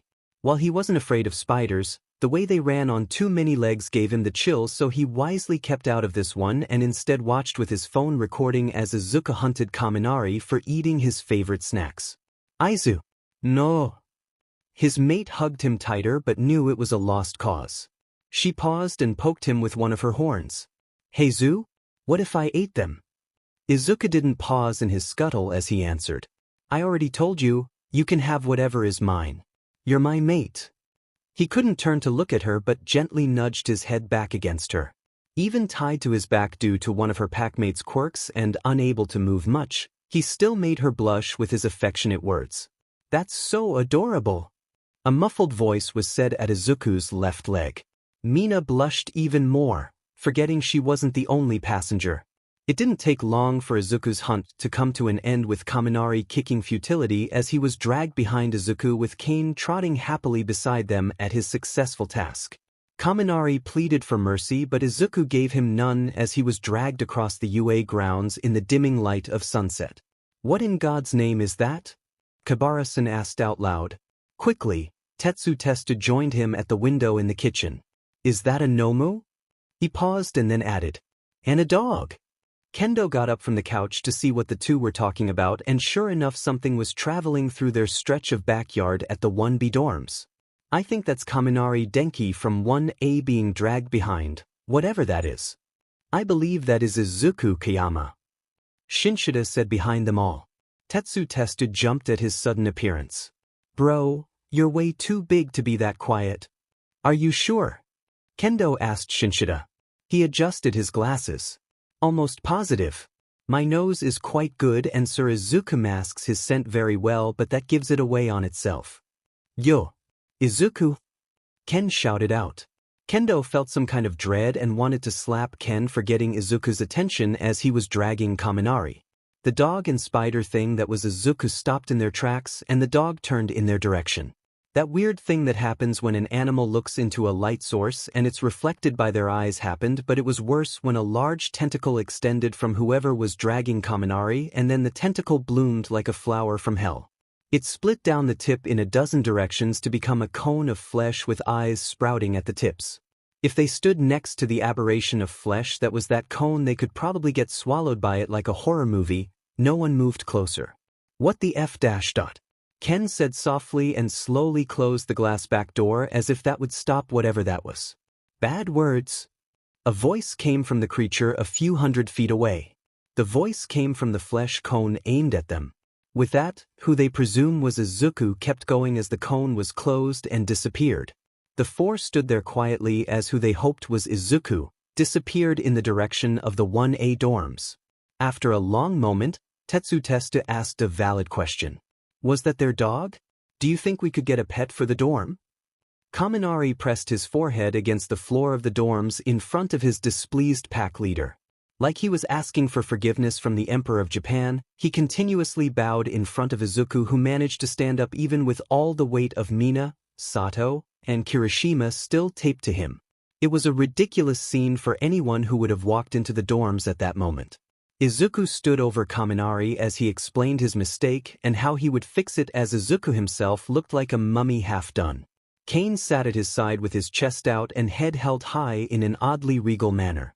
"I promise it won't happen again." Kaminari pleaded once more, his head still on the floor. Everyone in the dorms watched on in silence for many reasons. Some had warned him not to eat his snacks and he waved the concerns off. Others knew something like this would have happened and let Kaminari dig his own grave. While a few just liked the drama and wanted to see the outcome, most especially Toshi, who was recording the whole interaction with glee. Izuku, with hands tied down by Shiro's tape, used a tendril to point at Kaminari. "You shall hunt a lamb as payment and bring it to me."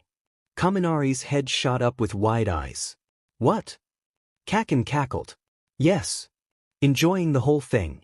Jairu smirked and said to her phone, "Where is the nearest lamb?" "Izuku no." Yaoyorozu exclaimed at the same time. "Equivalent exchange, it is only right," Tokoyami said with a faux. "Sage's wisdom. Do you think he'll share the lamb?" Dark Shadow whispered to his brother. Tokoyami gave him a look that could convey hope. "Tsu? Wouldn't it be better just for him to get you a new box of lamb sticks?"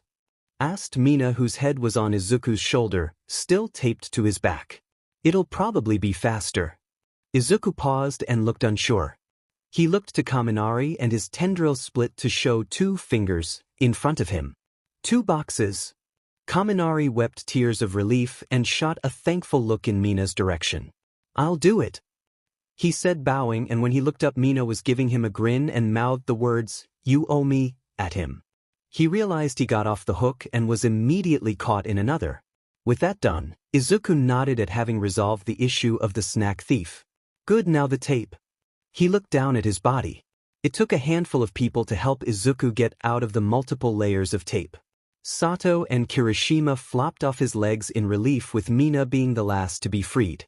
She still clung to Izuku even afterward like a baby possum to its mother. Her mate was more than content to have her close.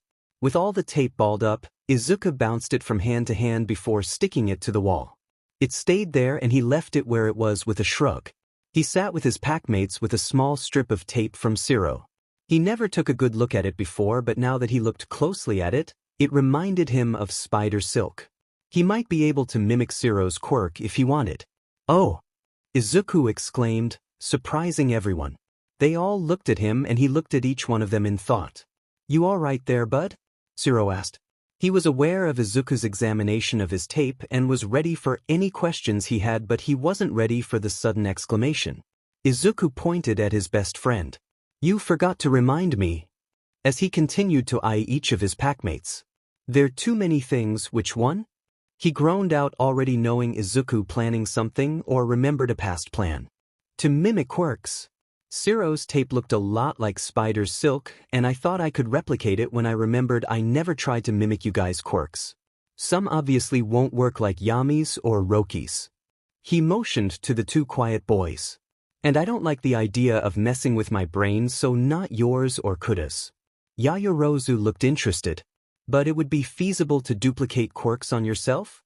Like Monoma from 1B but permanent, or as permanent as you like? Like that scaly from 1B. He showed by example by covering his arm in similar scales to Hiryu Rin. Kaken raised his hand in a motion to stop Izuku from continuing. "Don't call people scalies, it's weird." Everyone turned to him with raised eyebrows except Izuku, who looked confused. "No. There were some real weirdos in my middle school. I learned just from hearing their interests." He said the final part while cringing. "But what does that mean?" Izuku asked. Mina, who had yet to let go of Izuku's back, hugged his head and brushed his hair. "Hush, you don't need to know. I won't let you learn such sacrilegious things.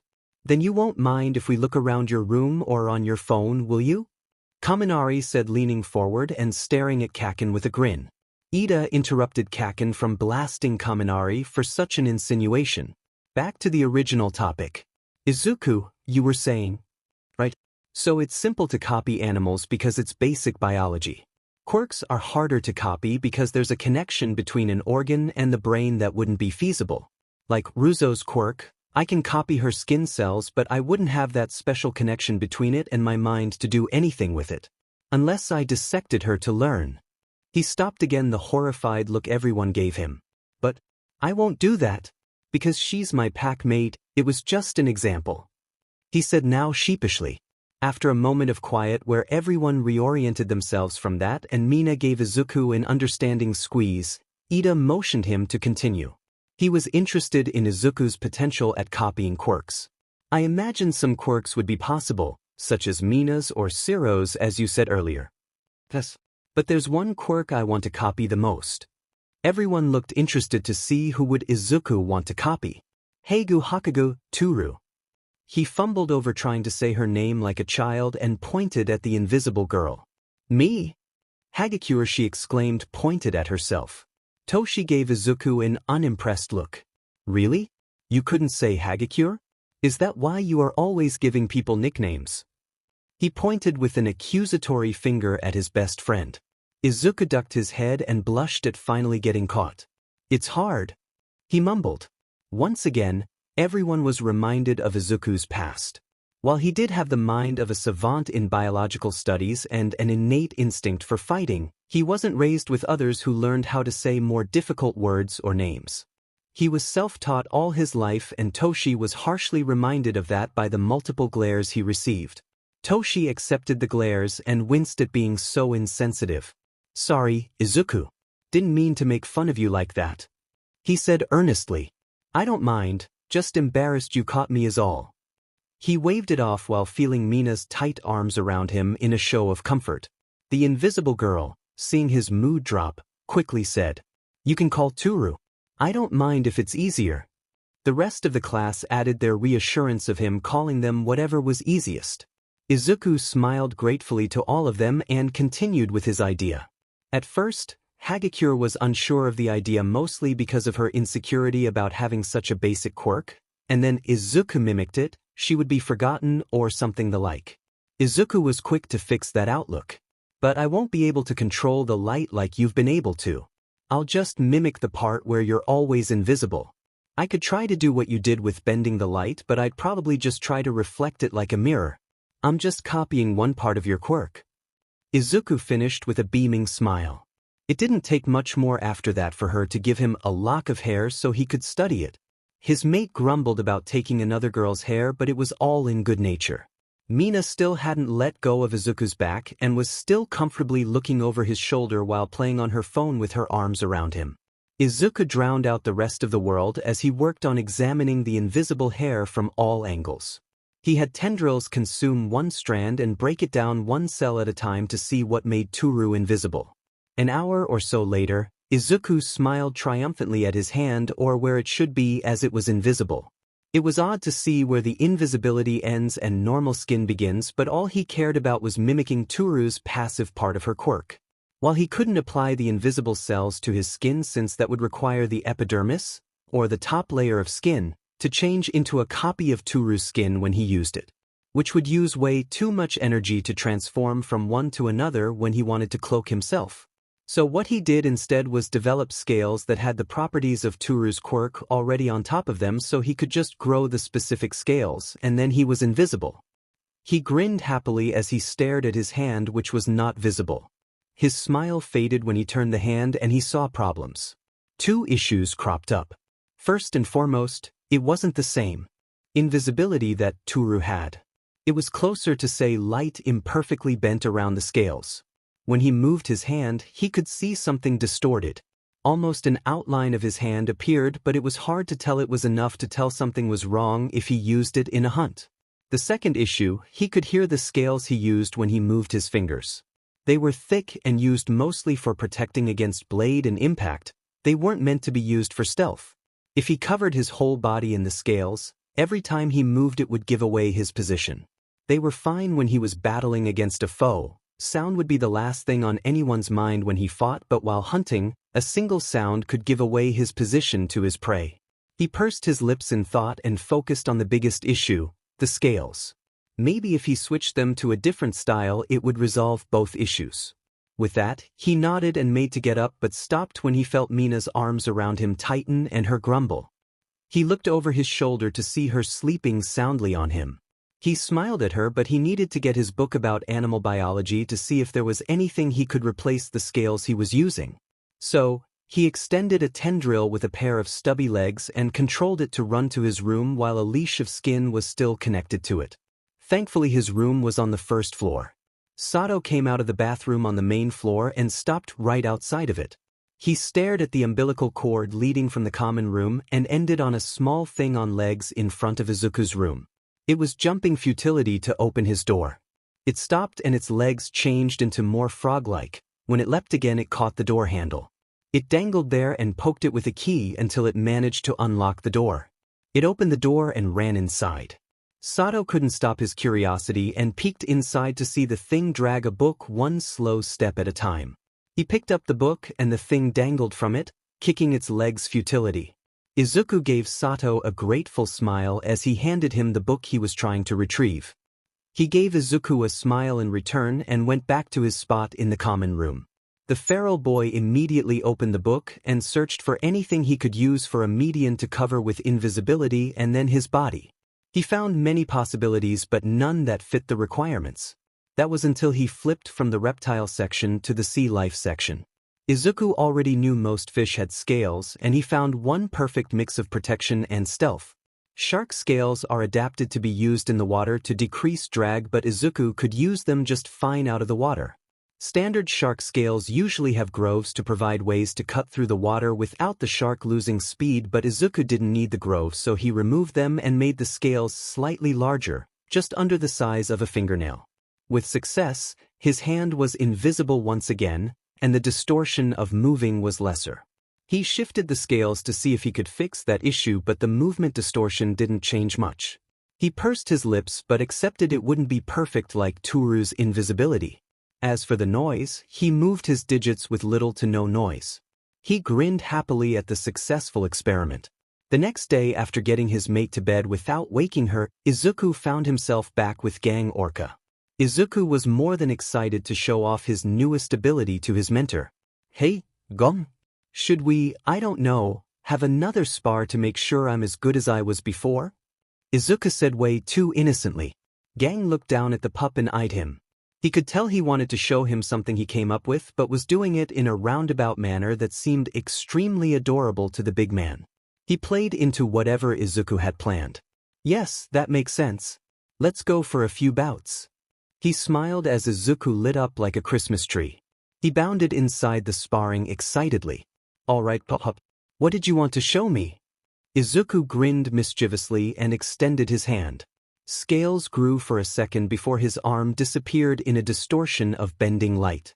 It traveled up his arm and covered his body, including his Quirk clothes he was grateful worked with his scales. Finally, his head was covered with scales, and his hair was pulled back with a thin dome of bone with the invisible scales already covering it. Gang could still see Izuku from the distortions of light, but when he stopped moving, he disappeared. Gang Orca began to get nervous at losing sight of a very dangerous predator. Yes, he knew Izuku wouldn't hurt him, but his instincts didn't give him an opinion. "Pup, that's amazing, how'd you manage that?" He looked around to see if he could catch a distortion of light, but nothing. He flinched when a finger poked his cheek. The scales pulled back from his face with a grin showing. "I mimicked the cells on Turu to get her invisibility." He stepped back to show him what he made. "I put them on scales to make it easier to cover myself. I didn't want to replace my epidermis every time I wanted to cloak myself. It doesn't work perfectly, but if I don't move quickly or at all, I'm virtually invisible." He showed the distortion by waving his arm to exemplify the light distortion. Gang looked at his in turn and just ruffled his hair. "That's terrifying, pup." "It's great." Izuku grinned happily as he accepted the hair ruffling. "You called your other forms other things, right? Like Echo Hunter, what about this?" Izuku grinned up at him with his big hand on his head still. "Cloaked Hunter. Now, let's take a calming breath. No need to do anything rash." Gang Orca said the civilian who was transformed into a large ogre-like being towering over everyone, including the large hero before him. This was Izuku's second patrol as Gang Orca's work-study student. The day before was calm with minor criminal activities. A small thief or brawl happened but no villainous activities. Today was a bit different. Gang Orca was called to a disturbance on the streets and the two ran over to see what was happening. As it turned out, the man-turned-ogre found his wife going against her vows and was with another man, his boss to be precise. A boss who was quirkist against the ogre man while he was at work, as they learned from the shouting match between the three involved. Things got more heated as the boss insulted and then fired the cheated man. Thus he transformed in a fit of rage. Izuku was currently holding the boss away from the ogre from stomping on him or him from attacking the ogre. "She's better off with me," he yelled with a sneer on his face and turned that sneer to Izuku when he saw the horns and wolf legs on him.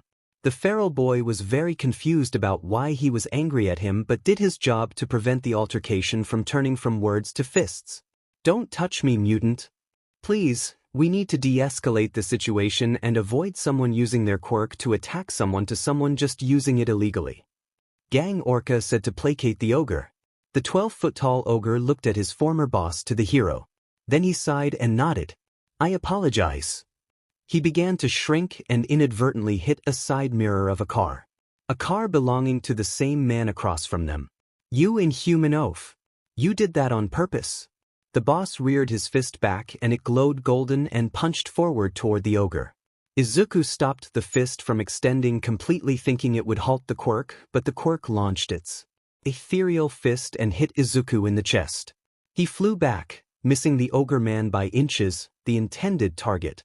Instead, he hit a car with a dangling side mirror and crumpled the passenger side completely. The car rocked on its wheels and screeched from hitting it so hard. Izuku sucked in a breath of air that was knocked out of him and coughed as he leaned on the posh interior of the nice car. "Hell, kid, you alright?" The man with an ogre mutation asked with worry. His hands hovered around Izuku, unsure how he could help. "Hunter, are you well?" Gang Orca asked, kneeling on the man who hit his student. He didn't let his grip slip from the blubbering man about his precious car. Hunter coughed one last time before answering. "K." With the help of the ogre man, Izuku pulled himself out of the totaled car. "Easy, kid," Ogre Man said as he gently held Izuku steady. He regained his feet and made sure all his important bits were fully functional. He mentally scanned his body from top to bottom. The only injuries he would have to deal with were cuts, bruises, and a slightly fractured sternum. He immediately got to work on melding the bones back together and then checked his external body parts. He nodded in satisfaction at seeing no other issues and smiled brilliantly. "All good now," he said, stretching a bit. Gang Orca, hearing his pup's nonchalant voice, let out a sigh of relief. "Good, I've already called for a police cruiser for him. Make sure civilians don't get too close, cordon off this section of sidewalk," he told Izuku as he stood the man up. He turned to the ogre man who was still hovering over Izuku. "As for you, I will have you written up for minor quirk use and disturbing the peace." The large man grimaced but nodded in acceptance. "I understand, thank you." He bowed to Gang for not escalating his punishment for the whole thing and gave him the minimum of what he could. He turned to Izuku. "And thank you, Hunter. I would have fared much worse if that would have hit me." He bowed much deeper to the young man. Izuku smiled brilliantly and patted his shoulder. He had to stand on his tippy toes. "Happy to help." Then he moved to follow Gang's instructions by making sure people moved to the other side of the sidewalk. Thankfully, the roads weren't busy. Soon after their patrol ended for Izuku and Gang Orca, the hero dragged Izuku to a clinic to get checked over after being punched halfway through a car. Izuku groaned like a child and had to be dragged in by the scruff of his neck by Gang after Izuku kept telling his mentor he was fine. The nurse who checked him over giggled at his pout and gave him a sucker as a treat. Izuku's pout changed as he crunched on the hard candy and walked next to Gang Orca back to the agency. Gang ruffled Izuku's hair on their walk back. "You need to be more careful, pup." Izuku swallowed the last chunk of hard candy and looked up at Gang Orca. "But I was careful. How could I have known that guy's quirk turned his fist into a ghost fist?" He waved his arms in front of him as if he was trying to mimic the ghost of a fist flying forward from his. "Plus, I was barely hurt." Gang nodded with a sigh. "While that's true, you will have to be more cautious around people's quirk. Luckily, You were able to take the impact of that strike, but what would happen if that quirk had secondary effects? Quirks are weird and as varied as your imagination can go. Don't go thinking all of them are straightforward. The feral boy nodded in understanding. Like Toshi's? Your close friend? Yes, like him. His quirk is quite powerful and incredible in many situations. So you can imagine someone using a similar quirk for wrongdoings. His student nodded with a hum and Gang was satisfied with the lesson being learned. Enough about work, how goes school? He asked with a smile. Great. I like learning all kinds of things I never thought of. I don't really care about literature, but it's okay, math is easy, and I really like modern art history. Nem teaches that. He said happily. Also, some special guest was arriving for all the hero classes. Zawa mentioned something about a break or something. Izuku shrugged. Gang hummed in interest. Did you hear anything else about this guest? Nua, just that he'll be with one class at a time. Izuku waved happily at a child across the street who waved in greeting. Well, I hope you pay attention to this guest lecturer. Maybe he'll teach you something new. I hope so. The next day brought 1A to their classroom. Everyone was chatting about the guest lecturer and what they might be like. It was a low chaos in the room until the door swung open and then there was immediate silence. Aizawa stood at the doorway for a split second to glance at all of his students before walking in with Nizu on his shoulder and an unfamiliar man behind them. Hello. Am I a bear, a mouse, or a man? Well, I am Principal Nizu, of course. And I'm happy to see you all in good health. I'm sure you are wondering about the stranger in your classroom. Let me introduce Noseda Riku, a specialist who often requested for their quirk. Nizu said cheerily as he leapt on top of the podium and motioned to Noseda Riku. The man was a little shorter than Aizawa with brown hair that was tied back in a ponytail. He wore a simple white button-up shirt, black pants, and brown shoes. He looked like someone who you could lose in a crowd if it wasn't his eyes. They looked like they were filled with glitter and multicolored liquids always moving around. No one could tell where he was looking as he bowed to the class. It's a pleasure to meet all of you, he said with a smile. Nizu nodded in satisfaction and moved on. I'm sure you all have been wondering what kind of guest lecturer would come in. Well, I'll let Mr. Noseda explain. He motioned to the stranger. He nodded and stepped forward.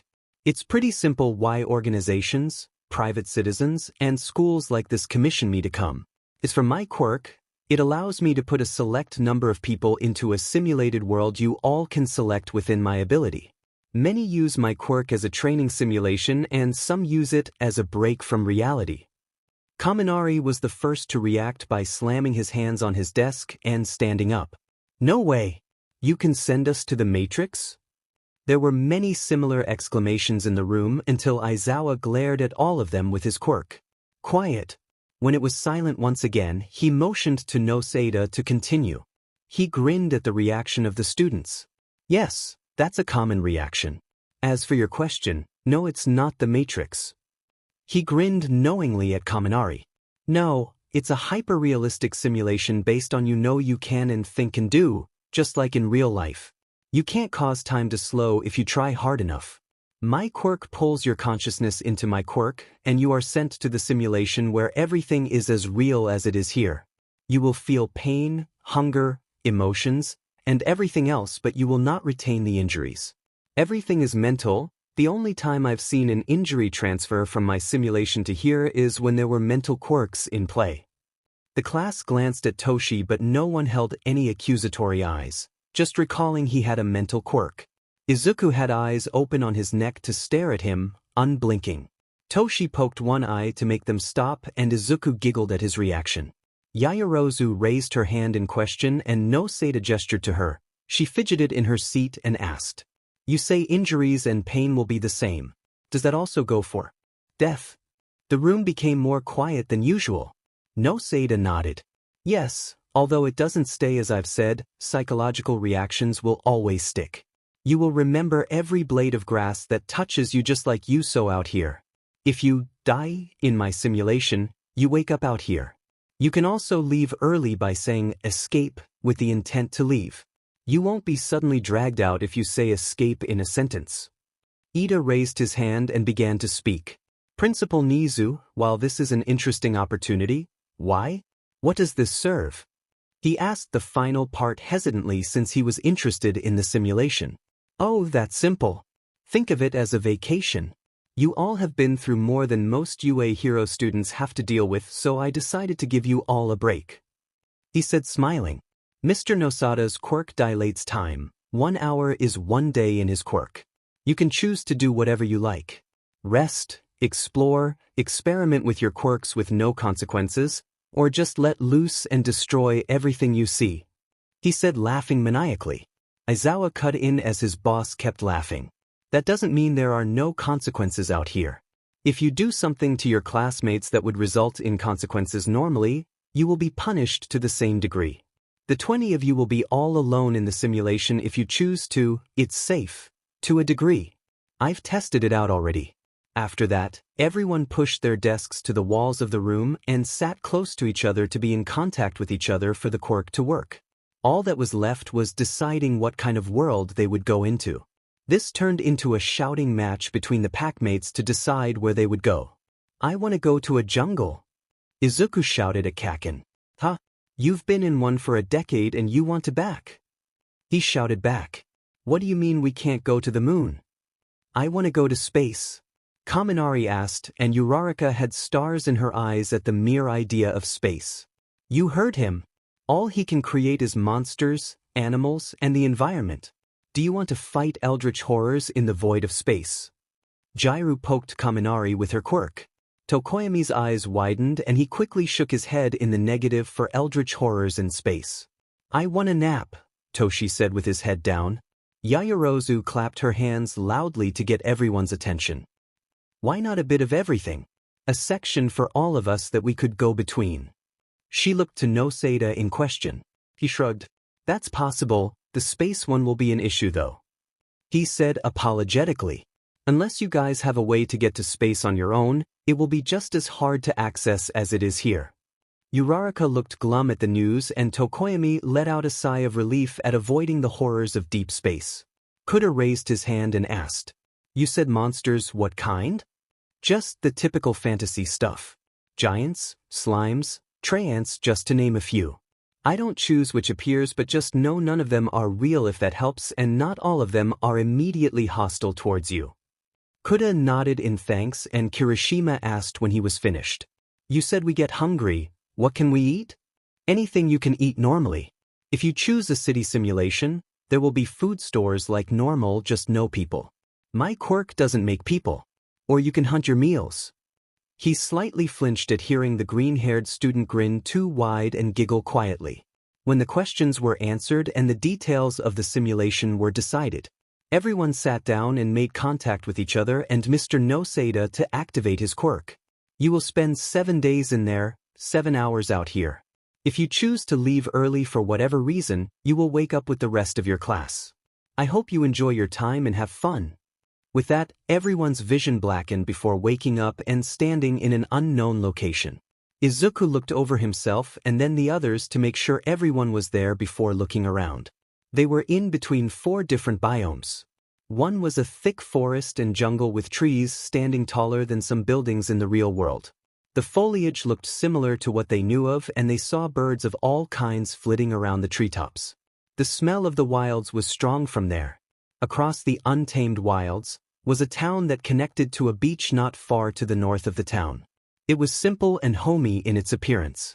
There were modern storefronts with a few homes scattered on the main street. A small grocery store was at the end of the main street and the beach was picturesque in its beauty. Next to the town was a city of concrete and steel. Towering skyscrapers lined every block and it looked like any modern city except for the size of the unbelievable building. Every kind of building was visible in just that street, from businesses to indoor water parks. Last, a region with green rolling hills that transformed into space-reaching mountains the farther they looked. Trees and other life were scattered across the hills. The 20 of them stood at the corner where they all connect as they looked around. It's beautiful, someone said. None was sure since everyone was gawking at the environment. And P.S.F. Kaminari was cut off by a distant roar of something unknown in the distance. Everyone spread out and looked around. Jairu plugged in her earplugs to the ground to scout as Izuku and Shoji transformed their limbs to have a better chance to catch what made the sound. Shoji looked at Izuku's newer appendage, which was a wide cone with a large ear in the center and eyes at the rim of the cone. He turned to his arm and did his best to copy Izuku's creation. It took him a few moments, but he succeeded and smiled at his friend. Izuku beamed back at the successful mimicry, but focused again when they heard the roar again. Up, look up, Jairu said, agape looking into the sky. Everyone turned to the clear sky and everyone saw the flying creature that could only be a dragon. Yaoyorozu made a pair of binoculars to see and gasped slightly before passing them to whoever wanted a closer look. That's a real mythological dragon as far as I can tell. Closer to Western media than Eastern, but that's a dragon all right. She laughed slightly unhinged. It's massive, Siro said, shocked. Then he chuckled, knowing what was going to happen. That's what she said. Kaminari, Mina, and Tsuyu said in unison. Heh. Kaken chuckled at what the trio said as he scanned the area. That's inappropriate. Ida lectured with his arms chopping at breaking speeds. What? Izuku turned from eyeing the flying mass of scales and muscles in the sky to the trio who spoke. Everyone paused. Mina took the lead. Don't worry about it. For now, let's explore. She motioned to the 4 areas. This is so cool. She grabbed Izuku's hand and began to drag him off to the town with a massive grin. Let's stick together for the time being. We do not know of the dangers that lurk in this simulation. That dragon cannot be the dash. Ida paused as a Bengal cat strolling out of a nearby alleyway and strolled up to Izuku. Everyone stared at the cat that shouldn't be there. The way it went up to Izuku was the same way the Bengal cat did in the real world. Izuku picked the cat up and lifted her to eye level and stared at her for a long moment before the cat placed a paw on his nose and let out a long meow. Izuku placed her on the ground again and she ran off. Well? Toshi asked Izuku and he turned a questioning eye towards his best friend. Toshi rolled his eyes and pointed at the cat. Was Kimchi? The same cat from the dorms. Oh, yep. Izuku nodded and said nothing more. Her name is Kimchi? Nice name. He nodded. Everyone waited until Kaken shouted at him. How the hell is she here then? Izuku shrugged and made an I don't know sound. Maybe she has a quirk? And then slapped Kaken gently on the face. Bad word. He dodged the return swipe and ran away from the indignant shout from his old friend. We are so going to end up ending each other, for real. Jaira shook her head and looked around at their vacation spot for the next 7 days. The pack of 1A was searching the building of the small town section to see if there was anything of interest. They were told ahead of time that there wouldn't be any people there. The only living things in the simulation were them and the creatures scattered about the world. As they were told, the creatures may be non-hostile, but they would have to take a risk in trying and petting something unknown to them. The buildings were bare but had stuff in them from furniture to clothes and food. The stores had a variety of things ranging from more food to tools and camping supplies. This is pretty awesome, Siro said as he munched on a treat he picked off the shelf. Jairu was looking behind the counter and came up with her arms outstretched holding something. Holy hell! I found a gun. The store clerk was packing. Izuku being nearest picked up the shotgun from Jairu's hands and felt a faint connection to it and distant music playing in the back of his head. Is it loaded? Mina asked over his shoulder looking at the weapon. He snapped out of his trance and looked at the firearm. While he knew in big terms how guns work, he knew next to nothing about how to operate one without Snipe's instruction. How to check? He asked like the trance never happened. Oh, I know. Kaminari pointed at a lever on the firearm. Like in the movies. Pull that back and it swings open. The shotgun did have shells loaded in it and they worked when Mina took the gun to shoot it outside. It turns out, she was a good shot since she blasted a weather vane off of a roof. After their celebrations and high-fives, Ida came out running at the sound of a gunshot and proceeded to admonish the 4 for such reckless behavior. Ida stopped his beratement when they heard a scream of surprise and cursing coming from between 2 buildings nearby. The 5 sprinted off to find what made the sound and found Sato throwing a small green humanoid creature off of his face. It was bald with a long nose and sharp teeth. The creature landed with a thump and rolled over until it was back on its feet and charging at Sato with a feral gleam in its eye. It was all naked except for a loincloth covering itself. That's a goblin. Kaminari pointed at the thing. Izuku intercepted the charging goblin and grabbed it by the back of its neck. He predicted it would try and claw at his hand, and he grew carapace armor around his hand and wrist. He picked it up and looked at it in curiosity. So it's a monster, like that guy said? Jairu gave SOSO motion with her hand. Usually, sometimes in fantasy stories, they are just like anyone else. But sometimes they are like a plague. She kept her eyes roaming the alleyway just in case there were more. Please calm yourself, we mean you no harm. Ida tried to be diplomatic, but the goblin kept on thrashing like a wild animal and clawing at Izuku's hand to no effect. The ruckus drew the rest of 1A to them. Yaoyorozu created a bandage for Sato's arm where he was clawed by the feral creature. What should we do with it? Shiro asked the question on everyone's mind. I could end it? Nosa said there are only monsters and wild creatures, except the cat. Izuku said casually as he held the feral creature aloft. Most everyone got uneasy at that. Izuku saw an issue immediately and frowned a bit. He addressed it before anyone got ended. This isn't the real world. While you guys can get hurt and die, here, it's not real. Back home you don't have to worry about life and death battles like this. He motioned to the goblins still thrashing. But people instead, people are predictable. Animals aren't, not most of the time. I only end to eat or defend myself, and I do it quickly. You guys aren't used to it, but you might have to if we could find something like this here. I don't want to see you guys hurt. He finished by looking at everyone in the eye. The pack stayed quiet for a moment as they digested the words from their pack leader, and they knew them to be true. While the simulation could be a break from the League of Villains and all the stress hero students brought, it was also wrought with danger. Just like Izuku said, they could still get hurt and die in the simulation. Yaoyorozu was the first to break the silence. He's right, we got this opportunity to do whatever we like. If that means we have to kill fantasy creatures in a simulation, so be it. She looked around to see what the other had to say. The class began to nod along to her words, but many still looked uneasy at the idea but looked resolved nonetheless. Izuku beamed at them, seeing they understood the situation. Great. Who wants to end it? He thrust the screaming and thrashing goblin in front of him. The pack walked out of the alleyway complaining and whipping purple gore off of themselves. One especially was covered in the innards of the creature, Kaken. He decided to take the first end and proceeded to blast the creature to oblivion, only to spatter bits and pieces of it on the alleyway walls, floor, and everyone in it. It made no sense how that creature had so much viscera inside such a small body. You just had to blast it like it was a 6-inch steel wall, didn't you? Toshi grumbled as he picked bits and pieces off of himself. Why is there so much of it? Kaken yelled in fury. That thing was 50 pounds wet. He was scrapping his arms to get rid of the gore. Ida was calmly wiping his glasses on his tie. It's possible that the simulation has some bugs similar to computers? Izuku was stripping his top shirt off and using it to wipe his face clean. He spat to the side and made a face.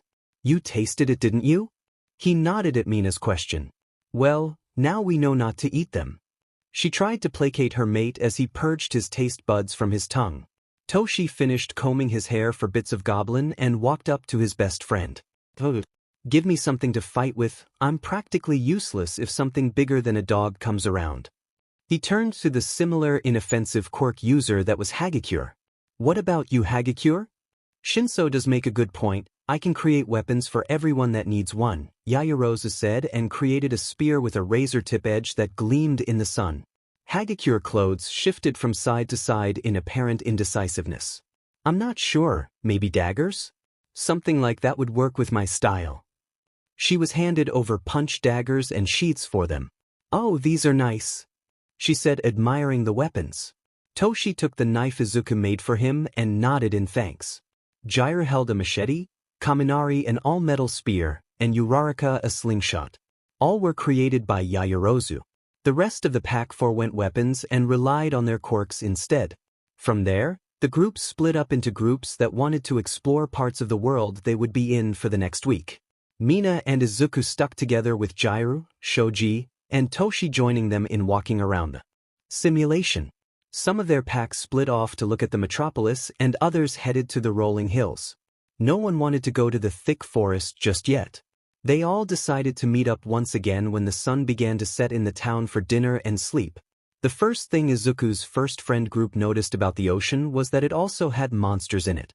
Granted, they were in the deep parts of the ocean, but when a fin the size of their dorms broke the waterline, it made little difference for their choice in taking a dip.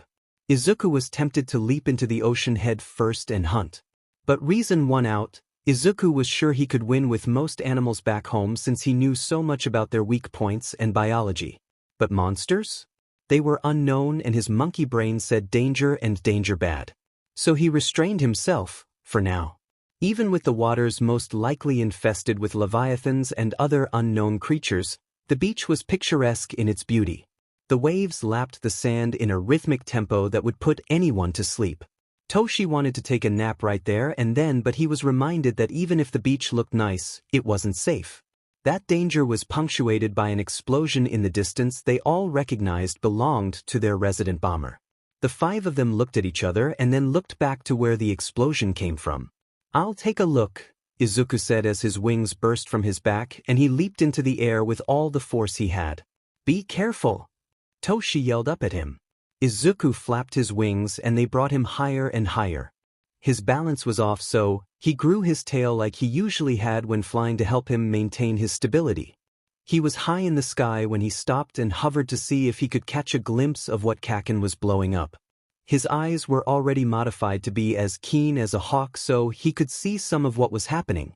Kaken was battling against some large humanoid creature that reminded him of the ogre man from the day before with Gang Orca. He could see a sheen of red hair that was most likely Kirishima helping him in battle and Siro with the strips of white covering the creature's legs.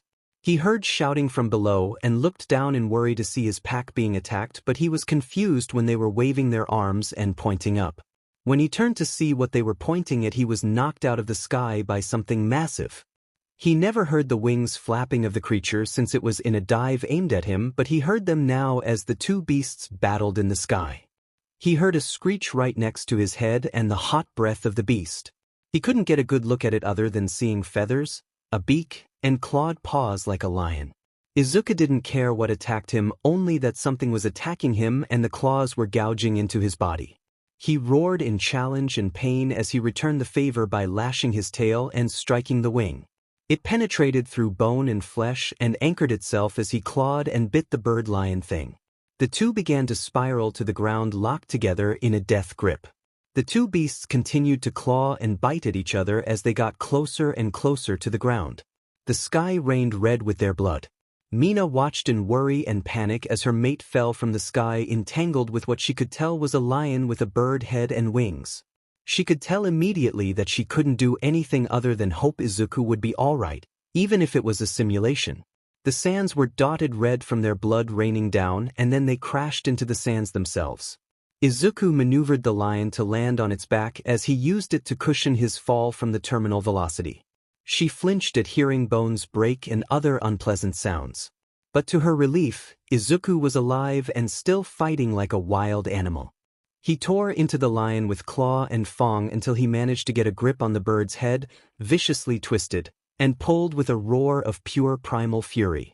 The bird lion's convulsing body lay torn apart as Izuku stood on top of it.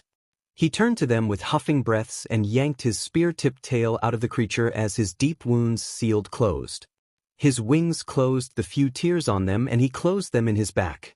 "I won," Izuku said proudly with a smile that showed the blood on his teeth. He spat to the side and a few feathers flew out of his mouth. Toshi shook his head. "What the F dash, Izuku?" He looked up in case there were more of those creatures. He got the obligatory chastisement from Izuku. Jairu just looked shocked at the scene before her, and from the corner of her eye, she saw her friend Mina. While the two weren't super close, she could call her a good friend. So she was a bit surprised when she looked over to her and saw her normally pink cheeks flushed purple and staring intently at Izuku. She hit her arm to snap her out of whatever that was. She squeaked and covered her face as Jairu could only shake her head at her. Shoji and Toshi were looking over at the headless creature up close as Izuku rinsed himself of blood on the shore of the beach. The remains of his clothes were torn rags that exposed his upper body and some of his lower body. Luckily, he was wearing his Quirk cloth underwear that Auntie Suki gifted him. He decided to get rid of the rest of the rags on his chest and tossed them to the side. He joined his packmates looking at the creature as Mina and Jiraiya talked in a hushed conversation not far away. He gave them a confused look but remembered Nem's important lesson: girls are weird. With that, he let them be and looked over at his prey. I believe this is a griffin. I've read some fantasy stories and it's pretty similar, Shoji said as he pulled the intact wing that wasn't punctured by Izuku's tail. Griffin, Izuku said slowly. So a bird lion? Only bigger, way bigger. He used his tail to prod at the dead creature. Yes, quite ferocious creatures from the literature I've perused. Fantasy isn't my preferred genre, so I am limited in this. The two girls walked up to the boys and Mina went to talk but had to clear her throat as she squeaked slightly. Jiraiya gave her a flat look and spoke first. What should we do with it? Eat it? Looks unique. Izuku crouched down to the front feet, which were bird talons, while the rear two were lion paws. But its bird and feathers are annoying. He grumbled. The hunter looked at the talon that gouged out deep furrows on his body and decided it was a worthy trophy. He sliced one of the hand-sized talons and used a hair-thin tendril to drain all the blood to preserve it as best as he could and then tied it to his pant waistline. He smiled happily at his trophy and looked up to see his pack watching him with amusement at his simple pleasure. The group decided not to eat the beast and instead dragged it to the forest edge for scavengers to eat the remains. Izuku did of course take a nibble from both parts of the beast and was satisfied with the feline part but less so with the bird half. Raw bird always tasted bad to him. With that done, they got away from the corpse and made to walk out of the beach area when Kaminari and Siro came running with panic on their faces towards them. Ants! The two said in unison, pointing back where they came. Ants! Jiraiya asked confused. What kind of ants? Mina asked. Like those black ones? Or those nasty red ones? Giant ants. Kaminari screamed and looked at Izuku. Yaoyorozu needs help. Izuku nodded seriously and leapt into the air. He flapped his wings and propelled himself as fast as he could in the direction the two pointed. As the shirtless feral student flew off, Shoji looked at the two still gasping for breaths from running. How big are we talking? Yaoyorozu was screaming a battle cry with a large tank on her back and flames spewing from a gun in her hands. She waved the stream of fire back and forth to push the advancing giant ants back and hoped their pack leader would show up soon. She would have sent Ida if he wasn't dealing with a large snake trying to constrict Sato. Sato, for his part, was holding the body of the snake from ending him as Ida struck at the head of the beast. Todoroki was already doing his best to stop the horde of ants with both his flames and ice, but they just crawled over the ice and there were always more to replace the burnt ones. Bakugo was still dealing with the large ogre that won't go down. They said this was supposed to be a vacation? Hagakure screamed as she stabbed down at a single ant the size of her foot. This is the worst effin' vacation ever. She yelled out as she kicked the ant away. Yaoyorozu had to agree with her packmate. They were told to relax and spend time letting loose in this simulation, but so far they haven't had a moment's peace. She was contemplating creating something to deal with the ants for good but worried for her packmates if she used such a creation. Luckily, she didn't have to commit a war crime that day since she saw their pack leader swoop down and snag one of the ants before rising into the air again. Izuku looked at the sea of red ants the size of someone's head swarming from the forest. A writhing mass of red advanced ever forth towards his packmates who did everything they could to hold the line. He dove down and grabbed one of the ants and was lucky that he wasn't pulled down into the mass of insects. The ant he held looked like any regular red ant you'd find in someone's yard but scaled larger and just as strong as it tried to bite with its clacking mandibles. From his point of view, there was only one way to end the horde. And he always wanted to try something like this, so he had tendrils stab into the ant to make sure his cells could recognize their target, and then he made something people could call cataclysmic. The ant died in his hands and then he filled it with his cells. He made sure they would only target the ants and then he dropped the dead ant into the horde. He hovered there as the dead ant exploded into a small mass of parasites. The newly born lamprey-like creatures latched onto their new hosts and injected eggs that rapidly ate and grew inside the host ant until they burst out like the first one to continue the process. Soon, there were hundreds of exploding ants spreading the parasite to their brothers. The ants tried to fight back, but for every parasite they ended there were hundreds behind them. Yaoyorozu felt the blood drain from her face as she witnessed a biological terror ravage the horde of ants in an instant. One moment they were losing, then it was over as the lamprey things spread at a frightening speed that there was no way for the ants to survive. The parasite followed the trail of ants back to their nests and their queens. She looked up at Izuku, who hovered in the air as he watched the process with the wonder of a child, and shivered just a bit. Izuku landed softly on the remains of the giant ants and the lamprey creatures he created. At the moment, they were consuming the ant remains, but they are harmless to everything else. So he picked one up. They were a reddish pink with a worm-like body and razor-sharp teeth lining its mouth. It was just under a foot long with a long narrow body with no eyes. When he picked one up, he felt the connection he felt to every part of his body. Every parasite was still part of him, his cells to command. He stared at the parasite wriggling in his hand and absorbed it like he'd done hundreds of times before with other parts of his body. Neat, he said to himself. Izuku? Yaoyorozu called out to him. He turned around to see about half of his packmates staring at the wriggling mass of lamprey and not getting closer. Oh, don't worry, they were made to target the ants only. See? He picked one up and pushed the mouth to his arm for nothing to happen. But now what to do with them? The pack of 1A got closer now that they saw they wouldn't harm them, although they were still wary of the things that took out a colony of giant ants in a minute. Yaoyorozu examined a few of them but got up after a moment and frowned in thought as she watched some of their class run off to help Ito with the snake body on Sato. Hagakure, you're right, she finally said. Hagakure perked up and looked at the heiress. About what? This was supposed to be a vacation like Nizu said, but this is more like a survival training camp, Yaoyorozu explained. Izuku was gathering the lamprey and exclaimed. Oh, like the training camp. Zawa said it was a logical ruse or something at the beginning. Some of the lampreys tried to wriggle away, but he snatched them and put them in a pile. Yaoyorozu stared at Izuku crouched down with his spear-tipped tail waving lazily and his wings folded to his back as he made a mound of lamprey. You don't think that this was another logical ruse? Almost definitely, Jairu said, coming up to the group. The group that Izuku left behind to help the rest of the pack watched on as the feral boy collected the wriggling mass of parasites. What the F is going on? Toshi asked the question on everyone's mind. Mina got close to the mess of ant remains, lampreys, and everything in between. She did not step into the mess. She dodged a flying lamprey aimed at Toshi, who also dodged in time. Bad words, Izuku admonished. Lots of ants were coming, so I made this. Or one of these, and they spread fast. Now I've got an idea. Shoji picked up the lamprey Izuku threw at Toshi and examined it. You created this? He asked in slight awe.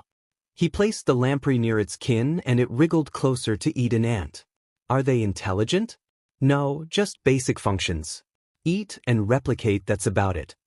He was grabbing armfuls of them at a time and dumping them in one place. What are you doing now? What's your idea? Mina asked as she petted one of the lamprey as it ate.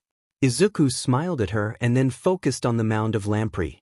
He touched them with both hands and then felt the connection between him and his cells. Every lamprey melded together into a red mass that began to take shape once again. A long body with 4 legs emerged from the red mass. They were skinless with exposed muscles and veins.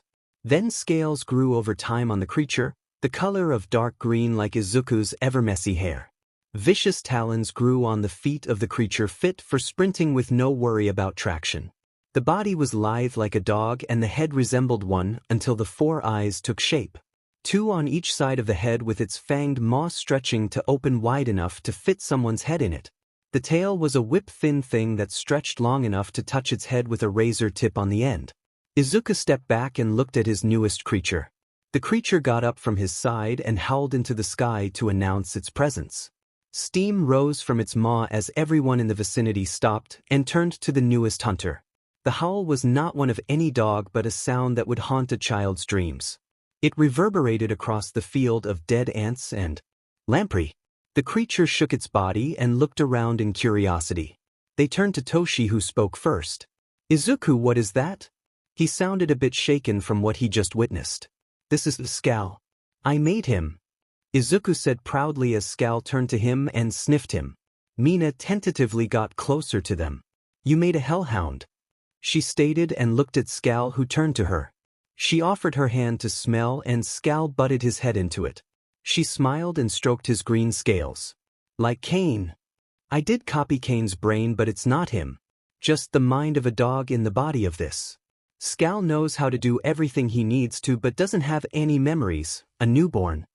Izuku explained. Need to make sure he recognizes you all as my pack. He murmured to himself. Scal sniffed at one of the many lampreys and then he set his paw on one of them. To everyone's surprise, the lamprey was absorbed just like Izuku had earlier. The feral boy was the most surprised since he didn't intentionally give him his quirk, but it made sense since Scal was made entirely of his quirk. He gave the basic commands to keep Scal alive and functioning as best as he could. An apex predator created by another apex predator, a perfect guardian for his pack. Izuku, why do you look surprised? Toshi asked his best friend. I didn't expect Scal to be able to do that, Izuku said as he watched Scal wander around as he got used to his environment. I wonder what else he can do. Toshi brushed his hair back, not knowing what to say to what Izuku just created. What else can he do, he says? He whispered to himself. He felt a pat on the shoulder and turned to see Shoji giving him a comforting look. It didn't take long before the rest of the class gathered around the ant massacre and Izuku. They all stared at what they could only guess was something Izuku created as Scal looked at all 19 students. A short explanation later, everyone was caught up as to why Izuku created Scal. While the simulation was supposed to be some sort of vacation for them all, obviously that was false since they haven't had a moment's peace due to all the monsters. So he created something to help his pack survive the vacation they were on. Izuku had Scal's attention as he spoke. They are my pack, my family, and your pack now, he said, pointing at the 19 surprised teenagers. Packmates do not hurt each other, he said intensely as he stared into Scal's 4 eyes, his wings slightly open to make him larger and his second pair of eyes open to stare at Scal until he understood. His presence was focused on Scal just for a moment to make sure the message was clear. Scal for his part lowered his head and let out a low howl at Izuku's words, at his pack leader's words.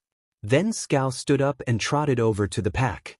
He sniffed each one to remember their scent and then playfully ran around between them. He barked in a distorted tone that made a few shivers at the sound. Tsu petted his head gently and Scal wagged his tail without the razor tip moving. He reminds me of my friend from middle school, she croaked with a smile. Hagakure was next to her as she gingerly touched Scal. He licked her hand and paused for a moment before continuing to enjoy their pets. Scal stopped his playful manner and perked up as they heard rustling from the woods. Everyone turned and prepared themselves for more monsters. Emerging from the tree line was a squad of goblins. Armed with simple spears and bows, they locked eyes with the group of students. More of these affairs, Kaken said as his palms crackled. Toshi pulled his knife from its sheath in preparation. You think they are extra full of bits like the last one? He grimaced at the upcoming mess. Yayorozu lowered her spear. Keep an eye around, there may be more. Or other creatures. Scal, Izuku said and pointed at the goblins making noise as they spread out to attack. Go! He wanted to see what Scal was capable of. Scal howled into the air and caused the goblins to freeze at the sound before he sprinted from the pack. Faster than any dog they had seen run, Scal closed half the distance in a blink of an eye before his scales shimmer under the sun. Then he disappeared under a mimicry of Hagakure's quirk. The goblins panicked at losing sight of the predator until one goblin was viciously pinned down and its neck torn open. The blood coated Scal's maw and they could see an outline of him as he lunged at the next one with his talons. They cut through them like warm butter. His tail whipped out and struck one goblin in the neck before it turned, and the last one was mauled by Scal as his tail retracted. Holy hell, Sato said quietly. Izuku watched with his eyebrows raised. Mina poked him and pointed at Scal's form. It copied Toru. Did you make that thing able to do that? Kaminari asked. Izuku shook his head. Nope. Just the basic design and need to protect my pack. The rest was not planned. Kaken threw his hands up. Great, an evolving mutt from hell. We already have one, what's one more? He said sarcastically. Don't badmouth Kane. He's the goodest of boys. Zero defended their class dog. Kaken pointed at Izuku. I meant him. Izuku pouted at the insult. You're a mutt, he said under his breath. He felt someone poke his side and turned to Mina, who was smiling at him. He smiled back and tilted his head in question. You said we were your family earlier with Scal. Was that true? Others nearby who heard Mina's question listened to his response. Izuku beamed at her. Of course. He turned to the rest of his pack.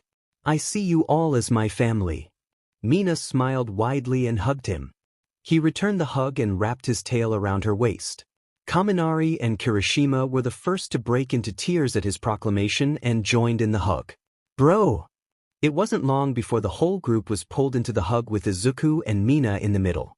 Toshi was dragged into it by Shoji, who wrapped his arms around half the pack. Kaken was picked up by Sato and Dark Shadow to join the hug by force. He writhed like one of the lampreys on the ground. Izuku felt warmth fill his chest at the closeness of his pack. The sense of them around him and the warm arms embracing him made him feel at peace for a short time until Scal howled and then another howl joined him. Everyone stopped and turned to Scal, who was sniffing another creature that was similar to Scal but different in many ways. The new creature also had the body of a canine, but it was much bulkier with muscles stretching his dark skin. The jaw was larger and split down the lower jaw to show many sharp teeth. The head of the new creature looked like someone attached a battering ram to it with vicious spikes on a bone plate that took up most of its head. The neck was thick enough to take the impact of using such a weapon. On its back were two thick tendrils that looked strong enough to tear a tree up by its roots. Its legs were shorter but built strong for bursts of speed. Izuku, Toshi said quietly. Yeah, Toshi, Izuku replied just as quietly. Why is there another thing that looks out of my nightmares next to Scal? He asked. Izuku didn't answer right away as he was observing the second creature. I think Scal made him. He glanced at the area around the reptile canine to see no lamprey and the goblins were gone. Should we worry? Yaoyorozu asked worriedly at the scene before her. It was literally out of some horror stories she read when she wanted something different. Scal turned from the creature and trotted up to the group and the other. One followed. It eyed all of the pack in curiosity. Scal sat beside Izuku as the creature stomped closer. It stopped and bowed its thick head to Izuku in submission to him. The feral boy watched him for a moment longer before he reached out to the creature Scal made. He felt the connection between cells just like felt with Scal. The creature raised his head and its forked tongue licked Izuku's hand. He patted its thick head. Doll, that is your name now. Protect our pack. Izuku said, smiling. Doll's tendrils wagged like tails in happiness and went to his pack to get acquainted with them. Just like with Scal, it took a bit for them to get used to such a unique creature, but soon enough Sato was rubbing Doll's belly furiously as Doll kicked his leg in the air. I mean, at this point it doesn't matter. We are in a simulation and we will need help with the monsters. If Scal is anything to go by, Doll will be a huge help. Zero said. Like I need help. Kaken yelled out. Bro, that ogre was tough. Imagine if Doll was helping us out by taking out its legs. That big boy has to pack a punch, just look at him. Kirishima motioned to the rippling muscles on Doll. Yaoyorozu tapped on Izuku's shoulder to ask him. Izuku, are you not worried about this getting out of hand? Scal essentially reproduced astrally, and if Doll can do the same. She left the rest unsaid as she eyed the two creatures, not with distrust but with curiosity. Izuku tilted his head from side to side. He knew exactly what Yaoyorozu was worried about, but he had a master plan to make sure they didn't get out of control. That's simple. They will listen to me, and if they don't, then I will make them. When I first helped Kane, it wasn't to make him part of my pack. I just wanted to help him, but now he is a great companion and guard. He motioned to the two abominations. Will help the pack stay safe. He said with all the resolve in his small compact body. And if they multiply, it's only a simulation. He shrugged with a smile. I see your point. They do seem very capable if Skal is anything to go by. Yaoyorozu agreed. Izuku beamed at her. This is a vacation where we can do almost whatever, Rozu. Let's have some fun at least.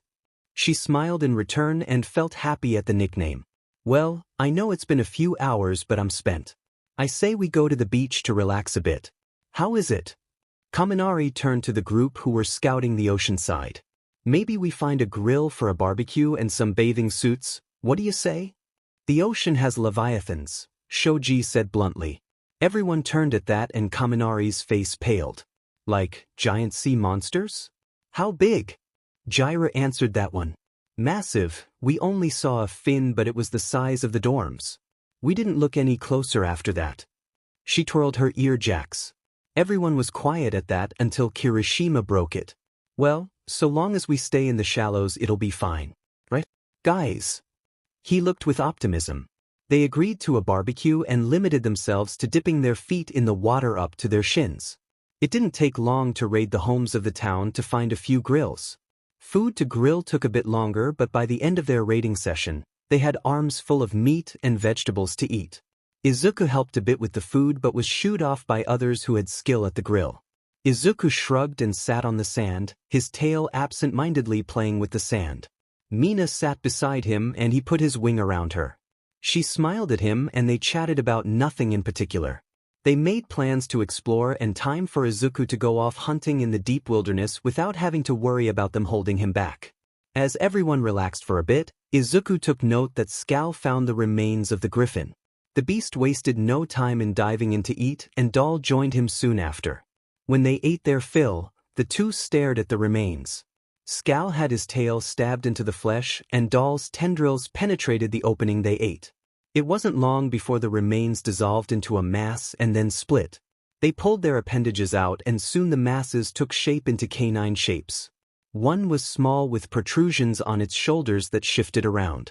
They looked like crossbows similar to the one he used from time to time. It had large eyes and ears with claws on its paws for gripping onto walls. The other one looks menacing with spines all over its back and head like a porcupine but they looked more like long hairs combed back. Tendrils extended from his sides with needle-like carapace tips. Doll and Skal howled in celebration of their newest brothers being created. The two new creatures followed suit soon after and howled with their elder brothers. With a stretch and a yawn that showed off all his perfect white teeth, Izuku got up from the futon. He did go to sleep with his wings out but they got in the way of lying down. He also poked Mina a few too many times so he retracted them.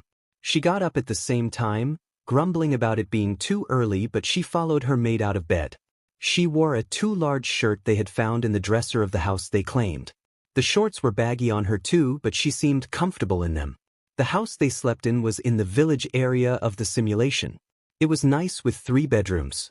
Toshi and Shoji shared one with Jiraiya and Yaoyorozu taking the other one while Izuku and Mina claimed the biggest room. The rest of the pack took houses nearby for safety and also because the 4 creatures Izuku created roamed the area at night when they slept.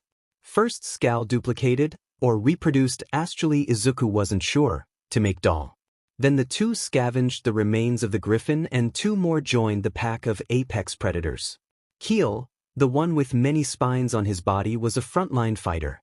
He had durable scales under the spines and 4 tendrils for lashing on his back when Izuku examined him the night before.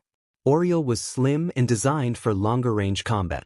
He had crossbows Izuku sometimes used but they were much larger and attached to his body. The bone bolts were longer and looked like they could punch through trees. His claws were also interesting since they resembled more of a prey bird than a canine with backward-facing talons for gripping onto many surfaces. Izuku didn't look too deep into the anatomy of Oriole before he went to sleep but he was interested in how his body produced the bolts. The 6 teens scavenged around the unfamiliar kitchen for breakfast to start their day. Toshi was grumbling all the while. When asked about his mood he told them he didn't have his phone. The phone he often used to entertain himself when he lay sleepless due to his insomnia. They teased him about being too attached to his phone as they ate what they found. They turned from their food when they heard a ruckus outside but when the sound stopped and everyone heard 4 howls they looked at each other. They wandered outside to see what had happened. Behind one of the houses closer to the forest was a large corpse of a spider, It was the size of a truck. Jairu turned back inside with a quiet, "Nope," and went back to her breakfast. The pack of dogs, Izuku knew weren't dogs but they looked like dogs so they were dogs, sniffed at the spider. Multiple legs of the spider were broken, bone bolts were stuck in its body, and many lacerations covered the monster. Oreo leapt on the spider's back and absorbed the bone bolts into his body. Doll nibbled on one of the cracked legs but shook his head and backed away, likely at the bad taste. Scal was on the rooftops scanning the area and sniffing the air for more threats. And Keel sat proudly in front of his end, his tendrils waving like tails on a dog. "That's a big F off spider," Toshi said under his breath. "Ruzo, you think you can make some fire bombs or something?" He batted the tendril from Izuku that was poking him for saying a curse word. Yaoyorozu stared at the spider and shivered. Those kinds of spiders shouldn't wander from their web. Izuku and Shoji got closer to the enormous arachnids so get a closer look. The four hunters saw Izuku's approach and gathered for attention. He obliged and praised each one for the good work protecting the pack. He rubbed Scal's head, patted Doll's thick hide, scratched Keel's cheeks, and stroked Oriel's head in congratulations. They were happy and trotted beside Izuku to look over the spider. Yaoyorozu was right. This type of spider usually waded in their webs with their large bulbous abdomen and thin legs. Like a black widow but without the red hourglass and longer body. "You think there are more?" Shoji asked the hunter. "Most likely." Izuku nodded. He examined the fangs of the spider which were the size of his hands. "If their nest is nearby, then we will have to hunt them down." "All that is holy, is that a giant spider?" They turned to the sound of Kaminari shouting down the road. Others of Izuku's pack were emerging from the houses lining the street. Kaken was scowling and getting closer to Izuku and Shoji next to the spider. He glared at the large beast. "Creepy affairs," he said with a snarl. Pack of 1A ate their breakfast and began to scout the area for the nest of spiders. Everyone was on board to exterminate the giant arachnid nest. Most of them were comfortable with spiders. They are relatively harmless and they cut down on pests so they were usually captured and released outside. That changed when they were the sizes of buildings and the pack was the size of the pests. Hooking up some cables to a small TV, Yaoyorozu got a camera feed from the drone she created to scout. Could have sent out some birds to come back if they found anything. It wasn't long before a bird came back to Kuda with information about the nest location. Yaoyorozu sent the drone in the direction the bird directed, into the city. Everyone was gathered around the TV and most gasped when they saw at least 3 tall buildings coated in spiderwebs. The 4th building on the block was being invaded by spiders of all sizes to expand their territory. There was no clear leader but they saw many spiders the size of the one the pack of dogs took down. "Yamamo, can't you just create some bombs to drop on all of that?" Jair asked hopefully. Everyone turned to her and she was about to lecture about the collateral damage but paused. "I could but we would need to deliver it in person. Also, we would need to leave quickly." Everyone then turned to Izuku. Izuku shrugged. "I'll be your carpet bomber." He smiled with all his teeth showing. "But I want one of those bomber hats from that one movie. With goggles." He pointed at Yaoyorozu. Adorned with his brown synthetic leather cap and goggles, Izuku looked at the now 4 buildings covered in spiderwebs. His pack stood a few blocks away on top of a building that overlooked the targeted area. They could all see the swarms of spiders crawling along the webs and the many creatures caught in them. Some were being wrapped up for consumption and others were left stuck in the thick webs. He turned from the view to Yaoyorozu who was nervously checking over the barrel they had filled with extremely volatile explosives. It took a while for Yaoyorozu to create the substance and had to eat 3 large meals to fill the barrel. Some of the pack were drawing on the sides of the barrel. They had found paint in one of the houses and Mina proposed to decorate the bomb that should level 4 skyscrapers and everything inside. They had taped stabilizer fins on the side and put a cone on top to make it more aerodynamic on the drop.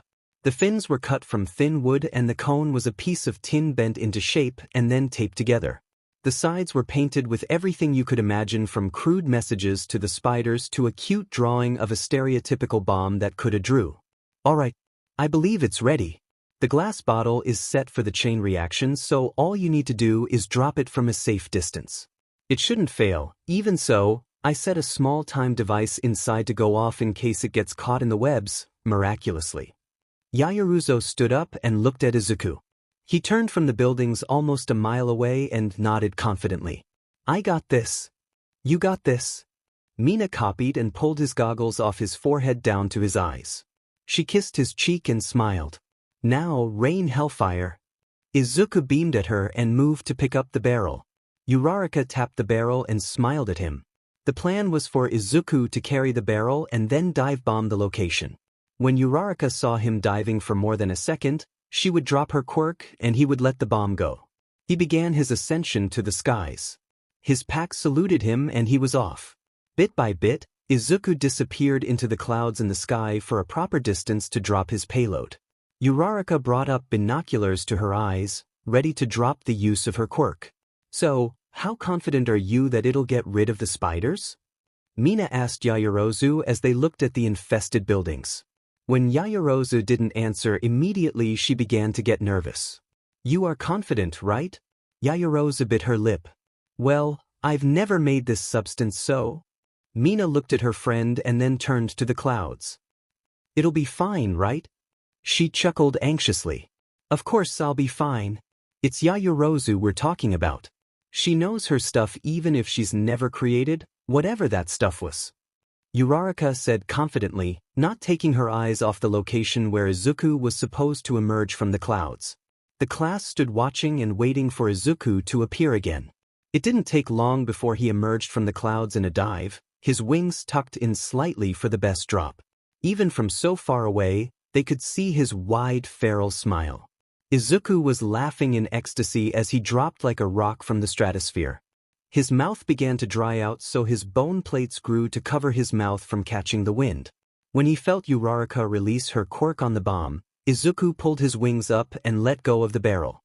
He continued to dive down, but his wings carried him away from the drop site at an angle at high speed. All according to the plan. Good, all looks good. Yaoyorozu looked eager to see how effective her creation was. The barrel disappeared between the 4 skyscrapers and everyone held their breaths. For a split second, there was a flash of light. Then the buildings evaporated, they came apart, and debris shot out with the shockwave. Yaoyorozu widened her eyes in horror. The yield was much larger. Down. She grabbed whoever was nearest to her and yanked them down with her. Before she dropped down, she witnessed Izuku in the sky before the blast wave obscured her vision. He was much closer than they were. They heard the sound of countless windows shattering as the blast wave overtook them. The building they stood on shook violently and everyone had the same thought, would the tall skyscraper drop with them still on it? The blast wave passed and the class remained disoriented on the roof. Their hearing was ringing and they were shaken. Slowly, they stood up on unsteady legs and looked at the devastation of the bomb. The spiders were obliterated. The targeted buildings were gone. The city block has a large crater. And the surrounding buildings were damaged beyond repair. There should have been a dense cloud of dust, but the bomb was created too well and the blast took care of that too. Izuku. That was the first thing Yaoyorozu heard. She was pale and sweaty at seeing the devastation. She turned to Mina, who she had pulled down with her. Mina looked horrified and scanned the area where Izuku was last, but he was nowhere to be found. He's strong, he'll be fine, she said to herself as she kept looking. Ponytail. What the hell was that? Kaken yelled. The yield was larger than predicted. This was the first time I've used it. Yaoyorozu responded. I recently learned of it and thought it was a good idea, but it's clear that the yield was vastly understated or it has an exponential blast depending on the amount detonated. She rambled on nervously. I'm so sorry, Mina. I didn't know. She began to tear up. Yaoyorozu felt a pair of strong arms around her. He'll be all right, he's strong. He'll be back. She both said it to reassure Yaoyorozu and herself. Izuku was not all right, he was lying against a tree and injured severely. The blast of the bomb sent him flying into the woods and he landed harshly.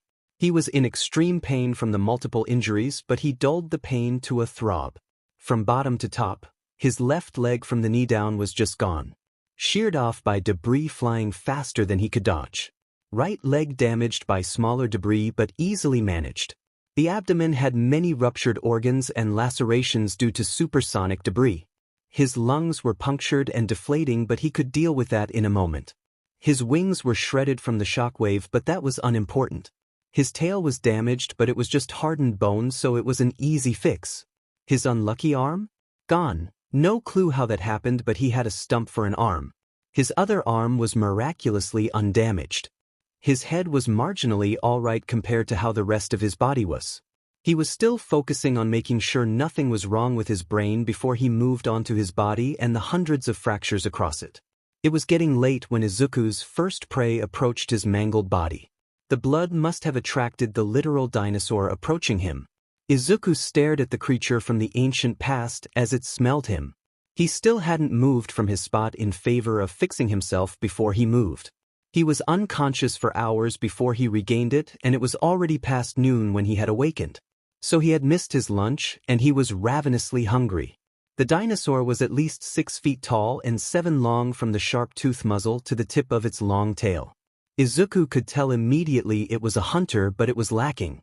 Its arms were short and unsuited for grabbing, eyes too far apart, and it was loud. He had to admit the legs looked strong and made from chasing down prey. Its claws looked nice and sharp, with the largest claw hovering over the rest, ready to pierce its prey. And the teeth looked vicious. It was a shame that Izuku was starving and his prey came to him. The velociraptor approached confidently to the immobile Izuku and lowered its head to sniff its meal. The hunter stuck faster than it could react. His hand grabbed a hold of its neck, claws digging deep into it as his spear-tipped tail pierced where he thought its heart was. He guessed correctly as the dinosaur stiffened and died. Tendrils extended from his body as it was rapidly consumed. All that was left was a talon from its leg as a trophy. He attached it to his waist next to the talon of the griffin that was still there. It was one of the first things he checked. All the iron in the body of the dinosaur was sent to his leg to recreate it. He could go without an arm but not a missing leg. It didn't take long before his leg was back to how it was, but with the missing reinforcement of steel covering it. He could still walk on it, but using it to move rapidly would fracture it due to the muscles being too strong for it. He slowly began to move and then stood up. Most of his weight was on the thick tree he sat against. He finally got a chance to take in his surroundings. He was in the woods. Not the first time waking up in the woods. He was in the thick forest and all he saw were trees, brush and more trees. For now, he decided on a direction and began to walk. He needed more mass to fix himself and he was still hungry. Just in time, there was a screech of something in the woods. Some sort of deer ran past him and then another. Dozens of deer creatures fled from what made the sound earlier. Izuku grabbed one of the fleeing deer and quickly ended it. It was torn apart and consumed within minutes. He turned when he heard footsteps getting closer. A large form rounded a tree, its clawed hands pushing against the tree to get past it. It stood 10 feet tall and had a humanoid appearance with 2 arms, 2 legs, and a head in the correct locations. On top of that, it had a thick lizard-like tail, bloody razor-sharp teeth, and was covered in a thick leathery hide. Its maw was similar to a crocodile but shorter. The odd thing out was it had horns like his. It was hunched over slightly, but Izuku could tell immediately that this was a predator. The predator turned its small eyes onto Izuku and growled. Izuku stood from the bloody mess and shifted. His missing arm was replaced by dozens of tendrils intertwined to shape his limb. Claws extended from his tendril hand while a spear was held in the other. His goggles were placed on his forehead and his second pair of eyes opened to stare the predator down. The hunter growled back and the predator watched him. It raked its claws on the tree as if it was sharpening them for combat. The hunter crouched to pounce, ready for blood. The predator roared in a challenge and charged forward. The hunter roared back and leaping into the charge of the predator. The hunter dodged to the side as the reptilian creature tried to slam both of its claws down on him. He returned the attack by raking his claw on the leg of the creature. His claws skittered off the thick scales and did no damage. This didn't stop him as he leaped onto the creature's back to get at its neck. The creature responded by throwing itself back with all its strength against a tree. They both slammed into it and then threw it. The hunter took the brunt of it. The creature righted itself and backed away quickly to lower itself into a crouched position to pounce the hunter. The hunter for his part rolled onto his legs and readied himself for the next round. Izuku stared at the creature and could see its intelligence as it watched him instead of attacking without restraint. This wasn't a wild animal but a worthy predator. The predator leapt from one side to another at an angle to the hunter, gaining speed with each movement. The hunter held in place and took the attack head-on. Long claws raked the air to tear the hunter in half, and he formed a shield made of carapace. The claws dug deep into the shield, and the hunter used his tail to strike at the predator's abdomen. The predator roared in pain and used its tail to hit the hunter. Leaping over the thick appendage, he landed and propelled himself to a nearby tree trunk. His non-reinforced leg bones cracked, but he paid it no mind. He used the tree trunk as a springboard to push himself towards the predator. With his spear leading the charge, he penetrated deep into the thick scales on the side of the predator. Once again, it roared and slammed his clawed fist down on the hunter's back. He was slammed down and the predator pounced just as the hunter rolled over. One clawed hand stabbed into the hunter's shoulder and the other missed by inches. The hunter roared in pain and used his tail to spear the forearm of the predator. Blood sprayed over the hunter as the arm was mangled when the predator pulled the hand back, causing the spear-tipped tail to split the hand down the middle. The predator roared and used its whole hand to rake against the hunter's face. Claws met claws as the hunter blocked the attack and used his free hand to grab the predator's injured arm. He pulled and the predator went with the movement to avoid more pain, causing the predator to fall and the hunter to roll on top of it. Pinning one clawed hand with his clawed hand and the other too injured to be of any use, he used his free hand to grab one of the horns to pull the head up. It caused the neck to be exposed and the hunter opened his jaws wide and bit down. He yanked to the side and a large chunk of flesh was torn away as blood sprayed all over the hunter. The thrashing of the predator slowed and then stopped under the hunter. He held the predator's head still as it bled out and mentally gave it respect for a worthy fight. When it finally died, the hunter roared in triumph and the thick forest shook at the sound. Izuku hopped from tree to tree as he tried to get higher to see where he should go to find his pack. With a new trophy on his waist, the skull of the predator without its jaw, he reached the top of the tallest tree and looked around. He was surprised to see the city, the only other thing visible other than woods, far in the distance. At least 10 to 20 miles away. He sprouted his wings, flapped them once, and then paused. He looked down at the thick woods and then at the skull. His pack was strong and they had 4 apex predators to help them stay alive. He looked down at the woods between himself and the city. He smiled and his wings retracted into his back. The pack didn't need him too soon. With that settled, he dropped from the treetop and eagerly scanned the woods he found himself in. With his impeccable sense of direction to lead the way, he began to make his way through the woods. Back at the village, Mina bit at her fingernail in worry.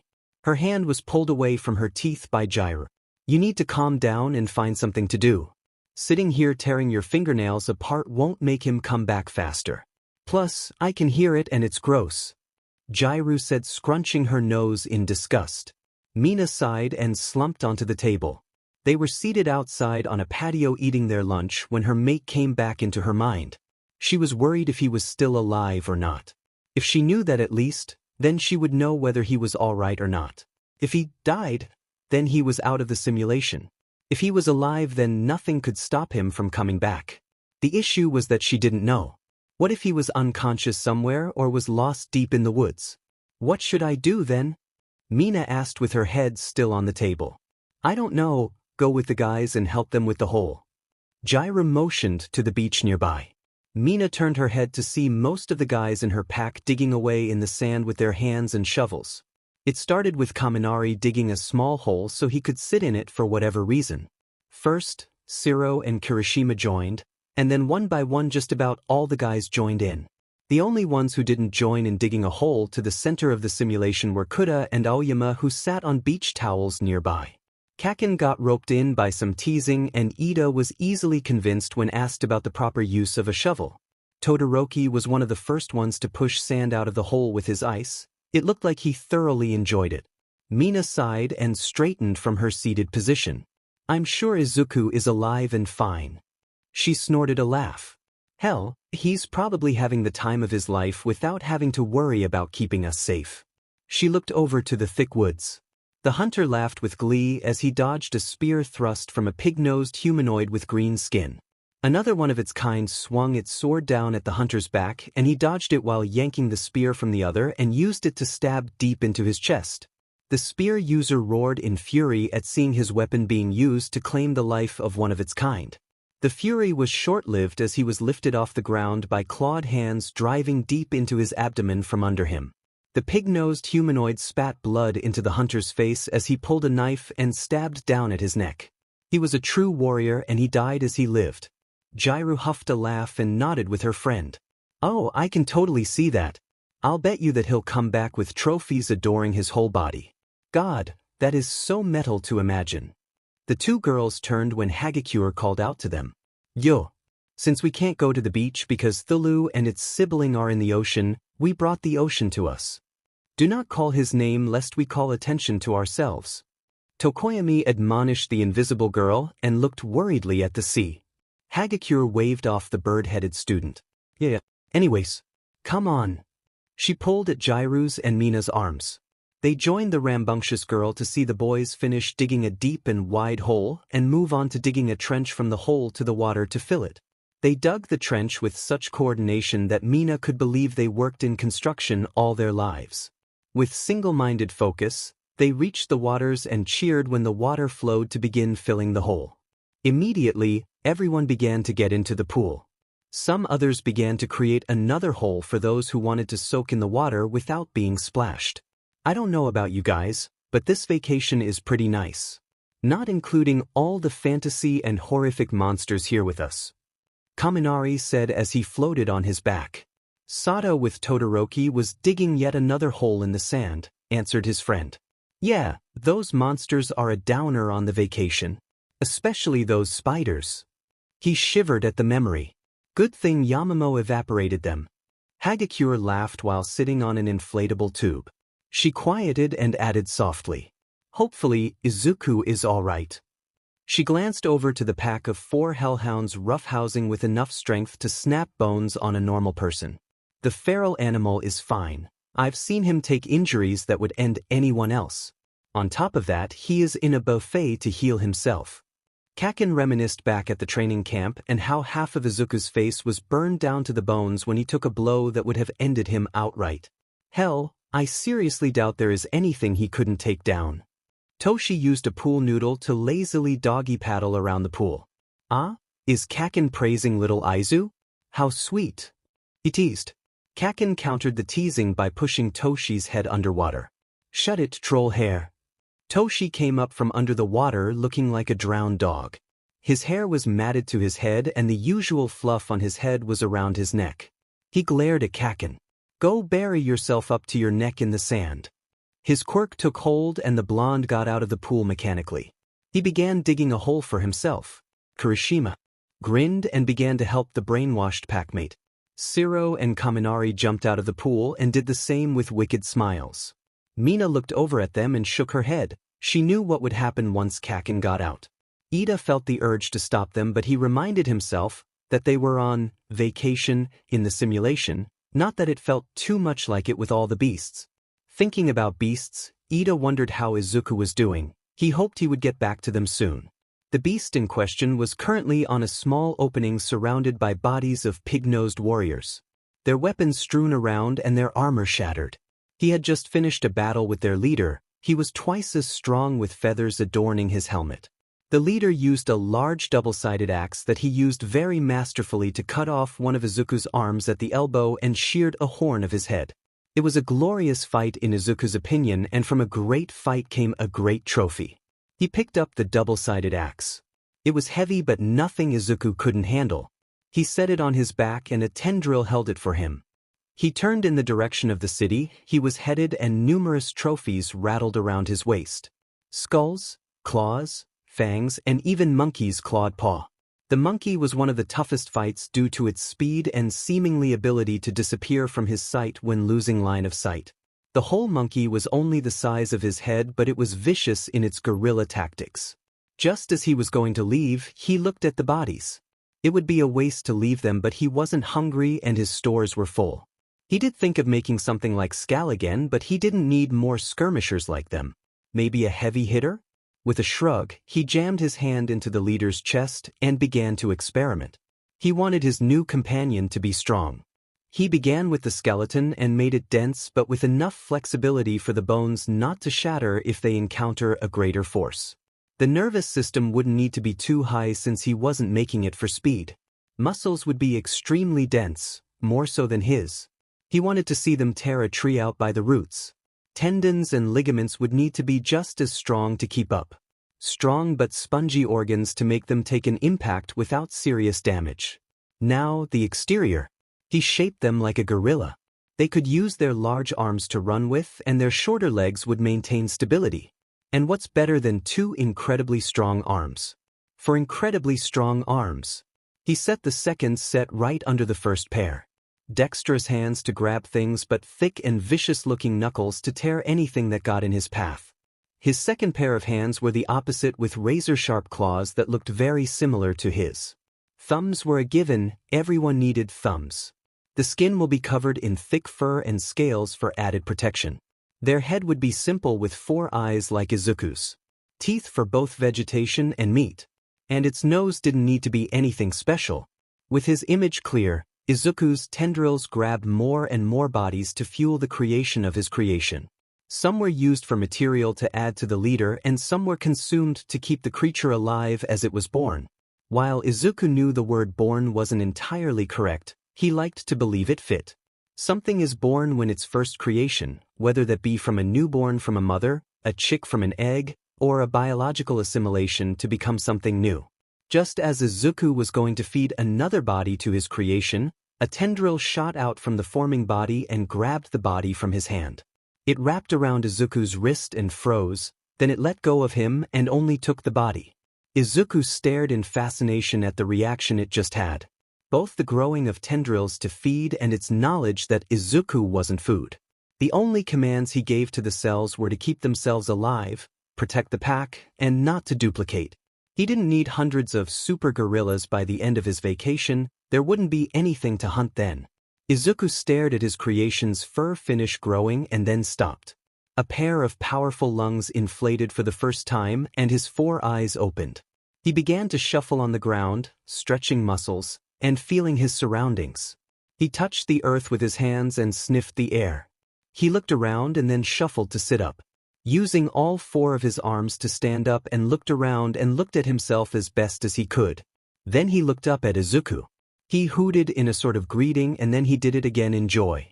Izuku smiled, showing all his teeth. The creature hopped and the forest shook at its landing.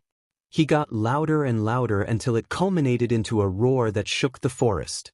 He pounded his chest in exultation and Izuku joined his newest creature with his own roar. Back on the beach, the 19 packmates and 4 hounds turned their heads to the forests where they all saw flocks of birds take off and a distant roar echoed. The 4 hounds turned to the skies and howled with the distant roar. The packmates already knew what must have happened and they waited to see what Izuku walked back with. Finished with the roar, Izuku turned to his newest companion. "You are strong, I say, Nork." Nork hooted in joy at his name. He pounded his chest with one hand. Izuku grinned and nodded. "Good, let's find our pack." There was a screech of a dinosaur like the one Izuku first ended and Nork turned to show his prowess.